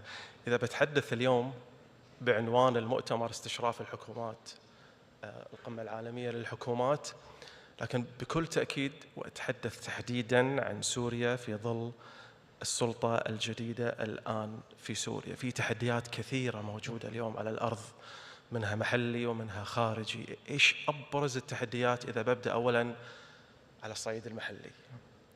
بداية نشكركم على هذه الفرصة التي منحتمونا إياها، وأشكر دولة الإمارات المتحدة على هذه الفرصة والدعوة الكريمة. كما تعلم سوريا نالت حريتها وكرامتها بعد 14 سنة قاسية جدا، وبعد 50 سنة من المعاناة والاستبداد. في سوريا أستطيع أن أقول بأننا تخلصنا من التحدي الأكبر والمشكلة الأكبر التي كانت تصادر حرية وكرامة الشعب السوري، وهو النظام السوري السابق. بالتأكيد عندما نبدأ في مرحلة السلام وبناء الدولة من الصفر هناك تحديات كبيرة جدا، لكن هذه التحديات مدمجة بالمتعة والسعادة، لأنها تمثل من منطلق مسؤوليتنا خدمة لشعبنا، وأيضا نشعر بالسعادة عندما نرى الفرحة والتفاعل المباشر في كل لحظة من لحظات عملنا. نرى ذلك في وجوه شعبنا وفي أصواتهم وفي دعائهم وفي تمني الخير لهذا البلد. سوريا لأول مرة في تاريخها يشعر الجميع بأنهم يشعر السوريون جميعا بالانتماء، ويشعر السوريون جميعا بأنهم معنيون في هذه الحكومة. وهذا المعنى هو معنى جديد جدا، ومعنى فريد على الشعب السوري أن يشعر بالتفاعل والانتماء، وأيضا بإرادة الخير، ويشعر بالمسؤولية. التحديات، لدينا التحدي السياسي، وهو لقد ورثنا من النظام السابق علاقات غير جيدة مع الجوار ومع العالم، وأيضا صورة ذهنية عن سوريا كانت تعبر عن التهديد وقد وضعوا سوريا في بعض التصورات السلبية. وعندما استلمنا مسؤوليتنا في بداية 8 ديسمبر عندما دخلنا إلى دمشق، بدأنا على الفور في ترميم هذه العلاقة، فسوريا فاعل أساسي في المنطقة وفي العالم. وعلى المستوى الاقتصادي لدينا لقد ورثنا أيضا نظام اقتصادي مدمر، وكل خبير، ونحن اليوم كل خبير اقتصادي يدرك المشكلة الكبيرة الذي يعانيها ويواجهها الاقتصاد السوري. بالطبع يعني يرتبط هذا التحدي أيضا بالعقوبات الاقتصادية المفروضة على سوريا. هي لم تكن مفروضة على سوريا، كانت مفروضة على النظام السوري السابق لارتكابه جرائم من التعذيب والقتل ضد الشعب السوري، وكما رأينا في سجون صيدنايا وفي الأفرع الأمنية. ولكن بعد زوال النظام كان يجب أن تزال هذه العقوبات مع زوال النظام، لكنها لم تزل إلى هذه اللحظة، وقد تحولت من أنها كانت مفروضة في الماضي لصالح الشعب السوري، أصبحت اليوم مفروضة ضد الشعب السوري، وهي تشكل النقطة اللي ذكرتها قبل قليل، موضوع الجانب الاقتصادي، ويعتبر يمكن أحد أبرز التحديات. نعم. اللي تحديدا تتعلق بشكل مباشر بالمواطن السوري اليوم. أنتم الآن في الحكومة كيف تتعاملون عمليا على أرض الواقع مع هذا التحدي اللي يهم المواطن السوري في المرتبة الأولى؟ نعم، نحن في الإدارة السورية الجديدة وفي الحكومة السورية الجديدة منذ استلامنا مسؤوليتنا أوقفنا الفساد. فاليوم سوريا توقف فيها الفساد المنظم الذي كان يمارس وينهب ثروات الشعب السوري وينهب ثرواته وميزانيته الرسمية. وأيضا خلال شهرين لقد تحسنت الليرة السورية بنسبة 70% مقابل الدولار. وقد وضعنا خطة للتواصل مع دول الجوار والدول العربية ودول الخليج والعالم لضرورة إزالة هذه العقوبات. وكل من يريد الأمن والاستقرار في سوريا عليه أن يدعمنا في هذا الأمر، ويدعمنا أيضا في مسألة إقناع الإدارة الأمريكية الجديدة، وأيضا إقناع الاتحاد الأوروبي في إزالة العقوبات. لقد حققنا الاتحاد الأوروبي تقريبا بشكل مبدئي رفع نعم خلال شهرين لقد استطعنا أن نحدث تقدما ملحوظا على مستوى الإدارة الأمريكية الجديدة، وأيضا على مستوى الاتحاد الأوروبي في إصداره بعض الاستثناءات. لكن هذه الاستثناءات لا تلبي طموحات الشعب السوري، ولا تلبي أيضا الرؤية التنموية التي ننتهجها حاليا، ولا تلبي أيضا الأحلام التي وضعناها سوية مع الشعب السوري لأن تكون سوريا على مصاف الدول المتقدمة، وتكون سوريا بلد تنموي، بلد متقدم حضاري بما يستحق الشعب السوري وبما تستحق أيضا سوريا. طيب، هذا يمكن يعني أحد أبرز التحديات الآن تواجهونها، موضوع التحدي الاقتصادي. قبل قليل معاليك لما تحدثت الآن أن كل الشعب السوري مؤمن بالسلطة الجديدة الآن والوضع الجديد الآن في سوريا. وإحنا الآن مقبلين على تشكيل حكومة جديدة إن شاء الله على بداية شهر مارس القادم. من يتابع ما يكتب عن الشأن السوري تحديدا في وسائل التواصل الاجتماعي، سواء من الداخل من بعض من هم في الداخل السوري أو في الخارج، يتحدث عن إيش الضمان اللي راح تبعث في الحكومة الجديدة التي ستشكل لمدة 4 سنوات قادمة، رسائل تطمين للداخل السوري لجميع الأديان والطوائف داخل سوريا. في البعض يتحدث عن لا زال هناك حالة خوف من القادم الجديد. إيش التطمينات اللي ممكن توجهونها لهم؟ نعم. التطمين الأبرز والعملي أننا حررنا الشعب السوري، وإذا حررت خطيفة أو مختطف من خاطفه فلا يمكن أن يسألك بعد ذلك إلى أين ستأخذني، فأنت قد ضمنت سلامته وروحه وأعطيته حريته وكرامته. هو بس يخاف إذا أنت حررته، بس يقول لك أنا عندي خوف من المجهول. ليس هناك مجهول، الشعب السوري قادر وواعي وهو شريك معنا في العملية السياسية الحالية، وبعد التغيير الذي حصل ممكن الكل مستغرب من سرعة التغيير أنه حصل خلال 11 يوما، والحقيقة لم يكن تغيير من فئة واحدة، كان تغيير جميع الشعب السوري شارك في هذا التغيير. المناطق التي كانت تحت سيطرة النظام والمناطق التي كانت خارج سيطرة النظام، كل الشعب السوري كان متبني لهذا التغيير. وأبرز دليل على تبني هذا التغيير أننا بعد التغيير لم نلحظ ملايين اللاجئين قد فروا من البلاد، ملايين الاستغاثات التي تصلنا كل يوم من سوريا، المجازر التي نشاهدها على التلفاز، الوضع الذي نعيش في سوريا اليوم أو الرحمة التي تغطي سوريا اليوم، والطمأنينة والسلام، وأيضا كثرة الوفود السورية العائدة إلى بلدها. هذا شيء دليل معلن عن مسألة أن الشعب السوري يثق بحكومته اليوم ويشعر بالطمأنينة. ثانيا، نحن نتفهم أن كل تغيير قد يصاحبه بعض الهواجس وبعض الأسئلة ونحن نتفهم هذا الشيء، وأيضا نحرص على الإجابة والطمأنينة وزرع الطمأنينة عند جميع الشعب السوري. فإذا قمت بتغيير منزلك ربما لا تستطيع أن تتآلف عليه إلا بعد شهر، شهرين، 3. فهذا التغيير وهذا شيء نحن نتفهم أن الشعب السوري يحتاج إلى مشاركة حقيقية حتى يطمئن، وأيضا حتى يسمع منا في كل يوم ويرى كذلك أفعال تطمئنه. نحن هذه معاليك المشاركة راح تكون بعد 4 سنوات لما تقام أول انتخابات في سوريا إن شاء الله. المشاركة اليوم قائمة. نحن اليوم بالحكومة الجديدة هل راح يكون في تمثيل للجميع وما في إقصاء للبعض؟ نعم، نحن اليوم الشعب السوري كما قلت هو شريك في التغيير، وهو عنصر أساسي في التغيير، وهو الذي قاد عملية التغيير.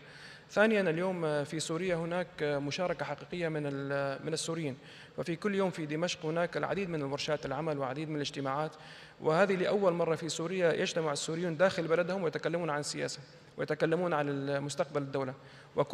وجميع التغييرات والتعديلات التي أجريناها خلال الشهرين الماضيين في مسألة خارطة الطريق السياسية كانت منبثقة ومستلهمة من التشاورات التي جرت مع الجاليات السورية القادمة من الخارج، وأيضا من المجتمع المدني في الداخل.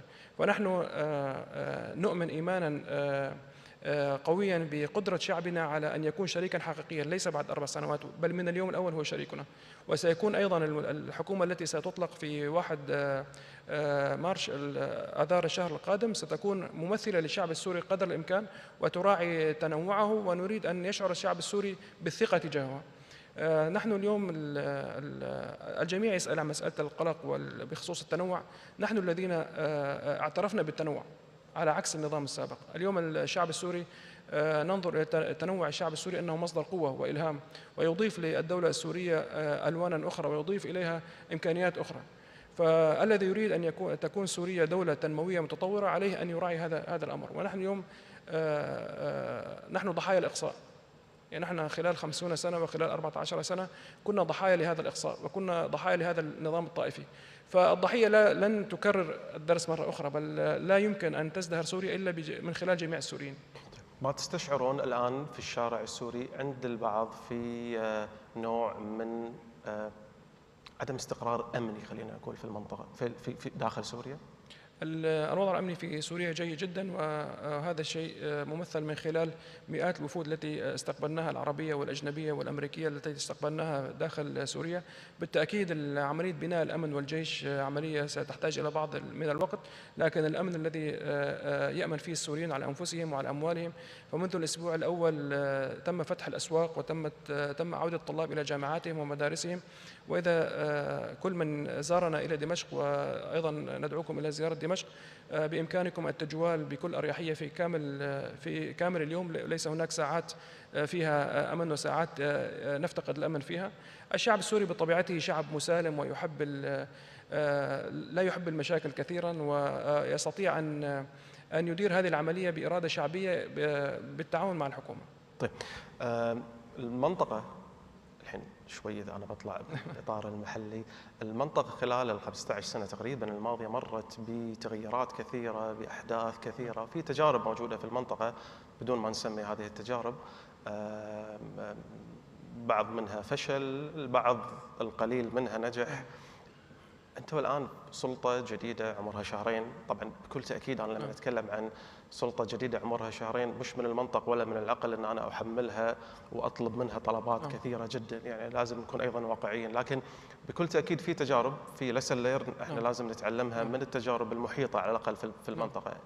إيش الأخطاء اللي ارتكبت في المنطقة والحكومة الجديدة أو السلطة الجديدة الآن كانت واعية لها مبكرا وتجاوزتها أو تفادتها؟ خلينا نقول نحن كحكومة سورية جديدة نؤمن إيمانا كبيرا بقدرات شعبنا، وأي حكومة تؤمن بقدرات الشعب تستطيع أن تبني معه شراكة مستدامة ومتميزة. لا نريد أن نمارس دور الوصاية على الشعب وأن نضع الشعب في زاوية أنه لا يعرف مصلحته ولا يعرف المسؤوليات التي عليه. فنحن نثق بقدرات الشعب السوري، هذا أولا. ثانيا أيضا من الأمور التي أي إنسان أو أي تجربة إذا لم تستفد من الأخطاء الذي شاهدها خلال السنوات الماضية فبالتأكيد لن ننجح في المستقبل. ونحن في كل خطوة من خطواتنا ندرسها جيدا، وأيضا من يلاحظ السياسة التي قمنا بانتهاجها خلال الشهرين الماضيين، وفي كل كلمة وفي كل سطر وفي كل تحرك سياسي داخلي وخارجي كل خطوة كانت مدروسة.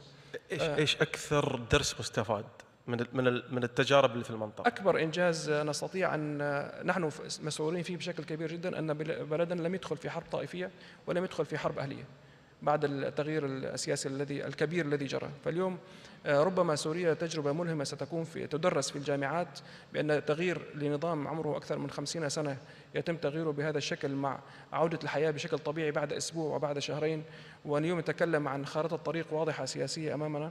فبالتأكيد هذا إنجاز كبير جدا، وربما نعتبرها من التغييرات الفريدة في العالم.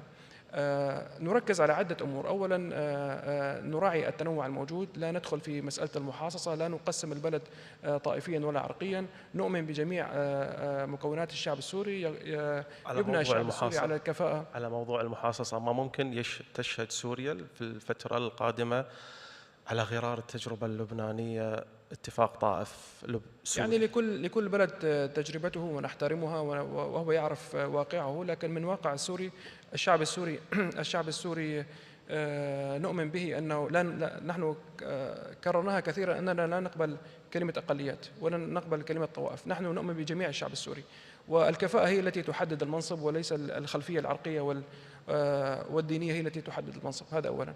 التجربة السورية هي تجربة فريدة، والشعب السوري عاش متآلفا متفاهما بين بعضه لآلاف السنين، وبالتأكيد المواطنة هي التي ستسود الجميع، والقانون والدستور هو الذي سيحكم الجميع. طيب، أنا قاعد أحاول أن أركز بالكلام وبسوريا وبالوقت، يعني انتقل شوية بشكل فيما تبقى لي من وقت إلى الشأن الخارجي. واحدة من أبرز التحديات أيضا موضوع العلاقة مع دول الجوار. عندي أسئلة سريعة جدا. أبدأ بالأردن أول شيء. في تغير ملحوظ جدا حصل على العلاقة السورية الأردنية خلال الشهرين الماضيين. نحن في عنا مثل شعبي يقول إذا جارك بخير فأنت بخير. فاليوم نحن كما نتمنى لسوريا وشعبها أن يعيشوا، علينا أن نتمنى ونعمل على أن يعيش الجوار بأمن. لا يمكن أن نطلب الأمن ونخرق الأمن في الجوار. لا يمكن أن نحترم أمن بلدنا ولا نحترم أمن الآخرين. فمن يريد أن يعيش حياة آمنة هادئة قائمة على التعاون والتشارك، عليه أن يفهم هواجس الطرف الآخر وعليه أن يتعاون. نحن اليوم علاقتنا مع الأردن علاقة متميزة جدا، لأننا بكل بساطة أنهينا التهديدات التي كانت تصدر إليه في السابق، التهديد الأمني، التهديد الكبتاجون، الابتزاز في العلاقة السياسية اللي كانت تصدر من النظام السابق في تجاه الأردن. نعم. اليوم هناك شراكات ستكون اقتصادية الآن تجري الآن ونحن جالسون في هذا المكان، هناك شراكات أمنية لضمان أمن الحدود، فأي شخص يريد أن يعيش بأمان عليه أن يحفظ أمن جواره، ليس فقط الأردن والعراق ولبنان، ونحن نحترم هذا الجوار ونعتز به. بما أن ذكرت لبنان والعراق، خلينا نستفيد من اللي ذكرته. لبنان الآن بالنظر إلى العلاقة التاريخية بين سوريا ولبنان والفترات السابقة، ايش شكل العلاقة الجديد اللي راح يكون بين سوريا الجديدة ولبنان الجديد أيضا؟ نحن لا نتحمل سوء العلاقة التي كان يصدرها النظام الأسد باتجاه لبنان، ونتمنى من الشعب اللبناني والحكومة اللبنانية أن لا يحملنا تبعات هذه العلاقة. نحن ننظر إلى لبنان أنها دولة جارة نحترمها ونحترم سيادتها ولا نتدخل في شؤونها، ولربما من أفضل الأمور الإيجابية هي الانتخاب الرئيس بهذه السرعة دون تدخلات وبدون توازنات، فكان القرار لبنانيا بامتياز، ونحن سنكون إلى جانب لبنان في الوقت الذي يريدون ذلك. طيب، العراق، ذكرت العراق، ظهرت مؤخرا بعض التصريحات من بعض المسؤولين السابقين في العراق يحذرون، يخوفون من النظام السوري الجديد الآن في سوريا الحاكم. كيف أنتم تلقيتوا هذه الرسائل الصادرة من العراق باتجاهكم؟ نعم، نحن من خلال بدأنا في العلاقة مع أي بلد نحترم سيادة البلد، وأيضا نحترم أن ندخل البيوت من أبوابها، فنحن علاقتنا الرسمية هي مع الحكومة العراقية، ولا نكون لهم إلا كل الاحترام والود، ولا نلتفت إلى ما يتكلم عن العلاقة أو من يحرض لإساءة العلاقة بين الحكومة السورية الجديدة والعراق، بل تبنى هذه العلاقة على المواقف الرسمية، والعلاقات الدبلوماسية بيننا اليوم متميزة، وقد تلقيت دعوة رسمية لزيارة بغداد وأتشرف بذلك وسأزورهم قريبا. راح تزور بغداد قريبا؟ أكيد طبعا. طيب، نطلع عن الدول الجوار، بس أنا الوقت مرة ثانية مخوفني. روسيا وإيران وهذا الملف الشائك والعلاقة اللي كانت بشكل سابق، كيف راح تكون العلاقة القادمة بين روسيا وإيران مع السلطة الجديدة؟ مشكلة الشعب السوري مع روسيا وإيران كانت بسبب مواقفهم الداعمة لنظام الأسد، لم تكن المشكلة في طهران ولم تكن المشكلة في موسكو. فأي علاقة تبنى على الاحترام المتبادل وعدم التدخل في شؤون البلدين واحترام السيادة ستكون محل ترحيب بالنسبة لنا، وأيضا العلاقات الدبلوماسية محترمة بين الجميع، أما التدخل في شؤون البلاد لا أحد يرضى أن يتدخل في شؤونه، فالإرث السابق يجب أن يتم إصلاحه، ويجب أن يشعر الشعب السوري بالرضا تجاه هذه العلاقة، ونحن من خلال إعادة بناء العلاقة مع كل من إيران وروسيا سيكون المؤشر في التقدم والإحجام والتوقف هو الشعب السوري. في رسائل إيجابية تصلكم الآن سواء من سوريا من روسيا أو إيران؟ هناك رسائل إيجابية، لكن نريد أن تتحول هذه الرسائل الإيجابية إلى سياسة واضحة يشعر الشعب السوري بالاطمئنان، ونحن سننطلق بعد اطمئنان الشعب السوري باتجاه هذه العلاقة. حاليا ما في رسائل واضحة منهم؟ يوجد رسائل واضحة باحترام الإدارة السورية الجديدة واحترام سيادة الشعب السوري، لكن كما قلت لك أن هناك جراح لدى الشعب السوري، وهناك آلام عانى منها الشعب السوري على يد هذين الدولتين، ولإعادة ترميم العلاقة يجب أن يكون الشعب السوري ينظر بارتياح باتجاه هذه العلاقة، لا نريد أن نفرض عليه علاقة جديدة لا يشعر بالاطمئنان باتجاه هذه العلاقة. أنا باجي لي 10 ثواني. نعم. وين تشوف سوريا بعد سنة من الآن، وين تشوف سوريا بعد 4 سنوات من الآن؟ سؤال مهم جدا، لا يكفي 3 ثواني. نرى سوريا بعد سنة قد استطاعت أن تعبر عن نفسها بشكل واضح لكل العالم، وبعد 5 سنوات سنكون جالسين هنا أو في مكان آخر أو في دمشق نتكلم عن الإنجازات التي حققناها إلى جانب الشعب السوري. إن شاء الله تشوفنا هنا بعد 4 سنوات، تشوفنا هنا نتكلم عن الإنجازات، وتشوفنا إن شاء الله في سوريا. إن شاء الله. كل الشكر لك معالي الوزير أسعد الشيباني، كل الشكر لكم حضورنا الكريم، سامحونا على الوقت القصير والأسئلة السريعة جدا، إن شاء الله يجمعنا لقاء قادم.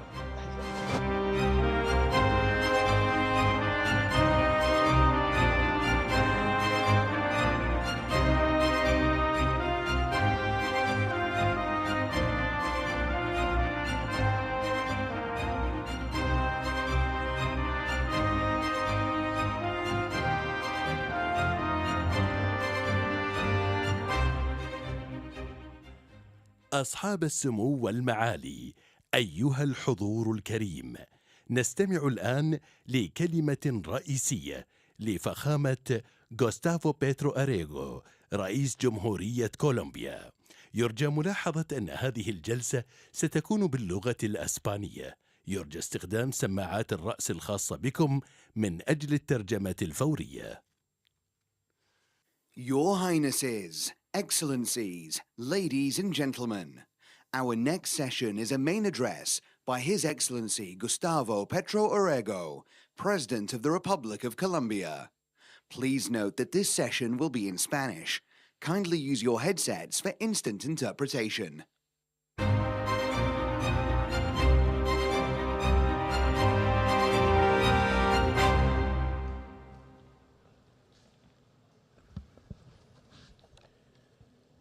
Excelentísimas señoras y señores, presidentes y delegaciones de los países invitados a la conferencia Programa Oficial de la Cumbre Mundial de Gobiernos 2025, medios de comunicación y en general a todas y todos los aquí presentes. En el día de ayer ya había establecido un parangón, un paralelo entre lo que significa inteligencia artificial en un desarrollo que será exponencial y que hay que proyectar con la crisis climática como el principal problema de la humanidad hoy. En relación al tema de la inteligencia artificial, señalaba que consecuencias desde el punto de vista negativo de la expansión de uno de los instrumentos de mayor capacidad en el desarrollo de las fuerzas productivas, de expansión de la productividad, que en contextos de libre mercado y de capitalismo equivale a una salida en masa de centenares de millones de trabajadores de sus puestos de trabajo. Si estos puestos de trabajo son rutinarios, solo se puede luchar desde lo humano contra la inteligencia artificial si hay creación, si hay creatividad, si la libertad humana está en su máximo esplendor, porque le puede ganar al conjunto maquinario de ese acumulado muerto de la inteligencia humana que queda depositado a través de los algoritmos en la llamada nube. Solo la creación sobre lo ya alcanzado sería lo exclusivamente humano si la inteligencia artificial no logra ella misma crear pensamiento. Esta perspectiva, dentro de las reglas del mercado y la lógica del capital, equivale a que centenares de millones de trabajadores de puestos rutinarios saldrán en todo el mundo de sus puestos. Es decir, a un crecimiento del conflicto social al interior de cada país, de cada ciudad, intensificado por la diversidad étnica que cada ciudad y cada país ya tiene. El conflicto social se tramitará a través de conflictos étnicos. La salida en masa de centenares de millones de trabajadores y trabajadoras, la verán ustedes, ya comienza a ser reflejado en esas columnas inmensas de inmigrantes que salen de los países de origen, que salen de los países de recepción hacia los países de origen sin tener una perspectiva completa. Pero si a esto le articulamos el tema de la crisis climática, que se puede agudizar si los nuevos mecanismos de producción y de productividad desatados por la inteligencia artificial consumen más combustibles fósiles que lo que hoy se consume, pues tendremos un crecimiento, una espiral de la crisis y el colapso climático. ¿Qué produce ese colapso climático? Que territorios extensos empiezan a ser invivibles, que territorios extensos expulsan su población actual y que esas cuantías, de acuerdo a los estudios científicos del panel de expertos y de modelos de universidad, podrían alcanzar para el año 2070 3.000 millones de personas que salen del sur y van hacia el norte simplemente buscando agua.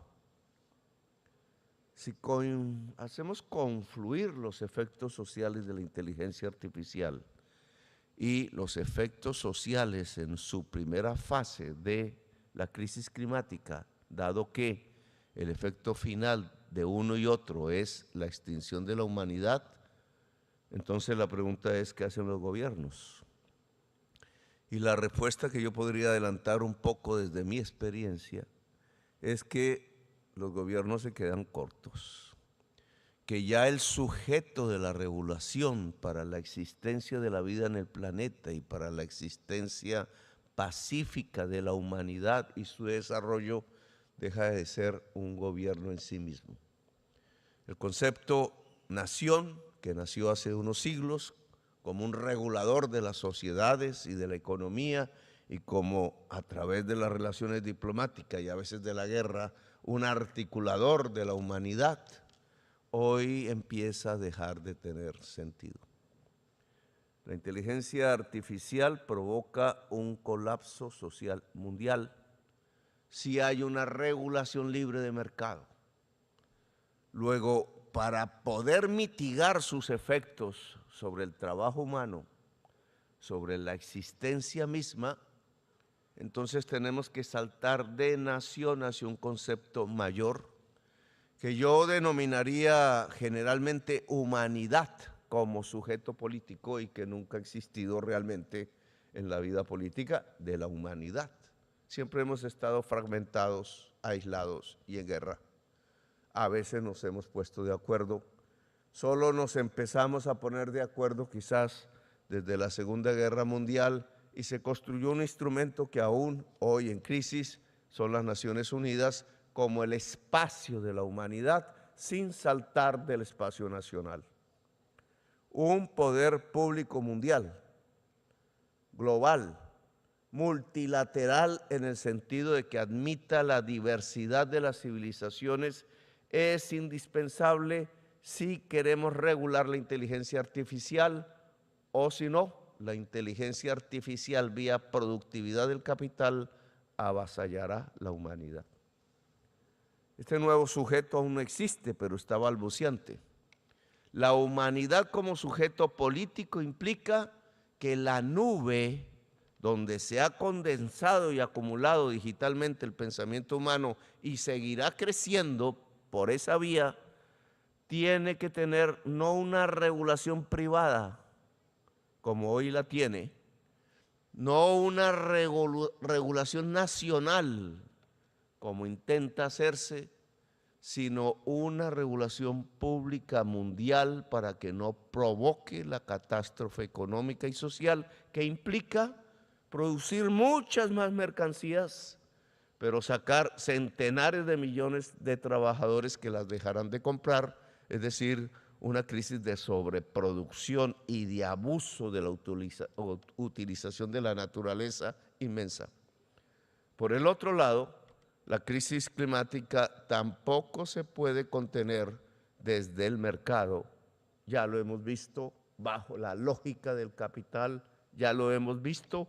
Fue el capital la que al usar intensivamente la energía, petróleo y carbón, este lugar es un ejemplo de ello, desbordó la capacidad atmosférica a través de las emisiones de CO2 y ha hecho el colapso climático. Quien produjo el hecho no lo solucionará. Luego, el neoliberalismo como ideología política mayoritaria en el mundo ya no da respuestas a la humanidad, ni el capital. Y por tanto, la crisis climática solo se puede mitigar, detener a partir de un gran plan mundial.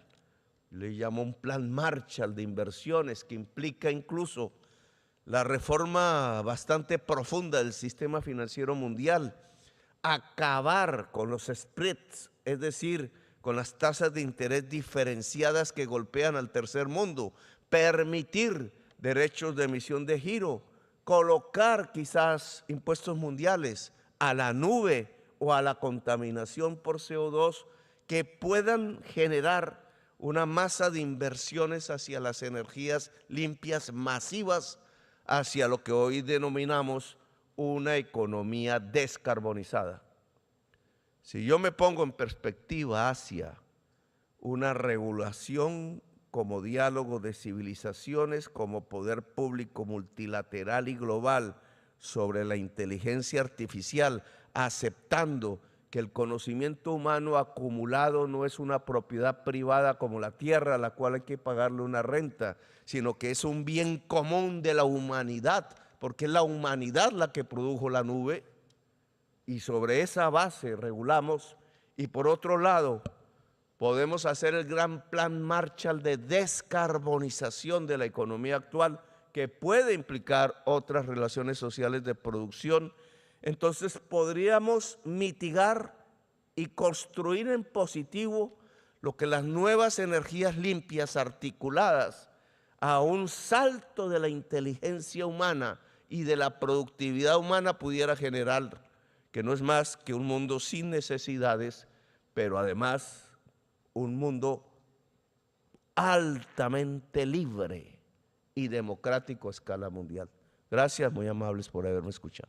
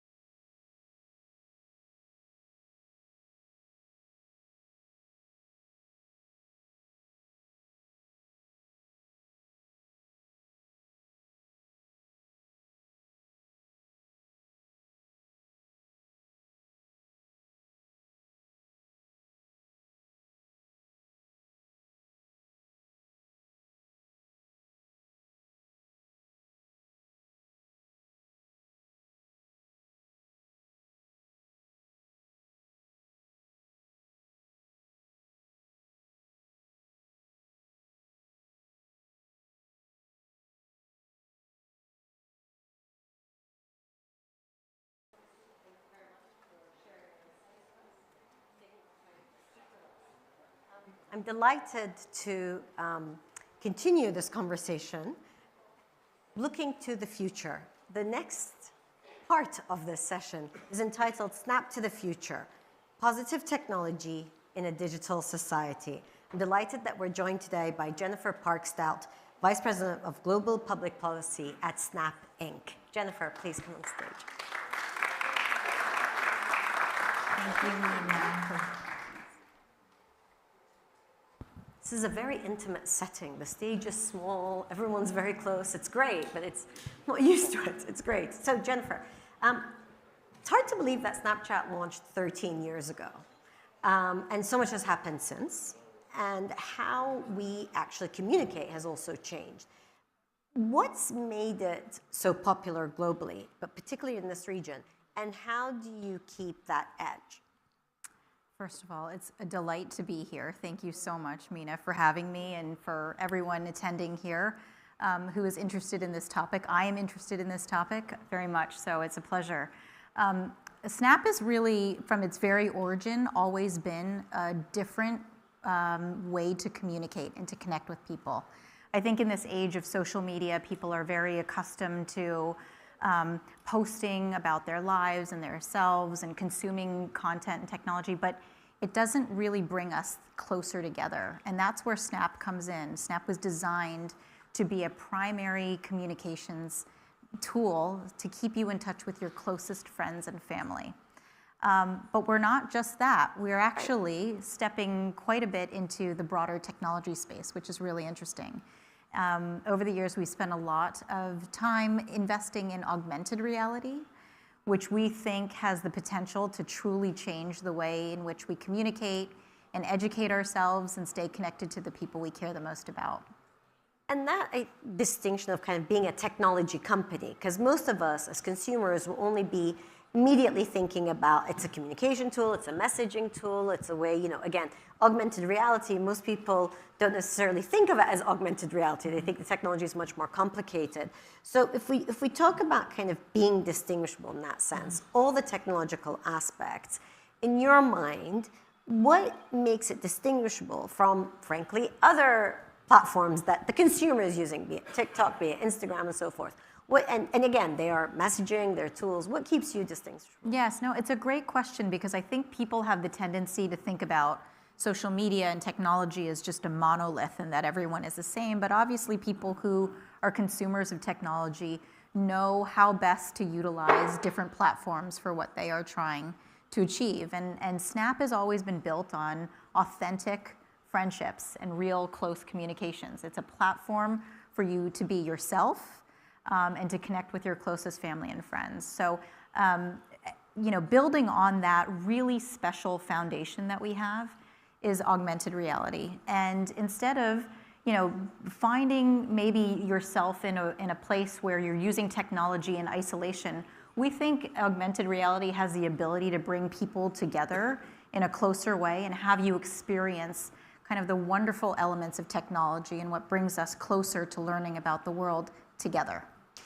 So for an older audience or an older consumer like myself, how is it that augmented reality does that more? Because often we think that that's actually creating, a distinction, a distance. People don't look the way they usually would look, and other kind of ways where it doesn't feel as authentic as when before, maybe let's look at a video call and so forth. So tell us, and I do think it is generational. I do think for digital natives, it is different and does feel more authentic. What about that distinction? Yeah, I think there is a huge distinction. And when you consider augmented reality, I mean, a perfect example is how we power our augmented reality on Snapchat is through a wearable device called spectacles. And these spectacles, instead of maybe pulling you away from your everyday world, really is about applying computing on top of the world. So really enriching and enhancing your experience and providing you with more tools than you ever thought you could have than just communicating in daily life. So that means putting on spectacles. It could take you and transport you to a place that you've never been before. You could discover Antarctica and the climate issues there. You could learn about the human anatomy by being immersed as if you were in a surgical room and seeing how blood is pumped to the organs. I mean, it's endless how education can be felt and experienced through augmented reality. And you don't do that alone. You do that with your friends. You can have curriculum based around augmented reality. So it really is designed to pull others in and experience that immersive experience with you. Because I think that brings in the education track and kind of what we're discussing this afternoon is how education is changing. And again, how generations that are now very comfortable with wearable tech, with augmented reality, want to be educated in a different way. So how do you envision using, for example, spectacle in the classroom or in more informal education? Yes, I think the opportunities there are endless with education. And the many examples are for young people who don't have to just spend time poring over a educational workbook or a textbook. It really can transport you and you can experience whatever it is that you're learning in a new way. You can learn a new language, you can take up a sport, you can pick up a trade by being very hands-on with something like spectacles on your face that will really revolutionize the way that we are learning and teaching. And that's very different from the concerns that people have, that often screen time is just a very passive pastime. Yes. That could be quite detrimental in terms of, yes, you might be taking information, but actually you're not really interacting. So do you see the future of digital education being that interactive side? I absolutely do. Yes, I do. And there is a place for passive technology and passive consumption, but that is not what Snapchat is about and has never been about. And I think that's why it's so in keeping with our philosophy about immersive technologies and much more interactive activity. And that's where augmented reality really comes in, and those spectacles pull you in, and you are not a passive bystander. You are actively engaging with others in that experience. But the reality is there are also concerns across everything, and we all know that tools can be a positive, and you could use it positively, but you can also use it negatively, and everything from safety to, again, transparency and so forth.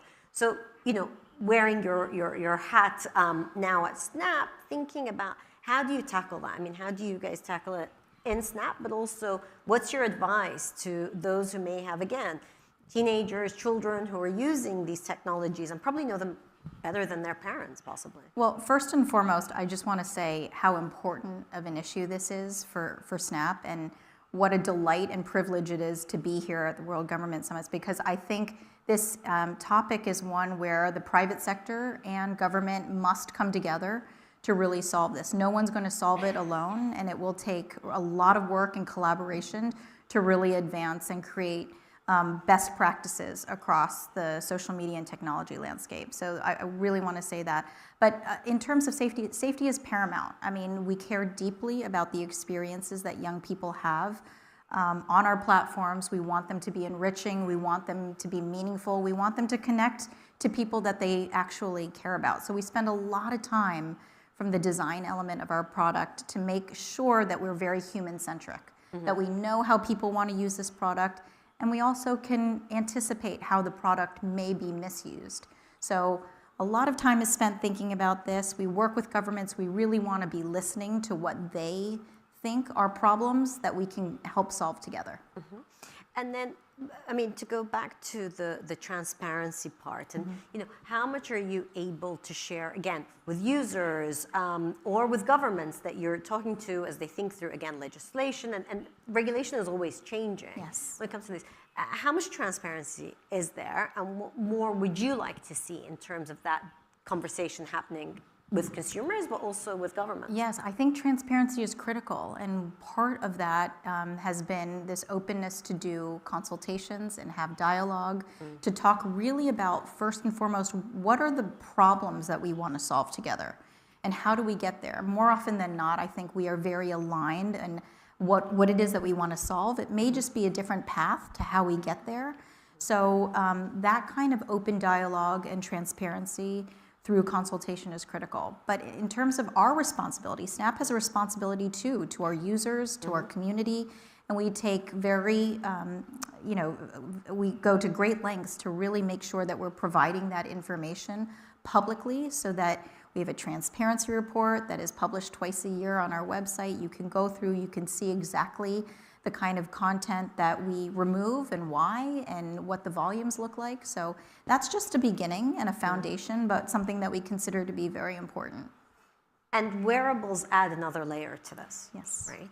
So first of all, is it possible to go out to a store now and purchase? Not yet. Spectacles? Not so when yet. does that happen? Our newest version of Spectacles was released, but it was released to the developer community. So it is really an amazing creative technology that developers are using to create games and other immersive experiences. But in the near future, we hope that this will become a more widely used consumer product, and that can then get into the hands of the everyday user. And so with that wide use comes the question about, again, standards, making sure that everybody is adhering to safe usage of these wearables. What added layer, let's say, of standards do you need when it comes to wearable tech, from health and safety to, again, privacy? Yeah, well, this is an area where there's so many overlapping regulations and requirements, because once it becomes a wearable or glasses, it doesn't just become an online platform. So I think that this is really a developing area and one that we're very much interested in being a part of developing. But first and foremost, the safety aspect of it is paramount and is something that we are very focused on. But I would love to be part of those conversations with some of our peers about how we can do more to establish and ensure that the experiences of wearable devices, augmented reality, artificial intelligence have your basic criteria that meet, consumer use. And do you see that being led by tech companies? Do you see that having to be led by the public sector? I think it's both. I think regulation traditionally takes a little while to develop and to actually be implemented. Our motto at Snapchat is to never wait for regulation. I think once we see an emerging issue or innovation, we really want to get ahead of it. So it's a little bit of running in parallel until we're ready to actually put something on paper. Now, of course, with the advancements we're seeing with AI, there's increasing talk about augmentation, augmented workforce, augmented education. Where do you see the next steps for augmented reality? What's the next big thing that we need to be all paying attention to? Well, first, I think, augmented reality can really just be so transformative. Instead of experiencing think about it. If you are in this space and you want to look something up, you're going to probably pull out your laptop or pull out your phone. That might mean that you would have to stop having a conversation with a friend. Augmented reality, through Spectacles, you could be doing everything at once. You could be cooking while also being on a call, while also opening a browser to look up what that recipe looks like. It's just going to be incredibly transformational in how you experience and you live your life. So I think we're just at the beginning of really seeing how this augmented reality will change the way we do everyday things. And part of those everyday things, of course, we go back to the education question. So you said, of course, we can learn lots, you can engage more through education, but do you envision that in a few years' time, classrooms will be led by augmented reality? I do. I think that, for the younger generations, there are no limits to their imagination and to where technology can take them. This is maybe unfamiliar to us or older generations. The sky is the limit. And so I do think you'll see a lot more of augmented reality in classrooms, in teaching. We've got to get our teachers and our educators the tools that they need and resources they need in order to really use this as a tool within the classroom. So I think, imagine being in medical school, and instead of just looking at a textbook, you could really be examining and seeing the human body and what it could be like to be a surgeon by just wearing spectacles. But one of the things that I think this often comes up with these conversations is how do you make sure that an inequitable world doesn't become more inequitable? So how do you make sure that there is that access? Yes. And absolutely. I think through Snap, we've seen in different ways that it's democratized and other social media tools have allowed more and more people to have access, but yet there's still that fear that, especially for wearables, for augmented reality, it will create a bigger divide between the haves and the Actually, and that's such a good topic. The inequitable access to education and to resources is such an important thing, but I actually think it's the reverse. Augmented reality will democratize for people the ability to experience and see things. You don't have to just get on a plane, maybe without, with resources in order to go experience the Vatican or the Arctic, but that you could experience it through augmented reality. It just brings a richness to people's everyday lives and teachable moments that doesn't currently exist. So I'm really excited about the power of this. That is a great note to end on, a very positive note, and excitement about what the future holds. Jennifer, thank you for your time, and thank you for being with us in this conversation. Thank you so much for having Round me. of applause, please. Thank you. Right, I am delighted to introduce our next speaker. Thank you so much for being with us. I'm delighted to introduce our next speaker, and this will be a conversation that looks about creating leaders of tomorrow. So the education tools, the leadership styles that need to be nurtured in young people and in different ways. I'm delighted that we are joined. It's a bit of a coming in. Oh, yes, wonderful. We are joined. I always need to make sure our speaker is through the door. Wonderful. We are delighted to be joined by Her Excellency Gretchen Whitmer, Governor of Michigan. Please join me on stage. Gretchen, so nice to see you. Thank you for being here, please. So, welcome to the World Government Summit. Thank you. Great to see you. We have 20 minutes to talk about creating leaders of tomorrow. Does it start from society or schools? But really, it's a bigger question. And thinking about leadership styles, I want to start first acknowledging that we live in a very turbulent time. You've come from the United States, just going through transformational change. Might have our different views. Everybody in the room might have different views, but it's transformational. It's huge change. And it's the speed of change. And that, of course, is mixed up with technological change, with climate change, with even financial changes that are happening globally. So through all of that, what's your advice to leaders in public office of how to lead at a time of change, especially for younger leaders? Well, I think in Michigan, I love the state of Michigan. It's been home my whole life. And one of the great things about the opportunity to come here to the UAE is we've got such a huge Arab population in Michigan. Right. And recognize that a diverse population is a great strength for a state and any organization. An educated population is as important as well. And so as we think about education in Michigan, we're trying to transition to become a state of lifelong learners. We've got some of the most phenomenal institutions of higher education are in the state of Michigan. We've got a wonderful history of a strong public education. But one of the great things about our history is it was a place that people could come from around the world and get a job in an industry that put you into the middle class immediately. And now it requires, even in the mobility sector, requires nimble, lifelong learners because everything is changing so fast. And so focusing on the fundamentals in a time that can feel chaotic, that certainly is transition on the best days, I think is really important. And those fundamentals of creating paths into skills, whether it's certificates or it's degrees, every one of us needs skills and that lifelong learning mentality. And to your point about lifelong learning, because part of what we're witnessing is unrelated to formal education or what degree you're getting, but the ability to continue to learn. I mean, learning how to learn best. And Michigan, as you said, is known to many of us in this part of the world because there are so many either relatives or friends or people we know of Arab origins or heritage, but also the automotive industry or the mobility industry. So, leading in a diverse place like Michigan, what's your leadership style, but also what would you say equips a leader to deal with such a mix of diverse communities?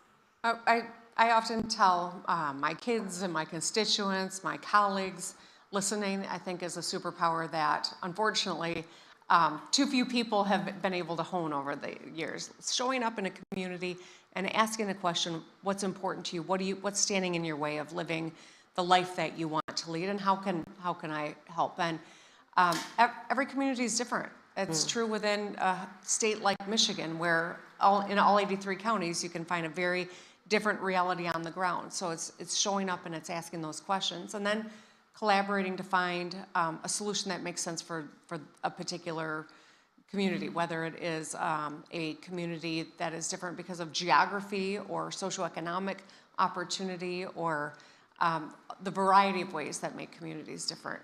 And I do think that, especially in a time of high stress and change and chaos, that's really important, and it keeps you from getting distracted by the things that aren't going to make a difference in people's lives. Yeah, the fundamentals. Yeah. And you, as you said, I mean, educational institutions in Michigan has great history of public, and I grew up in the UK where public often meant private, but anyway, we're saying government kind of led education, and universities, higher education. But it's also going through incredible change because of technological change. So how do you envision Michigan keeping its edge and keeping its distinctiveness? Well, supporting our institutions of higher education that have stood out for a long time, the University of Michigan, Michigan State. We've got the highest concentration of engineers in the United States are in the state of Michigan. It is a great strength, as well as 20% of the world's fresh surface water. I'm just going to repeat that. 20% of the world's fresh surface water is in the Great Lakes. We've got a lot of natural assets, a lot of important capital that we have built up over generations. But I think recognizing and protecting those while we see the globe continue to heat up, as we see the race for mobility solutions that include electric vehicles and things that are much more sustainable, to ensure that Michigan maintains our leadership on all of those fronts, even when there are some headwinds on some of those fronts politically in the United States right now. What do you see as your greatest challenge as a leader at the moment? I think consensus building. Every leader, whether, no matter what your walk is, you've got to build consensus unless you're, not in a democratic organization, right? And so it is consensus building, and finding common ground is very challenging. The rhetoric is rather hot right now, and I know that's not unique to the United States, but there are some unique challenges in the U.S. At the end of the day, my job is to protect and work for Michiganders. We're a very diverse, politically divided subsection of the United States, a country that is similarly divided, and consensus building, I think, is the most important and greatest challenge that I'll be navigating over the remainder of my time as governor. And how do you build consensus? Again, if you're giving tools to younger people, if you're giving tools even to people who are, currently in different leadership roles, how do they do that? I think curiosity is a really important aspect to everything, right? Asking those questions, understanding where people are coming from, so that we can see one another as fellow Michiganders, as opposed to different sides of the aisle, or different ethnicities or religions or socioeconomic status, being able to find the humanity in one another. It is something I'm really proud of the work that we've done, but also I think will continue to be a crucial challenge as the globe gets smaller in many ways. For us to be able to connect on that level is, that's the most important way you can connect with someone, and something that's got to be a priority if we're going to navigate turbulent times, or good times to boot. Yeah, I do think that often the word empathy gets overused, but not really understood, and that kind of putting yourself in somebody else's shoes. I want to ask you what lessons you've learned. So that self-learning, part of lifelong learning is self-learning. What lessons have you learned, or what have been key moments that have kind of shaped your leadership, which is impossible to say in just a couple of minutes, but what stands out in your mind? Well, one of the questions I got asked a lot when I ran for re-election 2 years ago is, why do you want to keep doing this after leading through a pandemic and incredible 32 recall attempts against me, leading through a plot to kidnap and to kill me as sitting governor, leading through racial discussion and demonstration in the wake of George Floyd's murder. why on earth would we want to continue to do this? And the reason— That was the question I wanted to ask, but I was being polite, so thank you. I wrote a book if you're Thank you. interested. But, no, the reason is, I find this work incredibly rewarding. I love what I do. Even on the hardest day, I feel like what I'm doing is making a difference, and that is the greatest reward I could ask for. So I do think that just staying focused about what we can do, even in overwhelming, challenging times, helps center and helps me stay focused on what really does matter.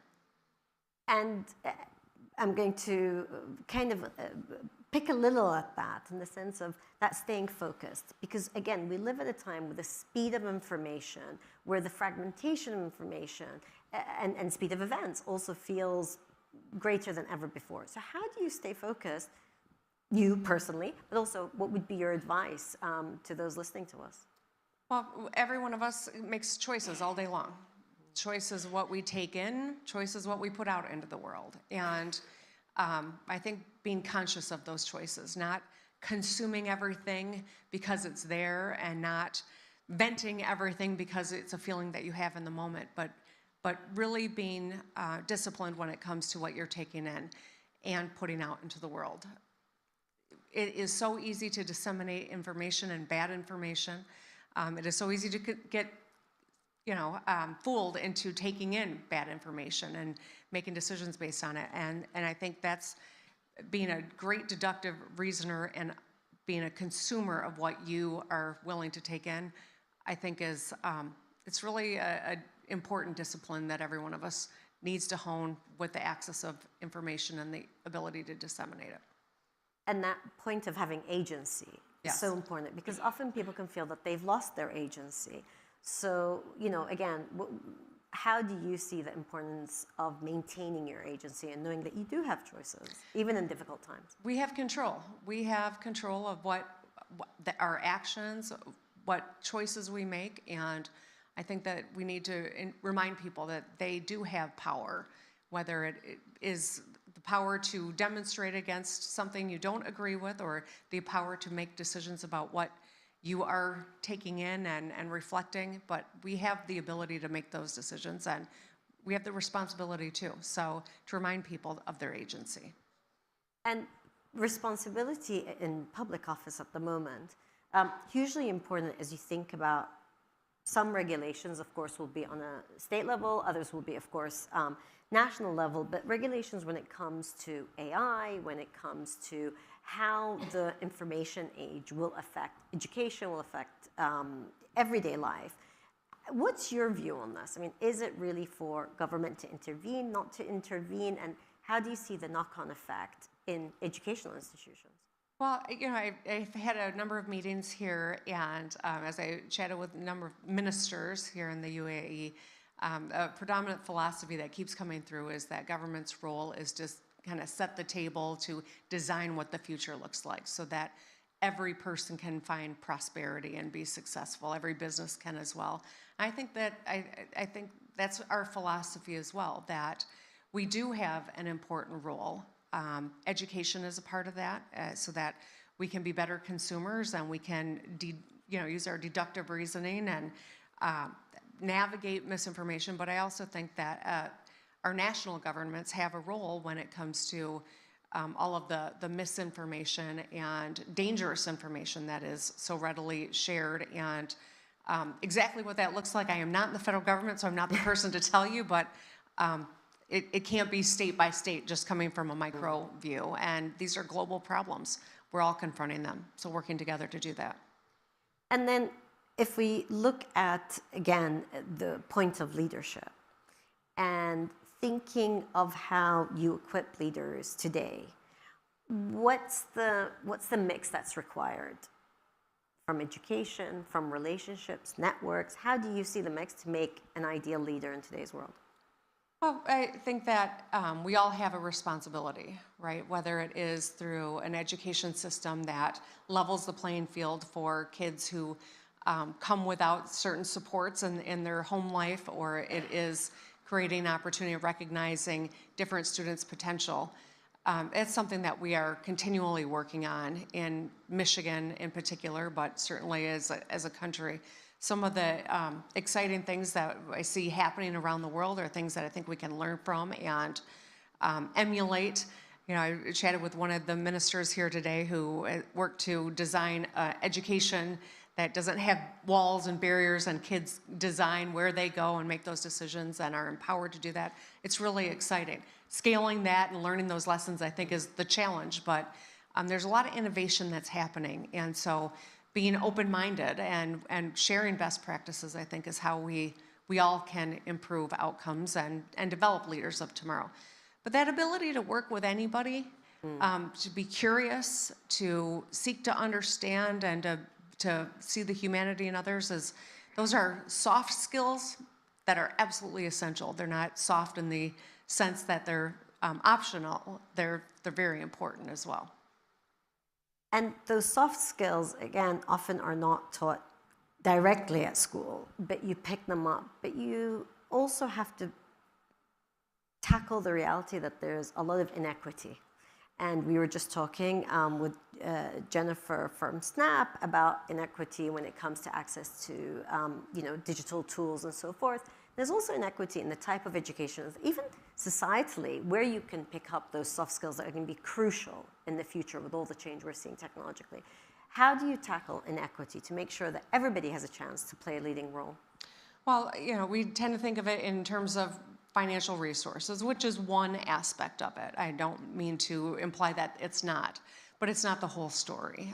There are other supports that need to be erected to help level the playing field and create that opportunity.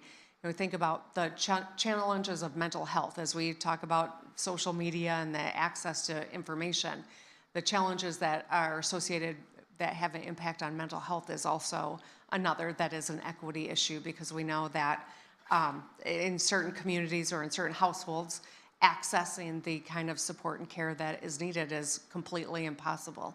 And so I think thinking of the whole person is really an important part of addressing the inequities. I'm going to pivot slightly from our main track on education and leadership, because in your initial remarks, you spoke about the ties between Michigan and the Middle East, and we touched upon it, but I want to go back to it a little bit. How do you see those ties being fostered? What do you hope? What would be an ideal scenario of those ties being fostered? Well, I'm here with a delegation of about 20 people from the state of Michigan, and many Arab leaders in Michigan who are here frequently and in other parts of the region, trying to make sure that as we are tackling mobility or defense or AI and deep tech, that we are collaborating and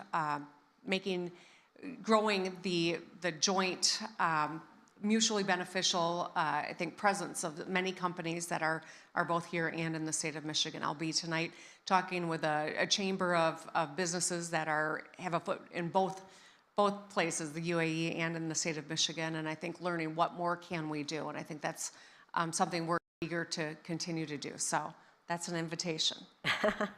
But what's the challenge to that? What do you see as the key challenges that you need to overcome to ensure that?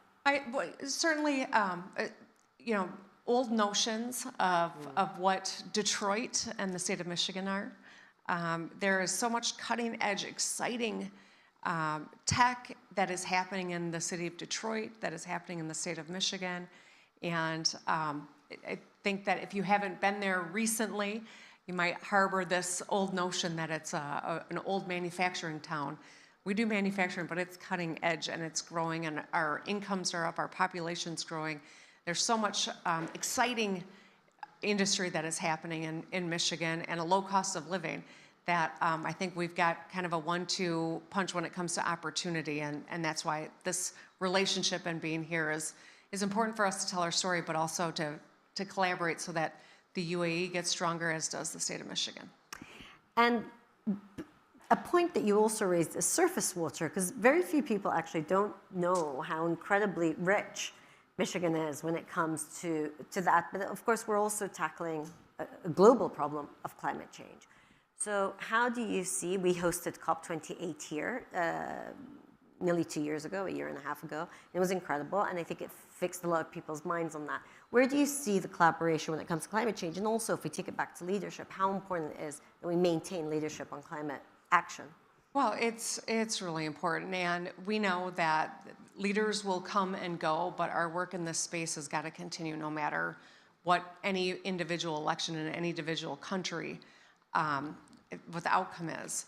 This work is really important. Our economy depends on it. Our people depend on it, and we know that as stewards of this crucial resource, how important our roles are and why we need to show leadership even when we sometimes feel that there have been setbacks when it comes to climate policy. I'm very optimistic. I'm sober. It's not going to be easy, and this is crucial work. Sustainability and the transition that's happening in mobility in particular has such an outsized impact on Michigan. But we've got to continue to be leaders in this space for so many reasons, and I am optimistic. So you're optimistic, curious, but you're also sober, which I think is incredibly important in this day and age. As a final closing note, and thank you for this, expanse of conversation. But as a closing note, as you want people to think about Michigan and the United States, what would you say is your biggest opportunity going forward at this time? Well, we have got, there are a lot of political winds blowing right now in Michigan, and certainly whether it's around tariffs or anything else, we're trying to navigate through this. But the fundamentals are strong, very strong. In a state like Michigan, we've seen surpluses in our budgets. We've been able to pay down debt. We've been able to make long overdue investments in our people, in education, in skills, bringing down barriers to skills so that more people can participate. The auto industry is transitioning, but making investments in R&D. Michigan is the place to be, and I'm excited about that. And that's why no matter what happens or what is being said, we're going to stay focused on the fundamentals and keep moving forward. And I hope that if any of you have heard this, but you've not yet been to Michigan, I hope you'll consider coming and that you'll engage with us, because there's a lot of opportunity in my state. Thank you very much. That's a great pitch for Michigan. It's wonderful to have you. Thank you. Thank you so much. Wish you all the best. Thank you. It was a pleasure meeting you. Okay, I ask you to please remain seated because the conversation will continue. We're just going to bring in an additional couple of chairs, and we have our upcoming panel that will further build on the themes of education. And really, we're going to be talking about formal and informal education, but also public-private partnerships, and how we can build on everything we've discussed from universities, changes in technology, and importantly, there we go, authentic leadership. So as we wait for our great panel to come through, who I will introduce shortly. Sorry, this room is really quite interesting. Mahra, do we have our panel ready? Okay, sorry, we have a logistics moment until we allow our panelists to come through. Okay, wonderful. I will introduce them as they come. So in this track, the future of societies, is education still the key? We have, wonderful. Okay, we have Madhav Narayan, who is CEO of IIT Madras Global Research Foundation. Please come through. We have also with us Alison Wagenfeld, VP of Marketing and Chief Marketing Officer at Google Cloud. Welcome, Alison. We have Dr. Pradeep Khosla, who is Chancellor of the University of California, San Diego. Welcome. And we have Kevin Frey, CEO of Generation Unlimited at UNICEF. Welcome. You can sit in whatever order you want. Sure, that makes sense. Okay. Go ahead. All right. Great. Oh, you have to sit somewhere. No, you're Okay, I'll sit at the end. We'll do a swap. We'll do a swap. I was sitting at the first chair, but we can change scene if that doesn't upset anyone that's in charge of mics. All right, here we go. So welcome. We've had an incredible conversation over the last 45 minutes about leadership, about skills, technology, augmented reality. At the end, the question is education still the key? I think we could wrap it up and say yes, because I can't imagine any of us here would not advocate for education. But I think the challenge to education is important to address. So Pradeep, I want to start with you, please. What do you see as the biggest challenge to education? Thank you. So I think the biggest challenge is using the word education because it's very nuanced. It starts with the K level, can go all the way to lifelong learning. So I think the real issue, K through 12, nobody would argue. It is the key because technology, I believe, is going to drive the economy. Technology is going to create wealth for the next 30, 40, 50 years that I can see. So clearly, people need to be educated in more ways than one.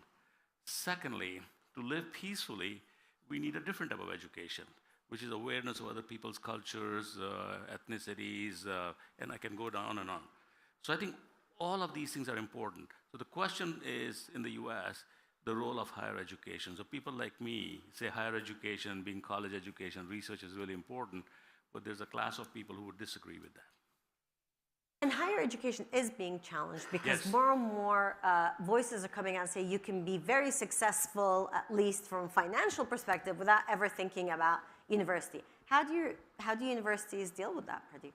So the universities like mine or all higher education in the US has problem dealing with it, but I think we need to understand that even in the US, only 35% of the US population has an undergraduate degree. Everybody else is only a high school graduate or maybe a community college graduate, right? So it's not as prevalent as you think it is. And this number has been a near constant for the last 40-some years, like a few years after World War II. This number has not budged much, even though people like me keep on talking about higher education being the key.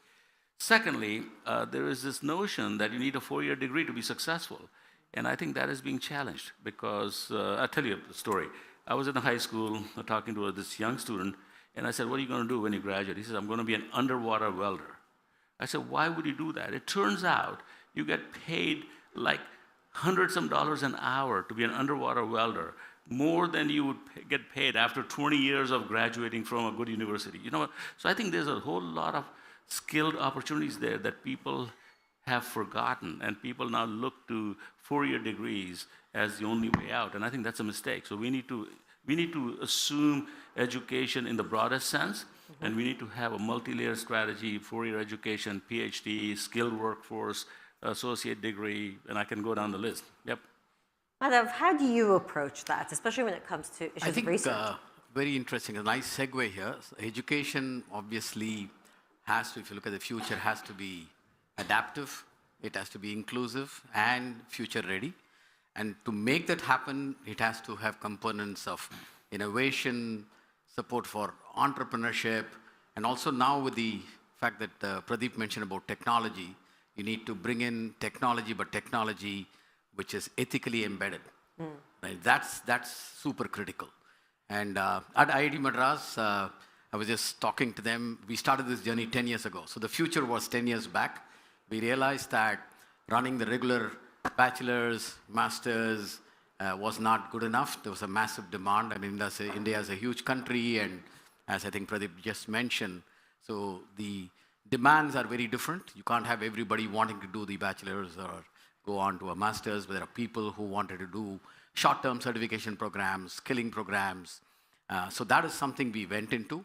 And then we also brought in hybrid education, which is offline, online. Online took off exponentially. So we have a center for outreach and digital education. We also have, in partnership with Google, I was just mentioning to Alison that we are doing a program which will be in multiple languages, expecting to reach about 1 million learners over the next couple of years across the globe, right? And so I think, and inclusive is not restricted to a country is what we realized. So we have this Center of Outreach and Digital Education called CODE. We have now 10,000 international learners. We started this a couple of years back. The journey has been fantastic. Then quickly touching upon K-12, we realized that actually we are finding increasingly students who are in high school are super interested in learning more about the emerging technologies and also want to understand foundational engineering so that they know what to choose when they come out of the schools. So we are running a School Connect program. So we teach students, right now we have started with grade 10, but we're hopefully looking at probably a couple of grades earlier. We'll be teaching them cybersecurity, data science, AI, just for them a short-term program of 6 to 8 weeks. And those partnerships, and Alison, I'll come to you on this issue of technology, partnering with Google, of course, Google Cloud, hugely important in enabling a lot of these technologies. But also the concerns that technology is a huge disruptor. And so for those institutions that are not quite strong or have the relationships or the financial resources, they get left behind. So how do you see AI or technology in a wider sense than AI as being an enabler, but also what do you do about the disruption element?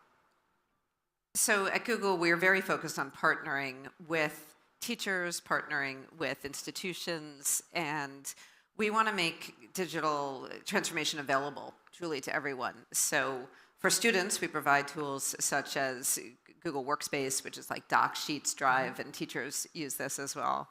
We work with universities to be able to provide research grants in other areas. But we also think of education more as a continuum. And actually, that's particularly important with AI right now. For example, we have a program called Grow with Google, where people can get certifications later in life. We can't assume that all of your education has to happen from K through 12 or even in college or grad school, especially with AI. So now it's important to do new types of certifications and training. Skills boost is what we call it, so that the AI technology that we have out there is truly available to everyone. And even for my own team, one of the core goals is around AI fluency. Because many people now, if you know kids in college, they're quite fluent with AI because they've been using it, but we need to make sure that the continuing education is core as well. Mm-hmm. And that continuing education, of course, is in the workforce, amongst the workforce, reskilling. We've all heard the statistics about how many jobs are going to be disrupted. But for younger children who are thinking about, them or their parents thinking about education, Kevin, I want to turn to you because, of course, as CEO of Generation Unlimited, part of that is thinking about all this education dynamic, but also with UNICEF, thinking about that younger generation. How do you see the partnerships between the public and the private sector in enabling solutions for all these challenges that we're mentioning? So the partnerships are absolutely critical because the skills that are relevant in the future are the skills that industry needs. They're the demand side of the equation. The skilling, the TVET, the education systems are the supply side. If we can't connect the demand with the supply, if we're not training young people and children in the skills they're going to need for the future, then we're not going to be providing them with meaningful livelihoods going forward. Quickly on AI, because as we think about children, we put out a big report at the General Assembly late last year. As we look at AI, we really think about it as a kind of a K-shaped future. Right now, we're at the starting line, and if we think about the gains to productivity and efficiency for people who have AI fluency, they're extraordinary. But what does that mean for the countries in the global south, where there may not be access and there certainly won't be fluency? That means that all of the economic gains from AI are going to accrete to the global north, where young people have skills and access. So we're calling on the entire world to skill at scale, children and young people everywhere with these AI skills, because otherwise we're actually not going to see the democratization of opportunity. On the contrary, we're actually going to see a growing inequality divide. And how do you get those AI skills? Working with partners like Google. It's a perfect example. We work with some of Google's competitors too. But we actually just did a grant with Google.org. We signed it in December. And so what we're doing is empowering young women as AI entrepreneurs in rural communities around India, Bangladesh, and Nigeria. So we skill them up, then we give them the entrepreneurial mindsets that you talked about, and a little bit of seed funding to start businesses in the AI space. But we have to look to the experts for content. Industry is orders of magnitude ahead of where the education is, so we go to industry, ask them to give us the training material, and we ask to get that training material for free with things like Grow with Google, and we get it. And in different languages, where the way we work with translation, because it's critical that everything isn't just English-based, or we have to make sure that we spend a lot of time with Gemini, our new AI tools, ensuring that the translation is really strong. Dev, how do you see kind of that preparation stage? Because everybody has to upskill, but there's also concern about where do you begin? Where do you begin if you're not already involved? So for us, we begin from day one, as soon as a student comes in. And we have multiple projects that are active. So we are looking at AI to replace or enhance instruction. So there's an AI model trained to be the teacher, to be the teacher's assistant, as in set up exam questions, analyze the exam questions. There's an AI model trained to be the student's TA, again, helping the student answer questions. There's an AI model that's trained for people like me. I have questions about policies of UC San Diego. I query this model. It's called Triton GPT, and it tells me what the relevant policies are that I need to follow on that issue. So we have customized that whole large-scale World Wide Web database to just UC San Diego needs, and it's working really well. Madhav, I mean, how do you see that AI adoption? We've heard very tangible examples of having, be it ChatGPT or having the tone of voice of somebody who's a teaching assistant. How do you see that adoption of AI? And also, is there a challenge to those who may not have the resources to equip? Interestingly, at the Institute, it's embraced from day one. Pretty much what all he covered, everything is pretty much part of the Institute. So we have the AI tutor, the AI mentor. So we have all of that. So it's embraced. We have a Center of Excellence for Data Science and AI. So at an Institute level, it's something that has not been a big issue. It's from day one.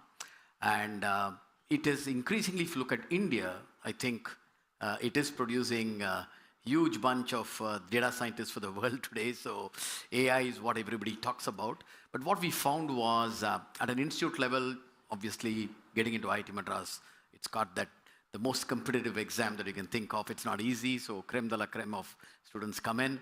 But there are obviously, as I mentioned, for inclusive growth, there are students across the country who want to learn. So we have come out with these short-term certification programs, which cuts across using AI ethically, applying AI. So these are programs that we've been able to carve out.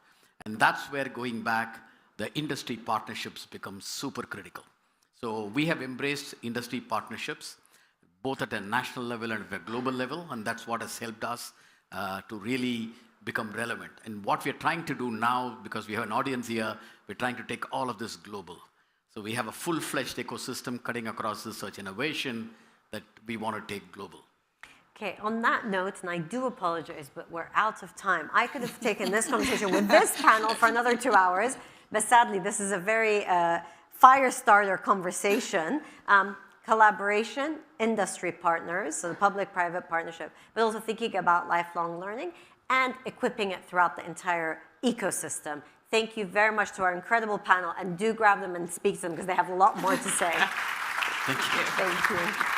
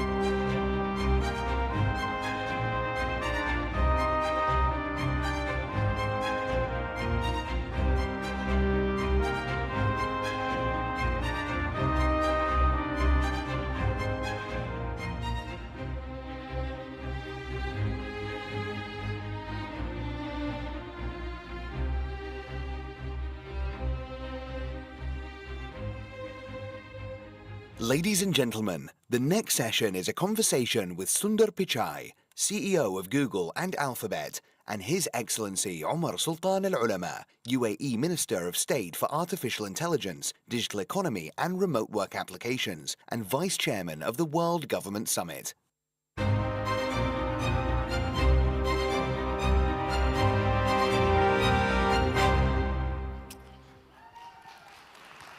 Sundar, I hope you're well. Can you see me?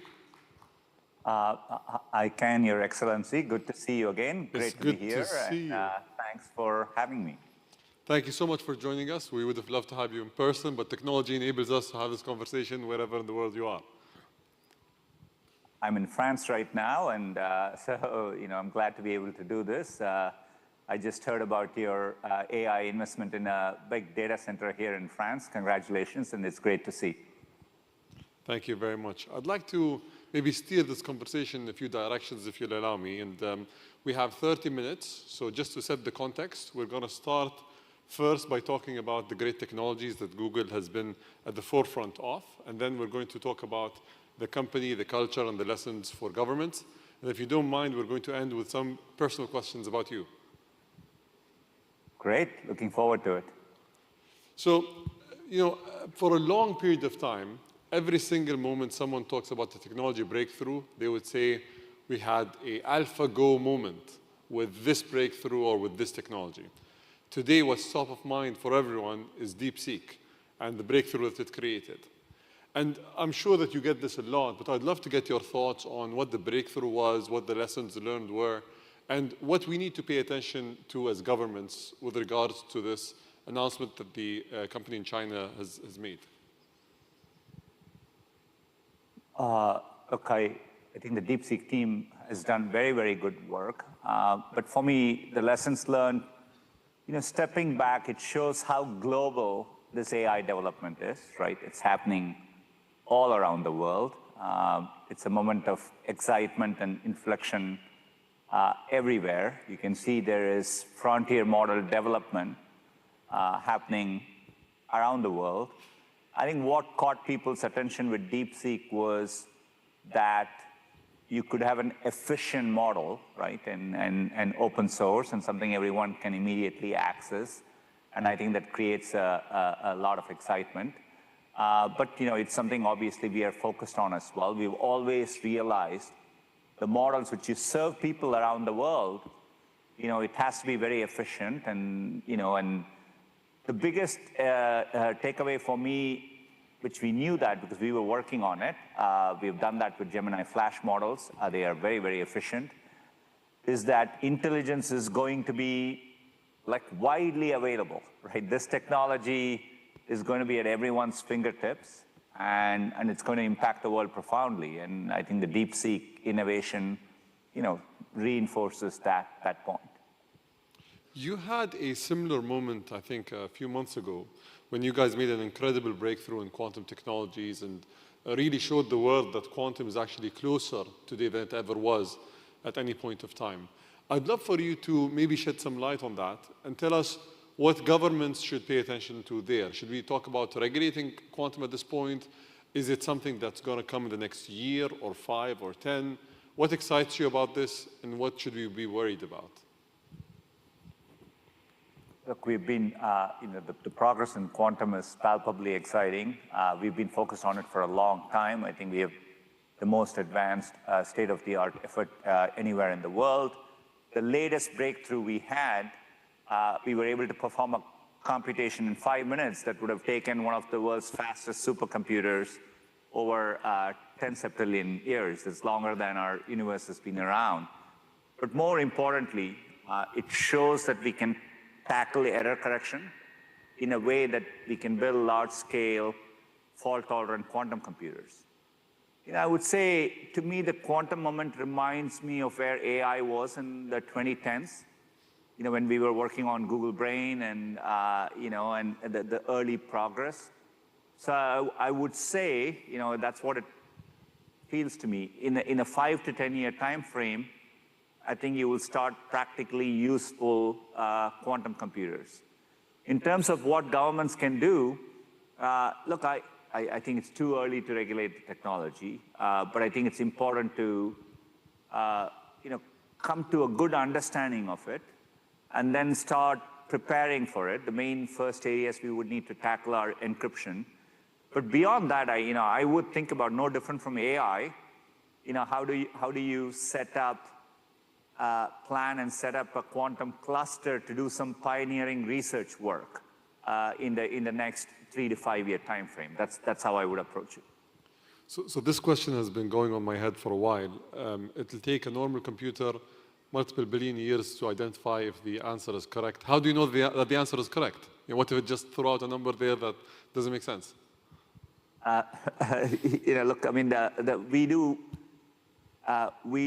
the techniques we use there's a way to verify that answer is correct, which is different from how long it takes to compute an answer. And so those are the techniques we use to triangulate there. So let me maybe pivot a little bit about another venture that you guys are into. You are into AI heavily. Today, most people actually don't recognize this, but around 8.5 billion searches are done a day. And correct me if I'm wrong about this, but that's more than the population of Earth. And you have around 49% of the internet traffic every single month coming to Google. So there's a lot of advantages that you have in the AI domain, and Google will continue to be a leader because the world comes to Google to answer their questions. There have been talks about people moving to ChatGPT or moving to other, whether it's Grok or other platforms for search.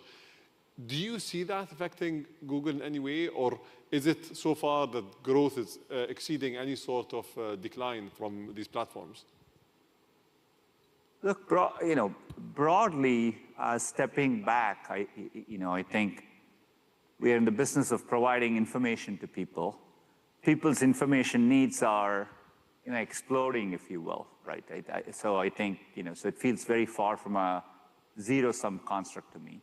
Having said that, we are continuing to see strong growth in search. We have recently evolved search pretty profoundly with AI overviews. And we have found that people are engaging with it more. It's leading to a growth in search usage across all demographics and so on. So it feels like a positive moment. But more importantly, I think taking the long-term view, I think AI is going to help expand the opportunity space, not just for us, but for others working there too, right? With the kind of agentic capabilities that it'll have, you can not only ask questions, you can get things done. And so I think it can help you be much more productive across a range of domains. And that's the opportunity space ahead. And, given how big the landscape is, I definitely expect us to be a leading player, but it's natural to me that there'll be others doing well in this space as well. That's what it is. Just like the internet, it's going to be a massive space. We weren't the only company to do well in the internet. There have been other companies, right? And, and the AI would be no different. So zooming out, when you actually look at Google, what we realize, and this is something that, I looked at quite closely, it looks like you have an AI layer that cuts across all of your different products, whether it's the Google Pixel right now with the incredible camera capabilities of, allowing you to do things that other phones don't allow you, or maybe people are catching up on that, whether it's deploying self-driving cars and adding AI as the core component of it. So it's clear to me, and I think it's been clear to the world, that you're an AI-first company. Let's talk about self-driving cars for a second. I know that Waymo probably is the most advanced company in self-driving cars probably in the world today. Why aren't we seeing more applications of Waymo across different countries? What can we do to ensure that we usher this future in closer rather than push it further out in the future?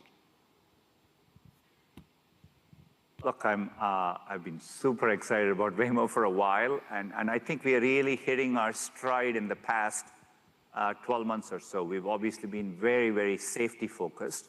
So the way we approach it is we want to build a very safe and reliable Waymo driver. And once we do that, we can really scale up from there. We've definitely shown the progress there. Thanks to the work with AI we have done over the years, we now have over 33 million rider miles driven. And Waymo has had 78% fewer injury-causing crashes compared to human drivers, right? And so Now the progress is clearly there. Last year, Waymo, I think we served over 4 million passenger trips, and we are now averaging over 150,000 rides, paid rides per week in the US across San Francisco, Phoenix, and LA. So I think the first time any AV company has reached this kind of scale. And we are now expanding. We have a goal of doing this in 10 new cities in 2025. We'll be doing our first international testing in Japan. And so we do want to work with other innovative countries like you all, and that's the roadmap now we are putting in place.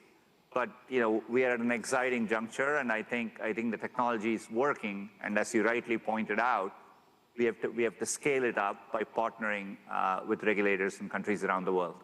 So we're ready to partner. Let's put the UAE on that list and on that roadmap. Looking forward to it. I want to ask you a question as well about this. So once we achieve certain technological advancements, like self-driving cars, for example, or artificial intelligence or others, it creates new types of jobs. Although yes, it does eliminate some jobs in the past. I think that these things cause disruptions. I've been thinking in the past couple of weeks, what kind of jobs are going to be created within the experience of someone getting into a self-driving car to arriving to their destination? Would we actually, and I saw this example in Japan. In Japan, you can actually rent a friend. So you can actually rent someone's time for them to come and talk to you. Will we actually start creating these jobs that will make the commute more appealing for us? Do you think that new platforms are going to emerge from these kind of services? Do you have any ideas of what's going to happen? Maybe two observations, right? I think one is, I think there was a recent study by MIT economist David Autor, which said, if you go back to 1940, since then, 60% of the new jobs that have been created kind of didn't exist before that, right? And so there's this constant evolution we go through. Just imagine, even 5 years after the internet started in the year 2000, envisioning that there could be someone called a YouTube creator. Today, there are millions of creators, and they're real small businesses, right? And they generate value, they employ other people, and so on. So we have to keep that potential in mind. To me, there is no doubt in an AI-driven world, just like the internet did, there'll be many, many new opportunities created. And I think over time, there'll be value and a premium placed on human experiences and human interactions, right? I think if anything, the prevalence of AI would place even more a premium on human experiences. We've seen that with chess, right? Chess has been, AI is the best chess player in the world, and that's been true for a long, long time. Chess is more popular than ever before, right? And more people are playing chess now, right? And so I think it's worth keeping that in mind. And so while the technology is going to be very prevalent, it's going to improve productivity, it will cause disruption, but it'll also create many, many new types of opportunities. When I look at our latest video creation models, video generation models, VO2, just like the internet, it's going to enable many, many more people to create content than ever before, right? And so I think we are expanding the type of opportunities available to people. Amazing. Let's pivot a little bit to the company. Everyone in the world today, if you ask them about innovation, if you ask them about companies that are able to enact change in a way that allows them to maneuver around any change that happens in the world, Google comes top of mind. And most people think that Google is able to innovate because they offer beanbags and free coffee to their employees. I'm sure it's a lot more than that. The first thing I want to ask you about is what makes the culture at Google so special? Is there a formula? Is there a thing that you do to inspire people? How does it work? Look, I think it's a combination of things. I think our founders, had, really set a very ambitious framework for the company, right? We used to say we need to have a healthy disregard for the impossible. And, we always felt that if you encourage people to work on very ambitious things, even if you end up failing, well, there are many advantages to doing that. One, you have very little competition. The more ambitious the thing you're working on, Waymo is a great example, right? Or quantum is, or AI is, you know, there are fewer people working on it, and you attract the best people. And even if you end up not achieving that ambitious goal, whatever you end up doing will be very, very valuable. So I think that's the kind of framework we've always had. I would say, you know, you have to have an optimistic culture, you know, a culture of curiosity. You encourage optimism. You know, you really push people to take risks, and you don't punish failures, right? You encourage risk-taking in your culture. So it's a combination of all that. But, you know, we've always had to experiment. You know, for example, just about 2 years ago, I set up a labs group so that people can have small teams to go ship stuff. And out of which we shipped something like Notebook LM last year, and, you know, which ended up being very, very popular, right? So you have to constantly tinker and make sure you're innovating from the ground up. So you approach things with the approach of a scientist. I went and saw how many projects Google killed, or let's say stopped over the last couple of years. It's around 296 projects in total. Maybe the number is a bit higher or lower. And what struck me is the fact that you're still trying to innovate, you're still trying to iterate. And yes, you might have breakthroughs like Android, for example, or like Chrome, or like Waymo. Most companies, when they go through so many iterations of killing projects, they tend to stop innovating altogether. But you guys maintain this.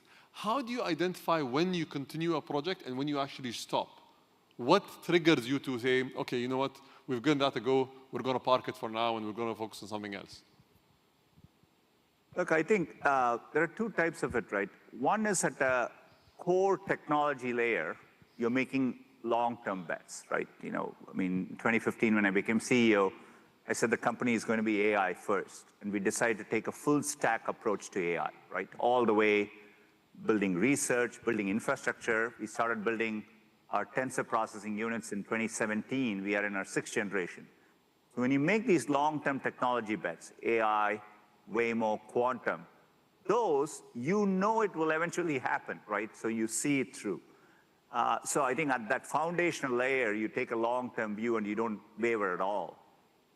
At the application layer, you are right. When you take efforts to build products, you're going to have some successes, and some things won't work out. You know, that's true by definition. I think you know there's judgment there as to when you keep pushing through, and at what point do you see it's not getting traction, your approach is wrong, and you have to course correct. And you know there's definitely judgment there. We don't always get it right, but I think it's important to go through that weeding process too. You know, that's what keeps the company fresh, and you're constantly pushing to do new things. It's, we were having a conversation yesterday with a global CEO as well, and it's the gambler's dilemma. You know, when do you cut your losses, and when do you keep investing, and you know, when do you hit it big?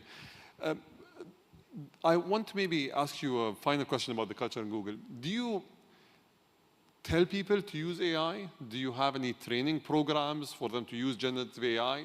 Is it something that you push for, or is it something that you're waiting just to see how it's going to affect the employees and the culture in Google? Oh, look, this is internally at Google, you know, this concept of dog fooding. You eat your own dog food is what we call it. You know, we really want people to adopt our technologies and be at the cutting edge. There are two examples I would say. One is we are really trying to help engineers code using AI, right? And already we have made deep progress on having AI tools give people suggestions that can complete as they're writing lines of code. In fact, 25% of all code being written now has those suggestions, you know, from AI, which are accepted by engineers. But now we have smaller projects which is pushing it to the next level. Like, you know, how can they give the AI agents tasks and that can go and actually do much deeper work for them. The second is we are taking many, many functions and business processes across Google and trying to think how we can make them more productive using AI in a deep way. How can we do customer service in an end-to-end way that is better, right? And so, but to answer your question, yes, we are deeply encouraging people to use AI, right? And we measure it, we track it. And when we find solutions that work, we bring it to our cloud partners as solutions for them to try in their companies, right? And that's how we create that iterative cycle. There was an initiative that was launched in the UAE. So the Crown Prince of Dubai, once he saw the impact of generative AI, said that we want to do a citywide, and now maybe a countrywide program to teach 1 million people how to prompt properly on these tools and become much more effective. And there is a genuine belief here that this tool can be wielded to change the world, and we need to get people ready to be able to prompt better, to be able to extract value better, and to do more. So I'm glad that, whether it's in coding or in other domains, we're able to do more with people. I'd like to pivot now maybe to more questions about your journey, personal questions if you don't mind. And I was actually inspired to hear your story, how a boy that was born in India and had the ambition to change the world ended up running one of the most valuable companies in the world, and maybe the most recognized company today that everyone knows around the world. Why do you think you made it? What was the secret that got Sundar to start in a village in India and end leading one of the world's largest companies? I mean, I'd have to reflect on it. Look, I think for me, I was fortunate in some way, I had to wait a long time to get access to technology. So growing up, every moment was very, very vivid for me, right? Waiting for a telephone for 5 years, etc. And so, I saw firsthand how it changed my life and the lives of people around me. So I think I had this passion to kind of get access to technology and to make sure I was working on things that would bring technology to as many people as possible. So maybe in some ways I had a personal mission, right? And I was fortunate to find a company like Google. When I read Google's mission statement, in which it said, it wanted to make information universally accessible, that's what really excited me to come to Google. So I think part of it is being, you need to get excited by a mission. That's what pushes you to do your best work. Beyond that, I would say, challenging yourself to work with people who are better than you, right? And I think, so you have to, you learn and grow when you're pushing yourself to be with people who you think are better than you in many, many ways. And so, I've strived to do that over the years, and, it's what helps you learn and grow. So maybe a combination of that. But, I would encourage everyone, to each person, the path is different. But if you can find something, that resonates with you in a deeper way to your heart, I think that brings out the best work you can do. It gives us hope that maybe a child born somewhere in the Middle East in a rural village can one day in the future become the CEO of one of the largest companies in the world. And I feel like there's a lot of lessons from your story there. Every single person I met, everywhere I've been, is obsessed about something. What are you most obsessed about? Look, I mean, at this moment, I'm spending a lot of my time on AI. I mean, the rate of progress, how profound the technology is. It's the first time I felt, even if I travel for a couple of weeks outside and I come back to the company, I go back to the teams working on AI to catch up on the progress that has just happened in the last 2 weeks, right? So you've rarely seen a technology which is progressing. So, obsessing about making sure we are driving the technology forward, making sure we are building applications around it, and that we are doing it responsibly. We want to be bold, right, with this moment in time, innovate, but the technology obviously needs to be deployed responsibly. And so thinking through it, is partly my obsession nowadays. And so I think it does come back to AI. And since AI is the reason why you're obsessed, any fears that you have for what AI can do that we're not paying attention to? My view always is Google can do a lot more, but I believe that you guys are restricting yourselves from just deploying everything because you want to be responsible players in this domain. But what do you fear most when it comes to AI? What's something that, as government officials, we need to pay attention to? Look, above everything, I would say, as governments, you want to focus on the AI opportunity, right? And I think UAE has been, I want to give credit. It always surprised me that you became the national AI minister back in 2017, I think, and I think that is pretty far-sighted. And I do think for governments, that's going to be there's going to be no technology which would impact your economy as much as AI.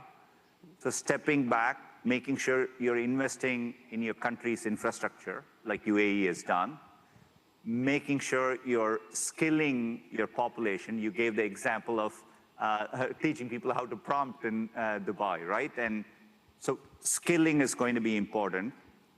Unlocking data, in the public sector, right? And using that data to come up with solutions using AI.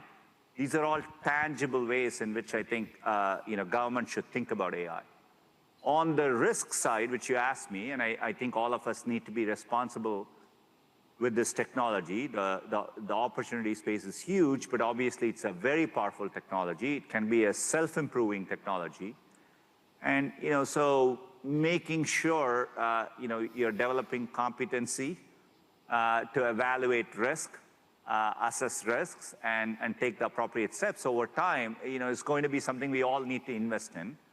And there have to be global standards around it, right? So for example, as the technology can create real deep fakes, what are regulations to prevent that, right? What are standards all of us need to deploy in our technology so that you can detect that something was AI generated, right? And so those are all going to be important provisions.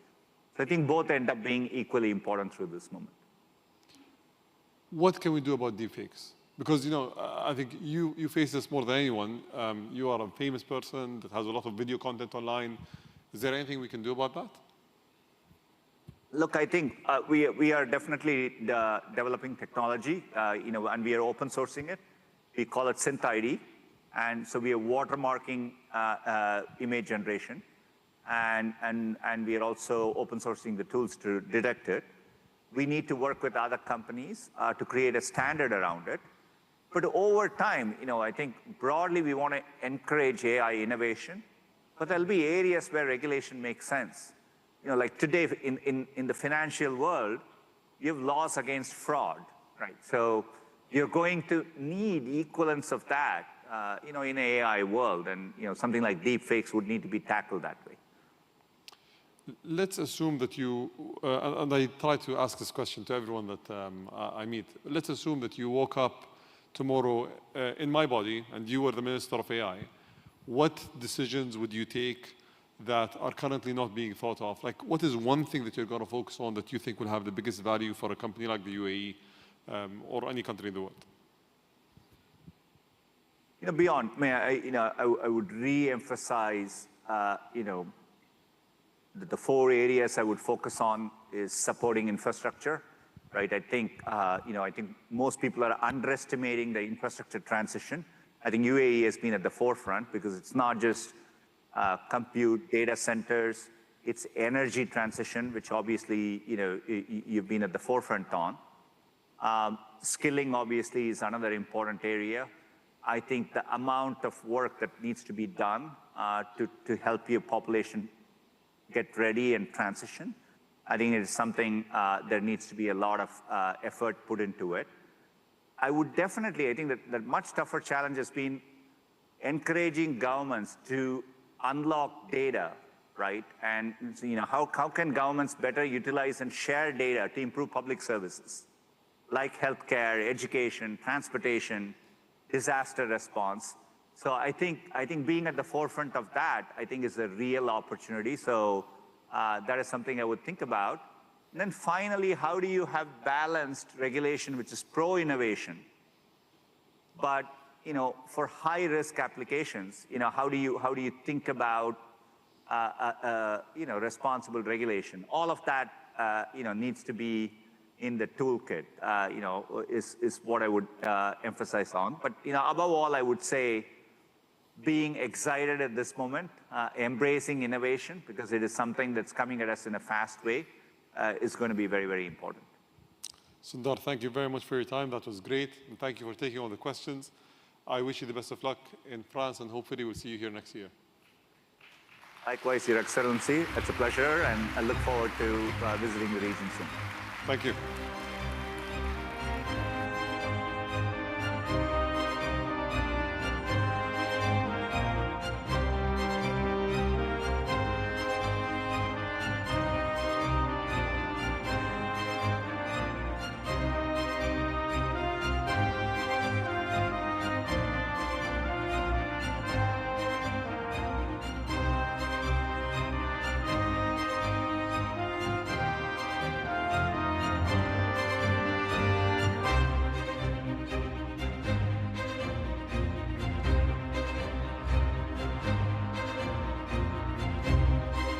Ladies and gentlemen, the next session will begin shortly. Please stay seated. Thank you.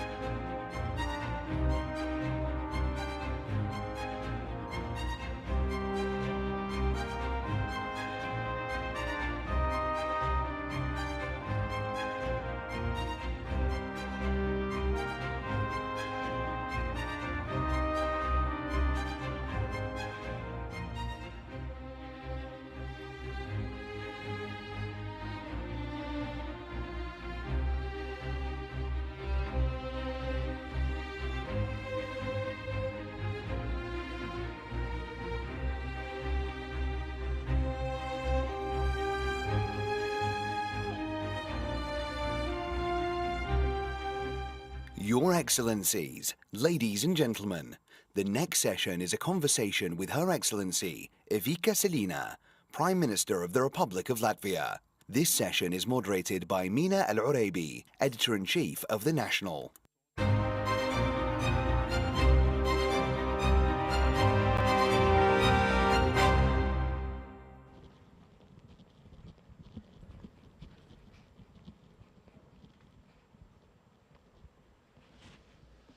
Assalamu alaikum. Good afternoon. Thank you for being with us. Prime Minister, it's wonderful to see you and welcome to the World Government Summit. Hello, yes. Hello, everyone. So there are many topics that we could discuss, but we're going to focus on leadership in this conversation. And of course, you have been Prime Minister since September 2023. You've also been Minister of Welfare, previously Interior, and a lawyer by training. So a lot of experiences on leadership, but importantly also, of course, governance. And I wanted to ask you, how, at a time of incredible change, can you ensure efficient and effective governance? First of all, let me say, I believe if you want to lead and you decide to be a politician, you need to believe in positive change. The change is possible. Otherwise, you will not have the inner force and the goal where you want to go. Second thing is long-term vision, long-term leadership, and believing in long-term sustainability. And third thing is strong leadership, because the person who will lead the country needs to have a strong values. And everyone will be looking at the leader, what are the values the leader does, how does he act, and what are the main priorities they set for. So therefore, I believe leaders are mainly now the persons where the values are set, and if a leader can set a good example of his values and can address directly, like in some kind of this format or in social media, speaking directly to the society, explaining their values, I believe it can really help to let your society, your voters, people in your country to believe that sustainable growth and leadership and governance is available. And of course, this is having set and clear values and fundamentals is important at a time of great uncertainty. Yes. And we live in a time of uncertainty, where the global order will go, technological change, economic change, climate change, a lot of change. And yet, how do you make sure that you have that clarity in leadership, but also making sure that your citizens, those who vote for you, can continue to have trust and faith in your leadership? There is no idealistic world, and we all want to be and live in a perfect life. We all want to be prosperous and healthy. So therefore, for a leader, it's really a big challenge in so many changes you mentioned to find the good solutions, how he can or she can deliver those messages and how the changes can happen. When I started as a politician and I formed the government, I set 10 main goals, but all of our government will succeed. And we did it in 100 days. When society see clear, achievable results, and they are achieved by their government, they really believe in you. But sure, like for Latvia and Baltic states, we are a country which is near to Russia and Belarus, and it always has been a very sensible issue of security. So sure, there always be some doubts about our people's security. And for me as a leader, and I believe for everyone, and as well I see here in Gulf countries, listening to some of the discussions about Gulf countries and peace here, everyone is concerned about peace. Because when you wake up in the morning and you need to think about security, it's not a good solution. No politics will help, because people need to feel secure on their streets and at home. This is my priority. I believe we all, as a government leaders, need to provide for our people.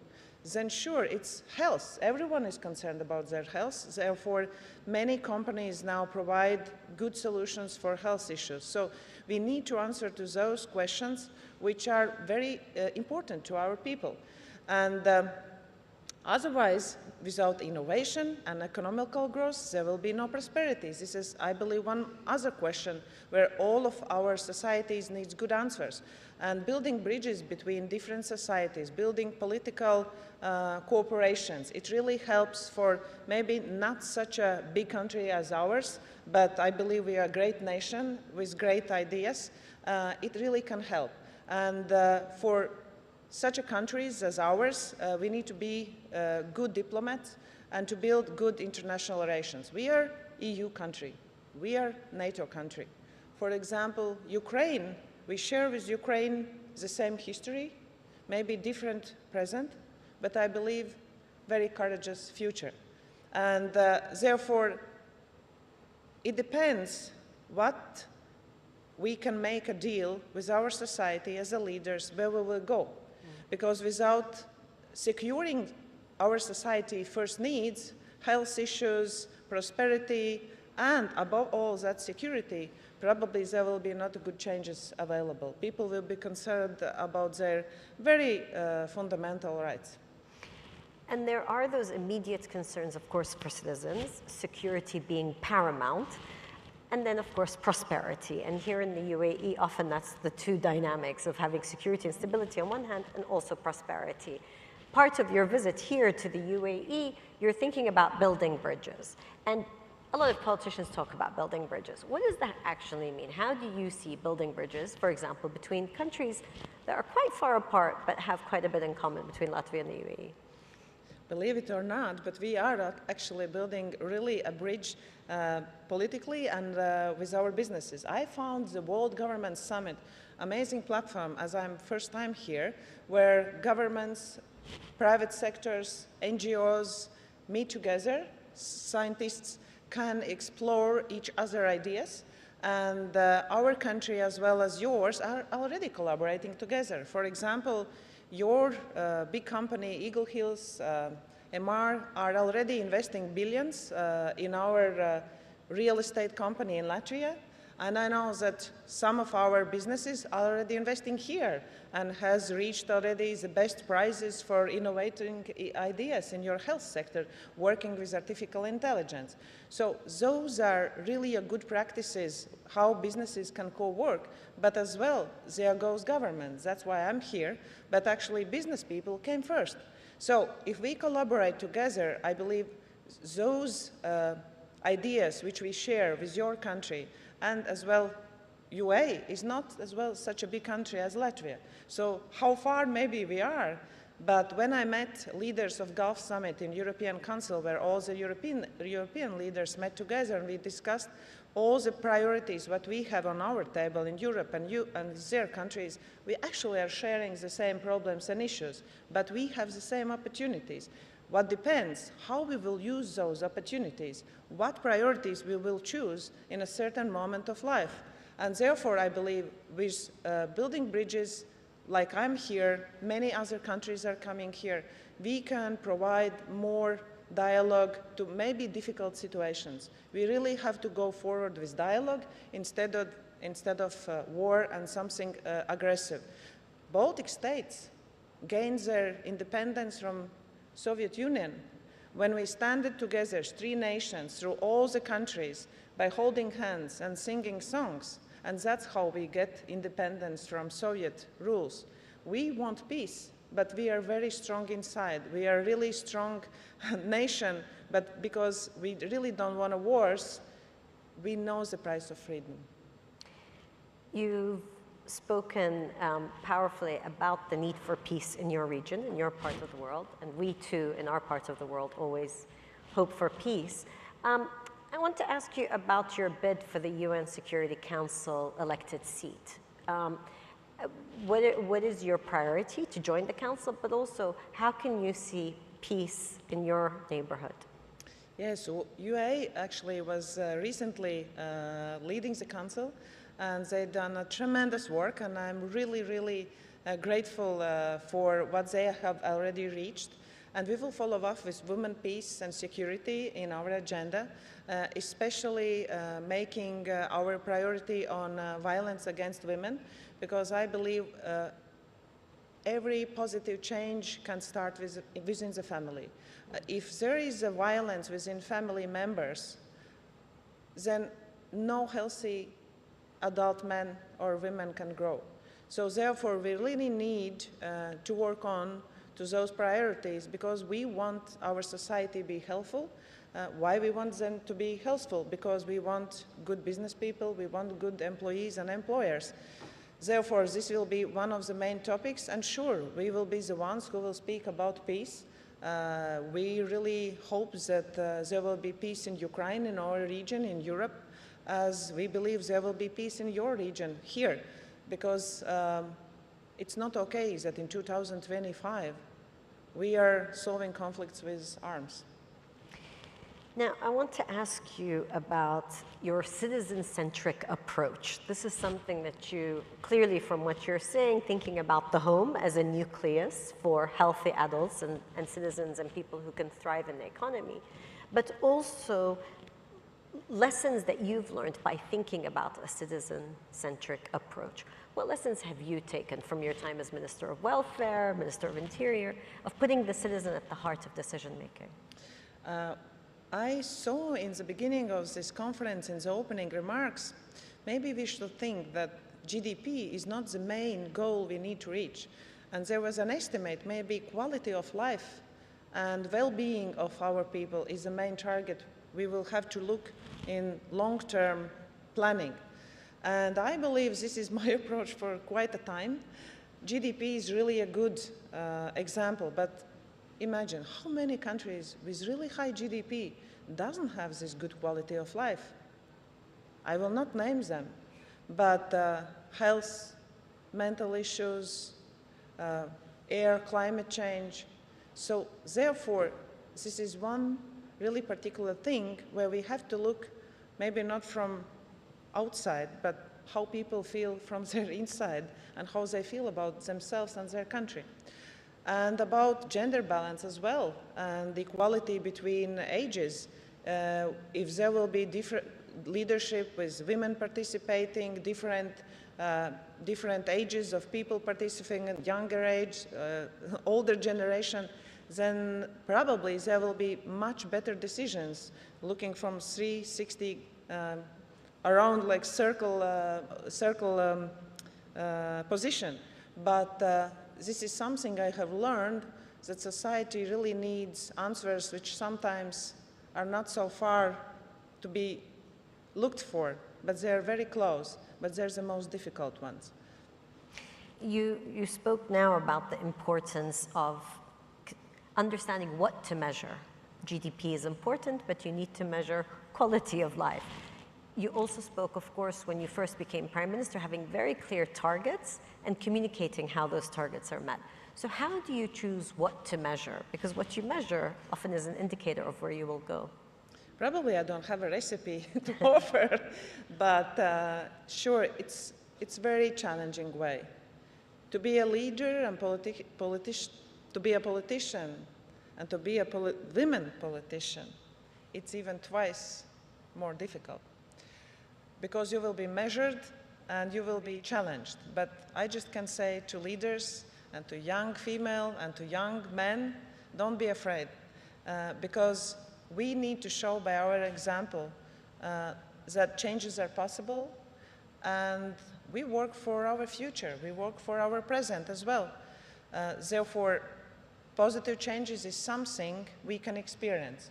And really, my suggestion would be just follow up your dreams, don't be afraid, speak directly, use social media. It really works with younger generation, and even grandmas are looking now on social media, looking for recipes and listening to politicians. So this is really, sometimes it's very challenging. Social media gives very different opinions, but from other side, it gives a different opportunity for us to speak directly, to address the electorate, and to hear from our society very directly as well what really needs are be resolved right now. And education is probably one of them, health will be next, always. So there is those cultural changes, probably in different countries something else, but without education, without healthcare, without security, there will be no future. The fundamentals for a brighter future. Thank you very much for sharing your insights. Please, a round of applause to show appreciation for the Prime Minister of Latvia. Thank you so much for your insights. Thank you.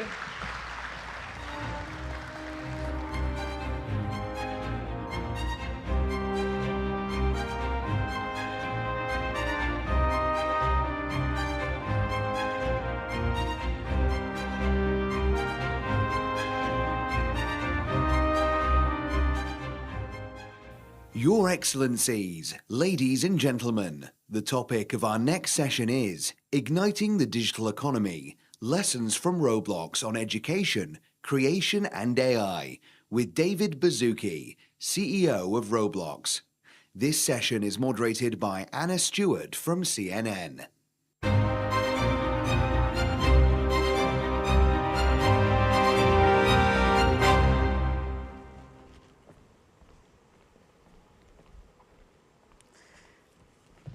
David, what a treat. We have 20 minutes to ourselves, and we all get to learn a lot more about Roblox. Thank you for doing this. And thank you for UAE for your hospitality. It's been amazing. Very nice. Why don't we kick off with what Roblox is? Because for those of you who haven't played this, it's much more than a game, right? I think you're absolutely right. If we take a big step back, since the start of time, people have been trying to figure out how to communicate when we can't be together in real life. And when I was young, I communicated with my friends on the telephone. As technology has gone forward, we have seen people use video communication. Ultimately, this communication is going to go 3D, and 3D means doing things together, 3D means playing together, 3D means shopping together, and we're just really at the forefront of using 3D to come together and really be together, and that's what young people around the world are doing. So Roblox is a 3D platform. It looks like a gaming platform, but every single game on the platform has been made by the Roblox community. There's about 2 million people building stuff on the platform. There's an active economy. We have to be good. We have to show good governance. You have your own currency? We have our own currency. Many users on our platform probably know more about inflationary currency than some governments, you know? So we have a lot of people building businesses on the platform and using Roblox to communicate. Now, I know you have a big announcement to make today. Would you like to take it away? No, today we're launching the whole Roblox stack in Arabic, which is another way to really, woo! Yeah. And this is everything, and it's aligned with our mission of connecting the world with optimism and civility. And a lot of people use Roblox to learn about other cultures, connect with other cultures. And so it doesn't just mean our app is in Arabic. It means when a creator anywhere in the world makes a great Roblox experience, our AI, our cloud, will immediately translate the whole thing to Arabic. So if you want to play every new experience on Roblox in Arabic, that's going to be possible today. And it goes in reverse. An Arabic creator here, when they build in Arabic, they can be live instantly in Japan. So it's part of this vision of connecting the world. And I can see how it's going to benefit you in terms of daily active users. But how is this going to benefit the UAE and the region in terms of that sort of creator economy? Yeah, we're really optimistic that platforms like Roblox more and more support not just people communicating and connecting, but people making a living on these platforms. And there's some amazing work going on in the Gulf around digital economy and people starting to create on platforms like Roblox. So there's a creator right here in this country who's participating in an experience that's been played over 1 billion times. Someone who's writing code on our platform. There are fashion designers in the UAE right now creating fashion that is being consumed tens of thousands of times around the world. And then on top of it, all of the people who are really interested in creating games on our platform, it's almost like it's a secret way to get young people interested in computer science. Because if I were to tell young people, hey, you're going to go learn how to code, they say, I don't know if I want to do that. I might want to play on Roblox. But when they start making a Roblox experience, they learn to code without even knowing about it. So there's also some amazing initiatives I've seen in the Gulf around STEM education and goals for computer science. And Roblox really is a tool, arguably around the world, where hundreds of thousands, if not millions of people have become inspired. I want to go to college. I want to learn computer science because I learned how to do it on Roblox. So are you saying that we should be getting our children to be playing Roblox at school? It's an educational tool? I'm saying more and more schools are actually using Roblox and summer camp in the computer science curriculum. We're going to see more and more other types of curriculum. You know, the Boston Museum of Science, for example, built a simulation about going to Mars, which has been really amazing on the platform. There's a lot of schools that have robot building competitions, but not everyone around the world has access to all of those parts for how do I construct a robot and like how do I have that competition. So First Robotics built a fully simulated robot building competition on Roblox, so people who don't have access to that can still learn robotics. Wow. I mean, you have this strategy or this plan to get 1 billion daily active users. It was your results last week.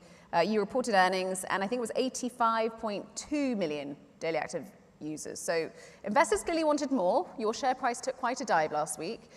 Are you going to get there? Yeah, so I do want to highlight we had the most amazing Q4 quarter ever. Our revenue grew 32% year on year. And if you look at the American stock market, I won't comment on the volatility, but we have an intermediate goal, which is quite ambitious, of having 10% of all gaming on Roblox. And that means wider ranges of things. It means sports games. We just saw NFL Universe show up on Roblox in the last month or two in the top 25. So we're starting to see sports, we're starting to see role-playing games, we're starting to see branded games. So we really want to create a platform for creators around the world to both come together, but also to earn a living. 10% of all gaming. That's pretty crazy. What percent are you on now? 2.4%.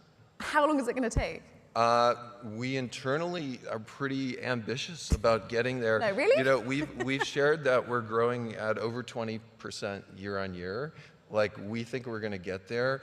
What's really been amazing is the variety of content we've started to see on our platform, because it's not just gaming. We are seeing shopping experiences, we are seeing brands on the platform. Everything from Elf Beauty to Lamborghini are starting to build 3D experiences to relate to their brands. We're seeing countries both around the Gulf. We publicly shared that both India and Japan are growing more than 50% year on year. So it's an ambitious goal, but I think I'm excited because part of what our platform does is connects people together. I'm hearing about brands on this sort of platform. It feels very much like we had this huge hype of the metaverse with brands buying real estate, virtual real estate on all sorts of different metaverse platforms, and it kind of failed. Why is this going to work? Well, I would highlight we have been growing consistently for 18 years now. And we have always had the vision, a little bit of the metaverse vision was you wear goggles and you have to be in 3D. We have always had a vision, you can be on any device, a phone, a tablet, your computer, sure on goggles as well. We're on iOS, Android, PC, Mac, Xbox, PlayStation, you name it. So I think we've had a very broad vision around the metaverse. The ultimate metaverse, if any of us are into sci-fi, you know, it's the holodeck on Star Trek where you go in there and you do that. We actually have a somewhat humble view of this. We feel this will ultimately happen. It's as if we can imagine it, that Star Trek holodeck is going to happen. We are going in that direction. We have a huge responsibility to kind of usher this in with optimism and civility. Let's talk about responsibility, because there are also some big concerns about online safety, particularly, of course, for children, who are a huge part of your platform. Violent games, online bullying, even pedophiles looking to groom children. There have been some really concerning stories over the years. Walk us through what safety practices you've put in place at this stage. Yeah, so it is almost impossible to imagine the level of responsibility as you're into the 80 and 90 million people. You know, I think about my own 4 kids, and that's a huge level of responsibility. So magnify that by 20 million, it's somewhat mind-boggling. It's been the top focus since we started 18 years ago. Literally, when we had 4 of us, engineers in a room, probably 2 months after we went live with Roblox, we built the first safety system. What's so cool and makes me so optimistic is AI is getting so good and it's evolving so quickly. We have over, I think now over 200 AI systems at Roblox. We've been doing this for 4 years. We use AI for every image people are trying to use, every piece of text people use to communicate, everything people do on voice. We're pretty clear that we're looking at everything on the platform for safety and civility, and we ship probably every week advances on our safety platform. We're so into this notion of online safety and civility. On our voice model, which is arguably the best in the world right now, we've open sourced it because you know, we want other people to use this, any platform using voice to use our model. We've joined an open source consortium. Actually, Sundar was just up here. Google's also a member. OpenAI is a member of Roost that we've joined to promote open source models for safety and civility. So I think, you know, it's our top priority, really, and I'm optimistic where we're going with this. A lot of platforms are using AI to help, you know, find as much online harm as they can. is it ever going to be 100%? I think I am optimistic in just I see all of our metrics. I see how much better we're getting all of the time. That we are going to get to an age where if we can imagine, if we imagined parents who wanted to watch their young kid all the time, AI will be able to simulate that. So I'm actually very optimistic based on what I've seen. And how much responsibility do parents have to have at this stage to check that their children aren't playing violent games, to check what they're messaging their friends? I think we have always set our bar, I'd say, at a standard above the legal standard. And I think this goes to, I was just mentioning to a few people here today, I have a niece and nephew who are probably playing, well, I guess they're not playing Roblox at 4 a.m., but are probably playing Roblox in the last 24 hours. And many of our employees have young people as well. So it's a huge responsibility for what's going on our platform. One thing we think about, we think safety for all ages, not just under 13. And so there's a little bit of a notion sometimes, well, you just should be 13 to be on the platform. We don't think that way. We think about 15-year-olds. We think about 18-year-olds as well. We're also pretty aware that really there's a lot of parents in the world that are just going to say, here's my iPad, go play Roblox. And we have to design for that, even in addition to all the great parents who get very involved with parental controls. So I think that the standard design spec for us is actually being aware of an uninvolved parent, and then at the same time giving parents a lot of control, giving them ultimately maybe the ability for two cousins to communicate more freely, maybe the ability for them to offer certain types of content to their young ones. So we really do think about safety by design and built in for everything. You mentioned that you're working with Google, with OpenAI, with Discord, in an effort, I suppose, is it to self-regulate this area and improve online safety. Do you also feel like you need regulation from governments? Can self-regulation ever be enough in the tech space? I would say we're unique in this case. An example would be the California Age-Appropriate Design Code, which was legislation we sponsored. This was a piece of legislation that was somewhat controversial. We had literally built all of that already. And so the legislation comes by, it actually, I think, came out of the UK.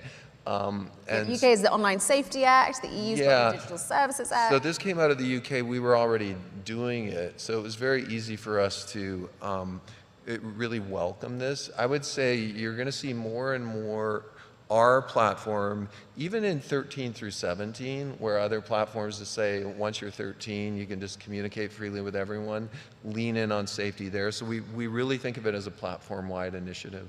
Do you think more should be done in terms of governments regulating this space, but specifically, I think, with minors and online harm? I think we work very closely with legislators around the world, and we think it's really, really important. And I think there's an amazing balance here between the learning that goes on, the communication, for example, that we saw during COVID, where no one could, how do you go play with your friends during COVID? You're isolated. And so what we saw, a lot of growth when young people would play hide and go seek on Roblox because they were stuck in their own house. I think, so we work with legislators all around the world, and we think what's the right balance between the benefits of combating loneliness, keeping people connected with, of course, keeping people as safe as we can. When you think about what Roblox was when you first started it, when it was a room of engineers, and what it is now, what is it going to be in 20 years' time? It's, we're at a place now where it's way beyond what we imagined. This isn't what you imagined? We're way beyond. Well, it's interesting, right? When we started the company, we had an enormous vision of this whole new category, and we were, what I said right when we started, going from the phone system to the video system to the 3D system, we were thinking that way. We just never imagined we would get to where we are. In 20 years, I'm expecting there'll be an amazing amount of learning on the platform. People will be interacting with virtual historical characters and learning from that. AI is going to get, we're this year going to offer generative AI within every Roblox experience. And that's something that we've never seen in the gaming space. I'll give an example. We were talking about Dress to Impress, which is it's like a super viral experience where you and I, we pick out clothes, we go on a fashion show. I feel like we should play it. We should, right? And see who can pick out and build their outfit the better and have a fashion show. And this went viral around the world and with older people, 21, 24-year-old things. But what we're doing in Dress to Impress is we're just picking clothes. We're not designing clothes. Designing clothing, it's pretty hard for most people to imagine being a clothing designer. That's something I do on Project Runway with scissors and a sewing machine. What we'd like to see is Dress to Impress or other experiences turn into AI-driven creation platforms where, as we were mentioning, prompting is very important, being able to define what I would like to see, maybe a blue suit, purple tie, that kind of stuff, and literally have that be created in 3D. So we think prompting and building AI into the platform can be part of educating a lot of people on how to build good prompts and how to use AI. So that's going to be a big innovation for us. What I find really intriguing is that what is essentially a gaming platform has very much become a social platform. That's right. Was this always the plan? And do you think we're going to see more and more of a blending of social with gaming and with perhaps everything else we do? We do feel immersive 3D, being together, being able to be whoever we choose to be in different environments is bigger than gaming. It's ultimately shopping, we were talking about as well. It's the notion that someday, for some people, it's pretty fun to go to the mall and look at stuff with your friend and try things on. That's a really fun social activity that you might not get if you're shopping on an online destination. So that's social, that's not necessarily gaming. More and more going to concerts, I think is going to be really big. In our virtual office, we've experimented with people who are remote, not just being on video, but being together in 3D. There's some really big benefits of being together in 3D. This is a very hard environment to simulate in Zoom if every single one of us was a Zoom panel, but if we were in a 3D simulation, we could reach over and talk to the person next to us. So yeah, we think it's bigger than gaming. I mean, when we look at social, there is a rumor, of course, that you and some other investors are interested in buying TikTok in the US. Oh yeah, that's funny, right? Everyone's interested in buying TikTok, right? It's not actually for sale at this stage. Yeah, everyone is in a rumor of being that. What I would say is not as much commenting on that, is it's really interesting to think of a social platform that's hyper-transparent, where everyone can see how the algorithm works. People aren't worried about it boosting in certain directions, where it's very safe and civil. So I do have an interest in transparency when it goes to any social platform. And improving social platforms. Absolutely. Making them safer. Yep. Thank you so much. This is all we have time for. Thank you. It was a pleasure. I hope you all enjoy playing Roblox later. Thank you. Arabic. Yeah.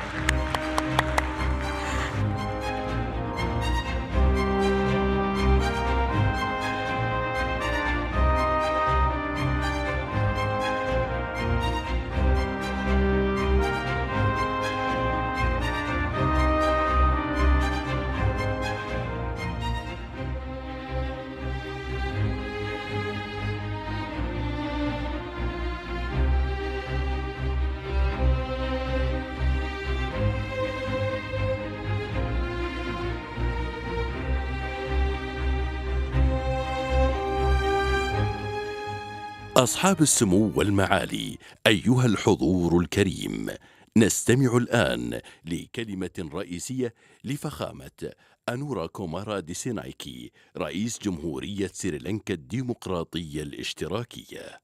يرجى ملاحظة أن هذه الجلسة ستكون باللغة السنهارية. يرجى استخدام سماعات الرأس للترجمة الفورية.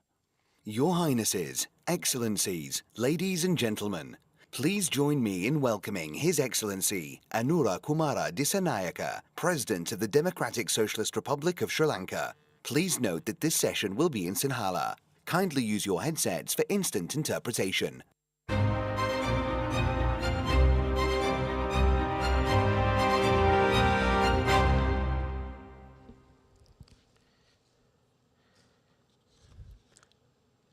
ගෞරවනීය රාජ්‍ය නායකයනි, විවිධ සංවිධාන නියෝජනය කරමින් මෙහි පැමිණ සිටින නියෝජිතවරුනි, සම්භාවනීය අමුත්තනි, මාධ්‍යවේදී හිතවතුනි, මානව ඉතිහාසයේ තීරණාත්මක සන්ධිස්ථානයක සිටමින් පෙර නොවිරු ගෝලීය සහයෝගීතාවයක් ඉල්ලා සිටින මොහොතක පැවැත්වෙන මේ සුවිශේෂී සමුළුව ඇමතීමට ලැබීම මාහට ඉමහත් සතුටක්. මගේ රට අපූර්ව ඉතිහාසයකිනුත් අනාගතය පිළිබඳ සුබ සිහින දකින වර්තමානයකිනුත් පුළුල් දේශපාලන සමාජ දැනුමකින් සන්නද්ධ පුරවැසියන්ගෙනුත් සමන්විත සුන්දර දිවයිනක්. ලෝකයේ ඕනෑම රටක සිදුවන සිදුවීම පිළිබඳව සහකම්පනයක් මගේ රටේ ජනතාව තුළ තිබෙනවා. ඔවුන් සම්ප්‍රදායන්ට ආදරය කරනවා සේම වෙනස් විය යුතු තැන ඉතා සබුද්ධිකව වෙනස් වීමට තරම් පුළුල් සමාජ දැනුමකින් පිරිපුන්. ඒ වගේම ඔබ මේ මොහොතේ අතේ තිබෙන ජංගම දුරකථනයෙන් ලෝ වැඩියෙන්ම ඇස් පරිත්‍යාග කරන රට කුමක්ද යන්න අන්තර්ජාලය ඔස්සේ පරීක්ෂා කර බැලුවොත් ඔබට හමු වන්නේ ඉන්දියන් මහද්වීපයේ කෙළවරක තියෙන මා නියෝජනය කරන රටයි. ඒ ශ්‍රී ලංකාවයි. එවැනිම පරාර්ථකාමී උණුසුම් හදවත් තිබෙන පුරවැසියන් ජීවත් වෙන රටක් නියෝජනය කරමින් ඔබව ආමන්ත්‍රණය කිරීමට ලැබීම පිළිබඳව මගේ රටේ පුරවැසියන්ගේ නාමයෙන් මම ආඩම්බර වෙනවා. මානව වර්ගය සම්බන්ධ වැදගත් අංශවල අනාගත උපාය මාර්ග සහ සැලසුම් සංවර්ධනය කිරීම කෙරෙහි අවධානය යොමු කරමින් පැවැත්වෙන මේ සමුළුව අනාගත ලෝකයේ යහපැවැත්ම උදෙසා ඉවහල් වෙතයි මා තරයේ විශ්වාස කරනවා. වර්තමානයේදී අපේ රටවල් මට්ටමිනුත් කලාපීය මට්ටමිනුත් ලෝක මට්ටමිනුත් මුහුණ දෙන ගැටලු අති විශාලයි. ඒ වගේම සංකීර්ණයි. මේ ප්‍රශ්න මායිම් නොකරන සමහරු තමන්ගේ ආත්මාර්ථකාමී චාරිකාවේ යාත්‍රා කරනවා. එහෙත් අද දවසේ හුදකලා ප්‍රශ්න හෙට දවසේ මුළු ලෝකෙම දොරටු වලට තට්ටු කරන ප්‍රශ්න බවට පත්වන බව තමන්ගේ හුදකලා චාරිකාව අවසන් කරනවා. එනිසා දේශ සීමා ඉක්මවා යන අභියෝග වලට මුහුණ දීම සඳහා අපි ගෝලීය පුරවැසියන් ලෙස එකට එක් විය යුතු බව මම යලිත් ඔබගේ අවධානය යොමු කරනවා. මෙම අභියෝග වලට මුහුණ දීම සඳහා සාමූහික ගෝලීය ක්‍රියාමාර්ගයක් අවශ්‍යතාවය තිබෙනවා. පාලනයේ වගවීම සහ කාර්යක්ෂමතාව වැඩි දියුණු කිරීම අනාගත ලෝකෙ වෙනුවෙන් අත්‍යවශ්‍ය වෙනවා. ඒ පුරවැසියන් තනිව සාමූහික ප්‍රයත්න දක්වා රැගෙනීමට හුරු කළ යුතු දෙයක්. රාජ්‍ය ආයතන ව්‍යුහය සහ නිලධාරී තන්ත්‍රය තම ක්‍රියාවලියන් ගැන වගවීමේ සහ වගකීමේ අවශ්‍යතාවය අනාගත ලෝකෙට තීරණාත්මක බලපානවා. සමාජ සාධාරණත්වය හා නීති ආධිපත්‍ය ප්‍රමිතිගත රාජ්‍යයකට මෙන්ම කෘතස්ස ලෝකෙට බෙහෙවින්ම වැදගත් වෙනවා. ගිවිසුම් සහ නීති විධිමත් ආකාරයට ක්‍රියාත්මක කිරීමත් අඩු ආදායම් ලාභීන්ට අස්ථායී ප්‍රජාවන්ට ක්‍රමවත් සහයෝගය සැලසීමත් නිලධාරීන්ගේ වගවීම තහවුරු කිරීම සඳහා නිදහස් මහද්‍යා සමාජ ක්‍රියාකාරීන්ට ඊට ප්‍රස්ථා සැලසීමත් මෙහිදී ඉතාමත් වැදගත් වෙනවා.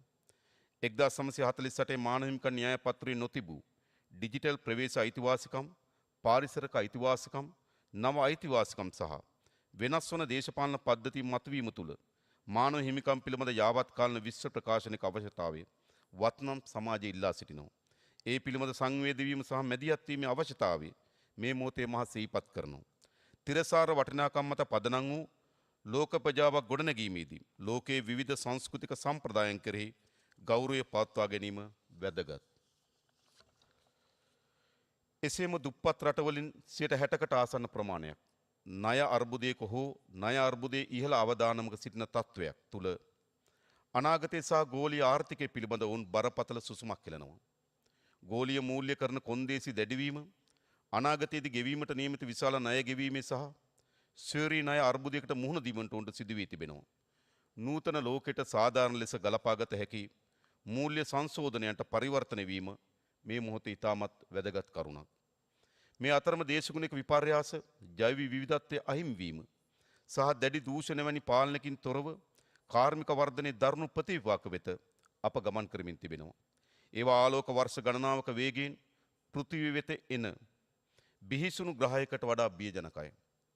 ඕනෑම සංවර්ධක රටවල් ඓතිහාසිකව කාබන් ඩයොක්සයිඩ් විමෝචනයෙන් 4/3කට දායක වී ඇතත් ඒවා දේශගුණික විපර්යාසවල බලපෑමට නිරාවරණය වන්නේ ඉතා අඩුවෙන්.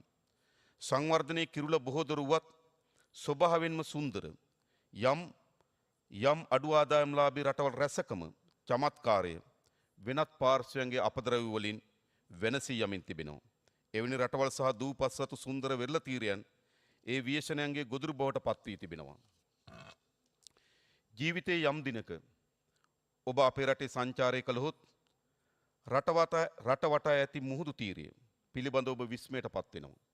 අපේ රටේ වෙරළ තීරය මෙන්ම සුන්දර ලෙස ආරක්ෂා කර ගැනීම වෙනුවෙන් රටක් ලෙස අපි සුවිශාල ආයාසයක නිරත වෙමින් තිබෙනවා. ඩිජිටල් විප්ලවය දැනටමත් මිනිසුන් ජීවත් වන ආකාරය, වැඩ කරන ආකාරය සහ sannivedana කරන ආකාරය වෙනස් කර තිබෙනවා. බිලියන සංඛ්‍යාත ජනතාවට සතුටින් සෞඛ්‍ය සම්පන්නව සහ වඩාත් ඵලදායී ජීවිත ගත කිරීමට උපකාර කිරීමේ හැකියාව ඇති එම තාක්ෂණයෙන් ලෝපුරා පුරවැසියන්ට සහ රජයන්ට නව අභියෝග නිර්මාණය කරන බවත් අප අමතක කළ යුතු නැහැ. ඊටම සරලව පරිගණක වෛරසයක් ගැන සිතන්න. තුවක්කු බැරලයකින් සිදුවන වෙඩි තැබීමක් හෝ ගුවන් යානයකින් හෙළන බෝම්බයකින් හෝ ඉකුත් සමයේ සිදු වූ න්‍යෂ්ටික පහරවලට වඩා බරපතල තරජනයක් වර්තමානයේ සයිබර් පහර හරහා සිදුවිය හැකි අනතුරට අපි මුහුණ දී තිබෙනවා. ආයුධ සහිත සාම්ප්‍රදායික යුද්ධවලදී සිවිල් වැසියන් ඉලක්ක කිරීම වැනි දේවල්ට එරෙහිව ජාත්‍යන්තර නීති සංග්‍රහ තිබෙනවා. සයිබර් යුද්ධ සම්බන්ධයෙන් එවැනි නීතියක් අවශ්‍ය වන්නක් නොවේද? එනිසා ශක්තිමත් සයිබර් ආරක්ෂණ ක්‍රියාවලියකට ලෝකයේ යොමු යුතුව තිබෙනවා. මේ අතර ඉදිරි දශක දෙක තුල ජනගහන වර්ධනය, නාගරිකකරණය සුද්‍රජීවී ප්‍රතිවිරෝධය හේතුවෙන් සෞඛ්‍ය අභියෝග කීපයක් දැන්ටමත් පැවතීම සහ පුළුල් වීමට ඉඩ තිබෙනවා. මිනිසුන් වශයෙන් අපි නොවැළක්විය හැකි ලෙස අප අතර අන්තර් සබඳතා පවත්වනවා. වසරකට වඩා වැඩි කාලයක් වෛරසයක් විසින් අති බහුතරයක් මානවීන්ගේ මුහුණු ආවරණ මගින් වසා දමන්නට කටයුතු සිදු කළා. ඒ ලෝකයේ බලවත්ම රාජ්‍යයේ සිට දුප්පත්ම රාජ්‍ය දක්වා එකසේ බරපතල පීඩනයක් ඇති කළා. එසේම 2024 දී බෝවෙන රෝග කීපයක වැඩිවීමක් හෝ නැවත පැමිණීමක් දක්නට තිබුණා. බෝනවන රෝග අතර පිළිකා රෝගය ජීවිතවලට අසාමාන්‍ය ලෙස බලපෑමක් සිදු කර තිබෙනවා. මේ මොහොතේ ජීවිතය සහ මරණය අතර සැරිසරන මිලියන ගණනක පිළිකා රෝගීන් සිටිනවා. හෘද රෝග දේශ සීමා නොතකා ජීවිතවලට කඩාවදින අතර ඒ බිහිසුණු ව්‍යසනයක් වී තිබෙනවා. 2030 වර්ෂය වන විටදී ලෝපුරා මානසික රෝග සඳහා වන ආර්ථික පිරිවැය ඩොලර් ට්‍රිලියන 16 ඉක්මිය හැකි බව සෞඛ්‍ය විශේෂඥයින් පුරෝකථනය කරනවා. දේශගුණික අර්බුදයේ හේතුවෙන් 2050 විට තවත් මරණ මිලියන 14.5ක් විය හැකි බවට පුරෝකථනය කොට තිබෙනවා. ඩිජිටල් සෞඛ්‍ය සහ නව තාක්ෂණය, නවීන සෞඛ්‍ය උපකරණ, පාරිසරික සෞඛ්‍ය හා තිරසරභාවයේ ආර්ථික අවදානම් සහිත රටවල් සඳහා සෞඛ්‍ය මූල්‍යම සහයෝගය පිළිබඳව මූලික අවධානයක් යොමු කිරීම ඉතා වැදගත් වෙනවා. ගෞරවනීය අමුත්තනි, ඔබ ඇතැම් විට මැද පෙරදිග නියෝජනය කරන වෙන්න පුළුවන්. එසේම අප්‍රිකාව, ආසියාව, යුරෝපය හෝ බටහිර රාජ්‍යයන් නියෝජනය කරන වෙන්න පුළුවන්. එහෙත් අප සියලු දෙනා මුහුණ දෙන ප්‍රශ්න වගේම අපේ හදවත් වලින් නැගෙන ලබ්ඩබ් නාදය ආයාචනා කරන්නේ එකට එක් වී ලෝකයේ ගොඩනගමු යන්නයි. අපි සහෝදරයන් ලෙස එකට ජීවත් වීමට ඉගෙන ගත යුතුයි කියා මාටින් ලූතර් කින් වරක පවසා තිබෙනවා. අපි අපේ රටේ ජනතාව අරමුණක් සඳහා එක් කළා. ඒ ලස්සන ජීවිතයක් සහ පොහොසත් රටක් හදන්න එකතු වෙමු කියා. ඉතිහාසගත ලෙස වුණේ අනුමත කළා. මේ ඓතිහාසික සමුළුවේදී මා ඔබට ආයාචනා කරනවා.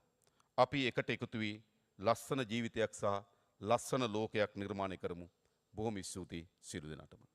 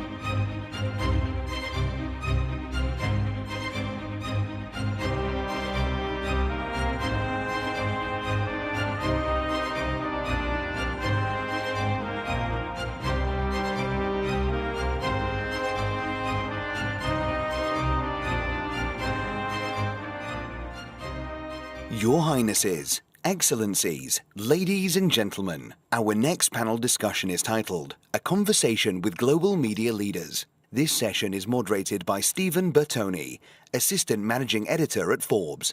Please join me in welcoming our distinguished panel. All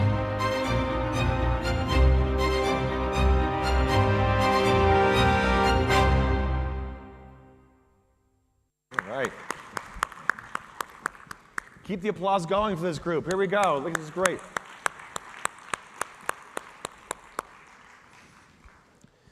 Hello, everyone. Welcome. This is really exciting for me as a journalist to be able to interview and moderate this incredible panel of media leaders.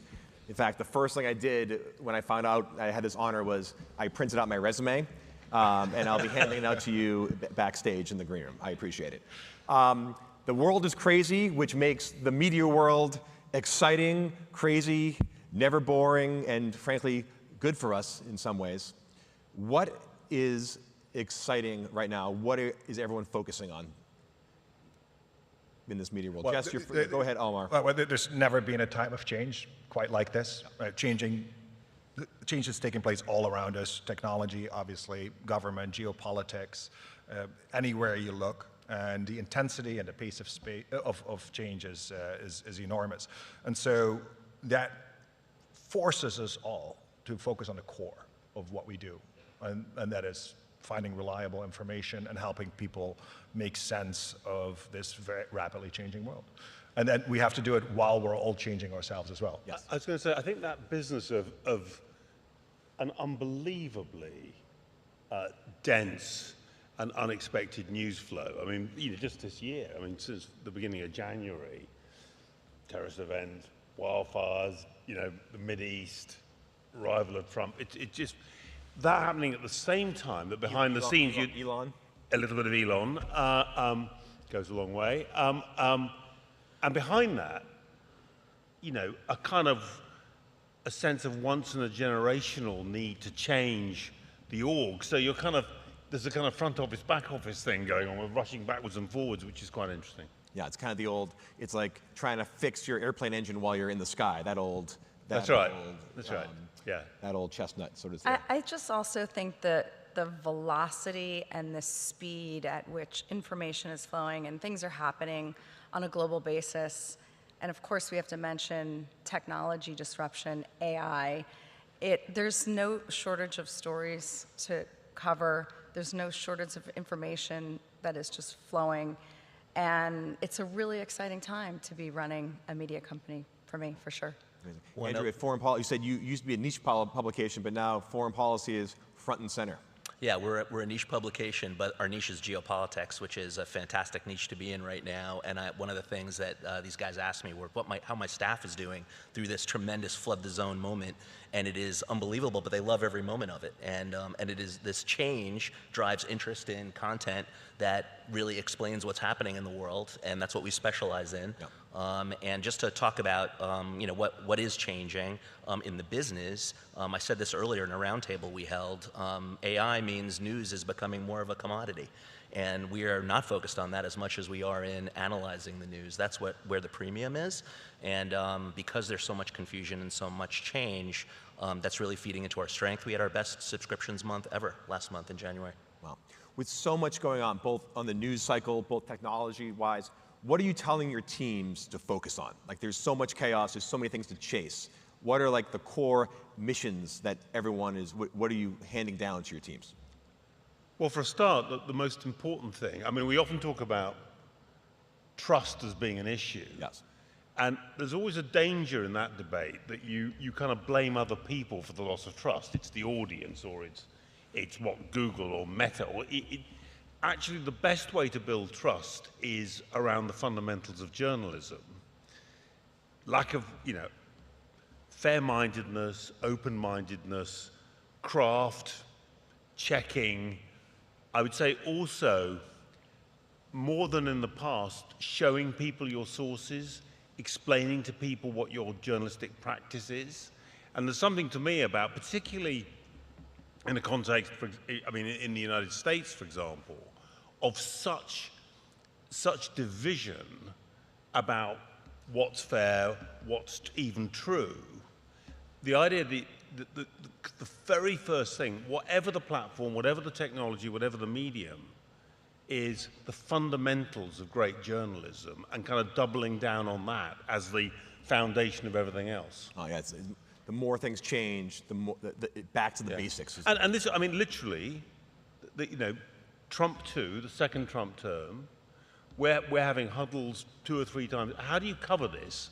You know, not just what are the angles, but you know, what's the right tone, what's the right way of thinking about it, which is completely about holding power to account, but is also reasonable and fact-based. Yes, amazing. We are squarely focused on the customer. Yep. So it's very easy in media to forget why you're doing what you're doing, and that is to serve readers and users and make it actionable for them. And so with every move that we make, whether that's within technology or journalism itself or how you relate to governments, you've got to keep in mind who we're doing this for. Yeah. And once you really lean into that, it changes everything that you do. It makes you more self-aware. You come in with a level of humility, and good things come from that. Andrew, everyone else here has more of a broader audience. Again, you are more focused, very influential with smaller audience. What do your customers want these days? How do you serve them? They want to know the inside cricket of what's happening and understand what the impact is on them of the news. They also want that in a very nonpartisan way. And that, your question on what have we charged our teams with, and that is to maintain that impartiality and make sure we're completely balanced. It is a very difficult thing to do in an environment like this. And by the way, the big election in the U.S. wasn't the only election last year. The largest election last year, of course, in the history of the world was in India, which is always the largest election whenever India votes by definition. But there's been change and division everywhere, and you need to remain focused on trying to be as fair and arbiter as possible and let that reader decide. And that is where, I'm sure we'll get into issues of trust, where you can build that in your brand, that level of trust and fairness and impartiality. That's one thing. The second thing is really focusing on a lot of the untold stories. There's a lot going on besides, as much as he sucks up all the air in the room in Washington, there's so much more going on in the world right now. There are wars taking place in Africa that are barely getting any attention whatsoever in Congo and Rwanda. Critically important, battles over critical resources. So we try and focus on bringing those to the fore as well.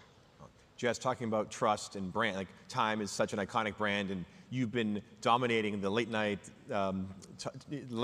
comedians in America, having a great time with the Trump, Time, Elon Musk. Tell me about that, because you've been making waves and you've been spending a lot of time with the White House, or at least covering it. So yeah, when you think about Time, a 100-year-old brand that was started by young men in their 20s for men, busy men that didn't have a lot of time. Here we are 100 years ago, I'm the CEO of Time, and we're still owning and driving the conversation.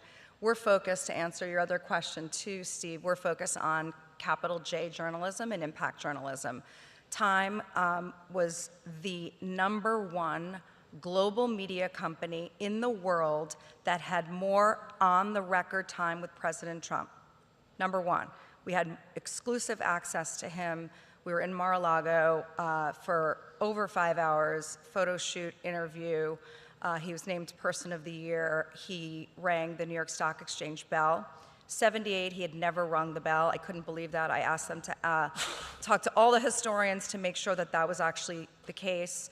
The last president to ring the New York Stock Exchange bell was in the 1980s. It was Ronald Reagan. So this was a really big moment. Fast forward, I think what you're talking about, in the last 7 days, Time has owned the news cycle with our Elon cover. So illustration of Elon behind the Resolute desk, which is in the White House in the Oval Office. So no copy, visual interpretation of a very big story and a very big moment in what's happening in US history. And thanks to Mark and his team, our 2 journalists, our 2 reporters, Simon Schuster and Brian Bennett were on Jake Tapper's show. Caitlin Collins, one of your best, and she's at Time 100 Next, is continuing to post it. We're on Seth Meyers, Jimmy Kimmel. We're just featured on ABC, NBC, all of the premier network shows, just talking about this cover and what it means in driving the conversation right now globally. And also a joke, because when Trump was asked about the cover, he said, "Oh, is Time still in business?" Meanwhile, he was on the cover with you, ringing the bell a month ago. He remembered. I'm curious, did you expect that kind of reaction to that cover? You knew there would be a reaction, but it really hit hard. I was in Washington, D.C. without oversharing. There were a couple of ideas. I'm not a journalist. I'm a commercial side leader, always supporting monetizing independent journalism. And I was in Washington, D.C. on Friday, and the cover went live, and I knew it was going to be big. I didn't think it would carry even to an hour ago in the news cycle. But we are known for our photojournalism as well. We set the agenda, we drive the conversation. This isn't the first time. What you're referring to, Steve, is a press conference in the White House with the Prime Minister of Japan. And of course, the one question President Trump was asked was about the Time cover. And Trump, being Trump, responded with, is Time still in business? Of course, he's appeared on 47 covers, and if you've been to Mar-a-Lago, which I have, and if you hadn't, and you will, hopefully, you'll walk in, and there is a shrine to President Trump of many of the covers, the ones that he liked the most, framed as you walk in. So he very much knows we are in business, and we are doing extremely well. And that's a great segment because you had a time, a classic magazine cover, which aren't a thing anymore, but the cover went viral thanks to digital, thanks to social media, memes. And when I first started at Forbes, all we had to do was put out a magazine twice a month, and we got the eyeballs we wanted, we got our audience. At CNN, BBC, just turn the TV on. Journal showed up on your doorstep every day. Same foreign policy. How do you find eyeballs these days? Well, so many different, it's so fragmented. CNN's got by some measures the biggest news website in the world. Yes. I mean, so we reach many, many more people digitally than we do on TV, either domestically in the US or CNN International. Those are still really important services. But of course, I mean, one first order issue for us is to be where our users and the users we would like to have in the future, where they are. And that means breaking out from our traditional kind of heartlands. Loyal audiences, you want to keep on, serving them as well, but go out and find the audiences in the places, at the times, on the devices that suit them. And that in the end, it seems to me is the basic challenge, which is, if you believe that great journalism will find willing customers, willing users, and some of whom will pay for the privilege, the trick is about taking the essence of what you've always been and porting it into the future by finding them and then serving them. And you serve them best if you understand them, if you listen to them. This is your point. And you, by listening to them, and by observing their patterns of behavior, you find a way of making yourself indispensable in a way which is very like Once Upon a Time was true of the Journal, or once in 1980 was true when Ted Turner launched CNN. And the delivery system of a physical newspaper or a cable TV channel was perfect for those moments in history. We need to change the platforms. We're a digital business now, right? And so the focus is on optimizing that for the experience and making sure that we meet the customers where they are, becoming more visual and all of that. But the focus really is on hard-hitting news. So if you see why our subscriptions have been going up, it's really directly tethered to moments where we leaned into covering the new administration, covering energy with depth and expertise. And so at the root, the form can change, but the substance has got to be continuously strong, serious, and we've got to be deeply committed to that. That's where we are making our investments. Everyone is investing in technology. Of course, everyone is embracing AI and Gen AI, but underneath this is the journalism that has to drive the business. And we've just had our best year in history just had a phenomenal quarter. We've never had more subscribers than we have today. And we see that continuing. And in fact, the more uncertainty there is in the world, and that's the theme of this conference, the more readers will come to us because people need to navigate this era of uncertainty. We're entering a new era. And all of these organizations, in addition to having beautiful covers, we have to help people navigate, give them the facts so that they can make decisions on their own. Yeah. This, the election in America, but not just America, I was talking to someone in France, social media is having such an impact, and you guys have some of the most incredible storied brands in media, yet other people are getting news from creators, from podcasters, from alt media. How are you taking your amazing brands and adapting that to the social media world? I think all of us have done that our whole careers, and especially as we are leaders in media today from more mainstream or traditional legacy media companies, and we've been able to innovate and evolve and meet consumers and new behaviors where they are, which is why for us, we have a cover, they're digital covers. We started out as a magazine, Wall Street Journal is a black and white newspaper, and now we have the largest global audience in our history, the youngest audience, and that's why we need to lean into AI, because we can be on all these platforms and we can expand our audiences and leverage technology like we all have to grow our audiences and to have different formats and different experience. I'm a huge reader.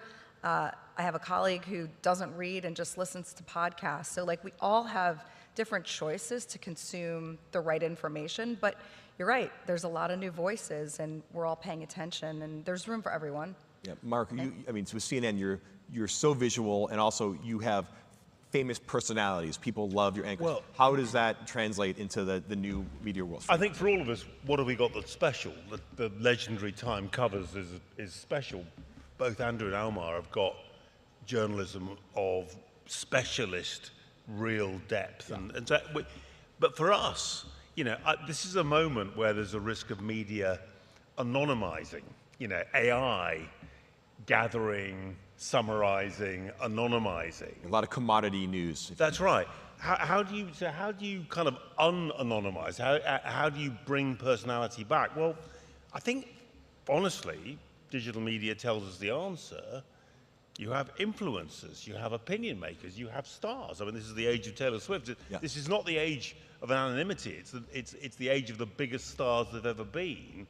And at CNN, we have them. We've not yet been good enough at kind of presenting them in a full multimedia, digital-first way. Mm. So the idea that Caitlin Collins, with Caitlin Collins mentioned earlier, one of our youngest, but also extraordinarily promising anchor, we made a chief White House correspondent as well as being one of our main evening anchors. And one of the things we hope to do with Caitlin is bring people, not just at 9 o'clock when she does her show, but all through the day, along for the ride, the kind of roller coaster ride Yes, yeah. of inside Trump's White House, covering that story moment by moment. And we're building this. I want you to be there with her when she stands up and asks him the question. Mm-hmm. So you get a much more kind of experiential sense of how the news is happening. I just wanted to jump in if I could. So you have a lot of that talent, actually, Mark. Our editor-in-chief, Ravi Agrawal, is ex-CNN. And throughout my career at the Financial Times and elsewhere, Politico elsewhere, I've worked with a lot of fantastic journalists who do well on broadcast and on TV. I've never worked with anyone like Ravi who can take that and make that personality whole. And as a result, we've gone in the other direction. We've given him an online show, FP Live, which he produces every week with newsmakers. And it really makes a difference when you build that brand, that personal brand. Yeah. I think that works best when you couple it with proprietary information, with unique journalism, with scoops.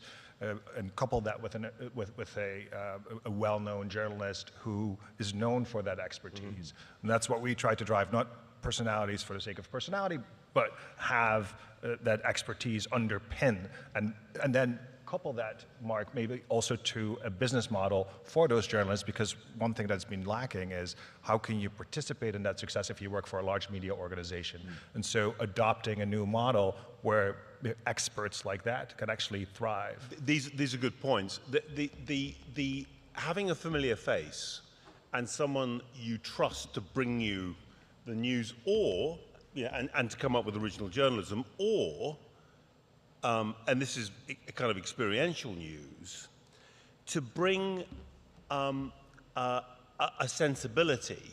For example, Anderson Cooper covering the wildfires in Los Angeles at the beginning of this year. That's a profoundly shocking, emotional experience, and someone you trust. Anderson has talked a great deal about bereavement and grief himself. Someone who you know is going to be kind to the people they're interviewing live, they're interacting with, and is a partner with the viewer or the user, on an emotional partner on the journey. That's part of it. I mean, a lot of what we do, and particularly at the New York Times, Wall Street Journal, and Foreign Affairs, is a kind of highly intellectual, factually based rendition, either of original journalism or analysis. There is a part for emotion and the capturing of the human experiences at the center of all these stories. And having someone whose values you respect, and whose track record gives you confidence, there to lead you through it, that too is a point of engagement and human contact. And I think one of the basic points in the age of AI, kind of the human factor matters more, not less, in many ways. And that's also, I think, part of the secret of how to crack the code on this. Yeah, it's a funny time where you all said we're in the age of the superstar. No one's ever been more famous than our most famous these days. Yeah. Yet you have AI coming up. How are you, as organizations, thinking about AI as a tool, and also how are you thinking about it as a potential threat for finance? Obviously, we make all of our money, a lot of us, off search, right? If search goes away, if everyone's getting the information from chatbots, like, how is the business model going to look? But first, let's talk about the tools. Yeah, before we talk about tools, though, and before we talk about new products, which both are going to be present with ubiquity, we have to talk about intellectual property. Yeah. Nothing can happen unless we protect the archives that we've built, the hundreds of millions of billions of dollars that we've invested in reporting the news and accumulating expertise and building databases and making sure that that doesn't just get absorbed for free and we don't give that away. Yeah. So Mark's old organization is the New York Times. New York Times is suing OpenAI. Yeah. We did a commercial agreement with OpenAI. We're suing another company, Perplexity. We're suing Perplexity too. So. It is the original lawsuit with Perplexity. Incredibly important that this gets addressed up front. Meanwhile, of course, we have to engage, and we're willingly engaging with new tools and efficiency, but that battle cannot be underestimated, because if we give all that away, there will not be reliable journalism. Yeah. So I feel very strongly about that and mentioned that in our last panel. I mean, this seems like a bit of a replay to me of social media, where we gave away a lot of our content. Now it's heavily, you asked that question before, heavily gated on social media.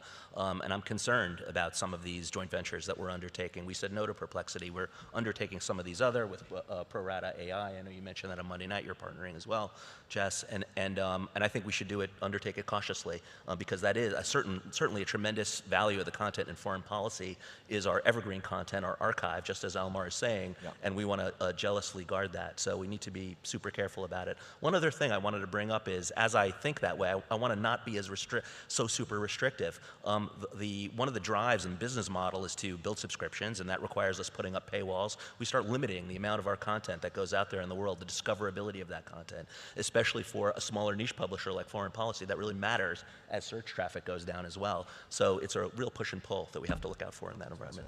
Yeah, I would just agree with everything in terms of intellectual property and how important that is. There are a lot of opportunities for us to leverage the technology and use AI for summarization, for translation, for creating audio. There's just, again, new formats and new ways to personalize our journalism, to make it more interactive, to make the experience better.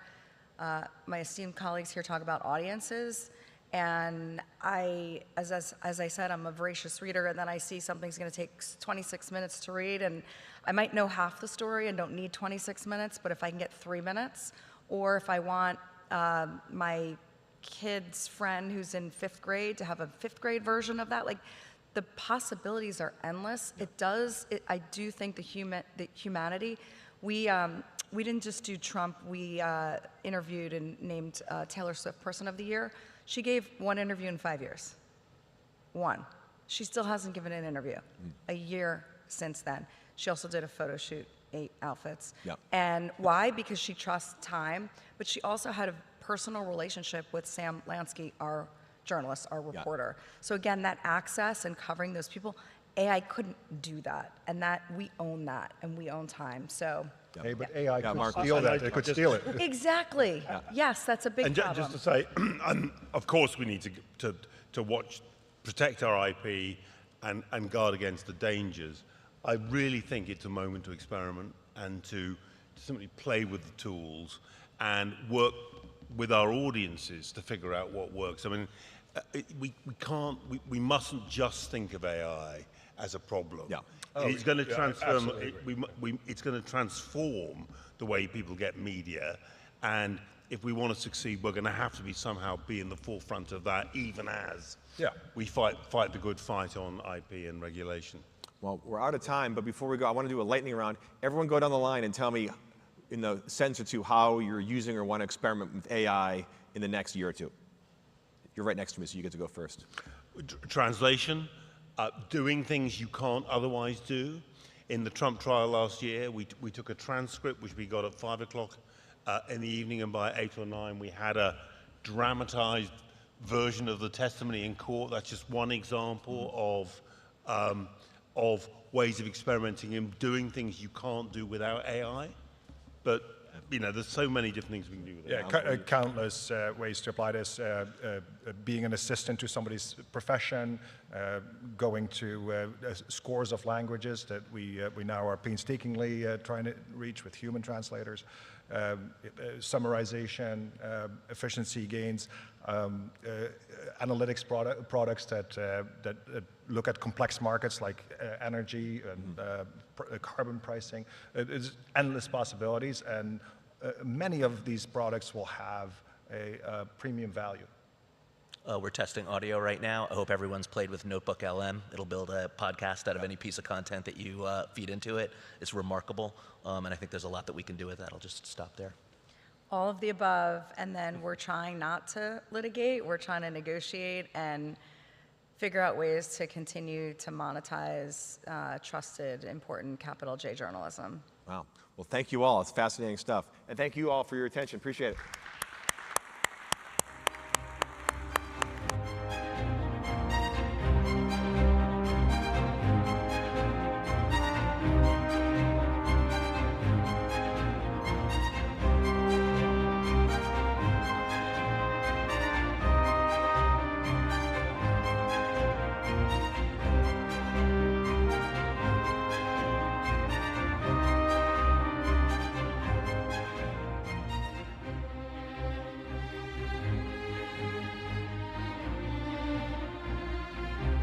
الحضور الكريم، هذه آخر جلسة رئيسية لهذا اليوم. نشكركم على حضوركم القمة العالمية للحكومات 2025. سيتجدد لقاؤنا معكم غدا عند 9:00 صباحاً. Distinguished guests, this was the last plenary session for today. We thank you for your attendance and look forward to welcoming you tomorrow at 9 a.m. for the third day of the World Government Summit 2025.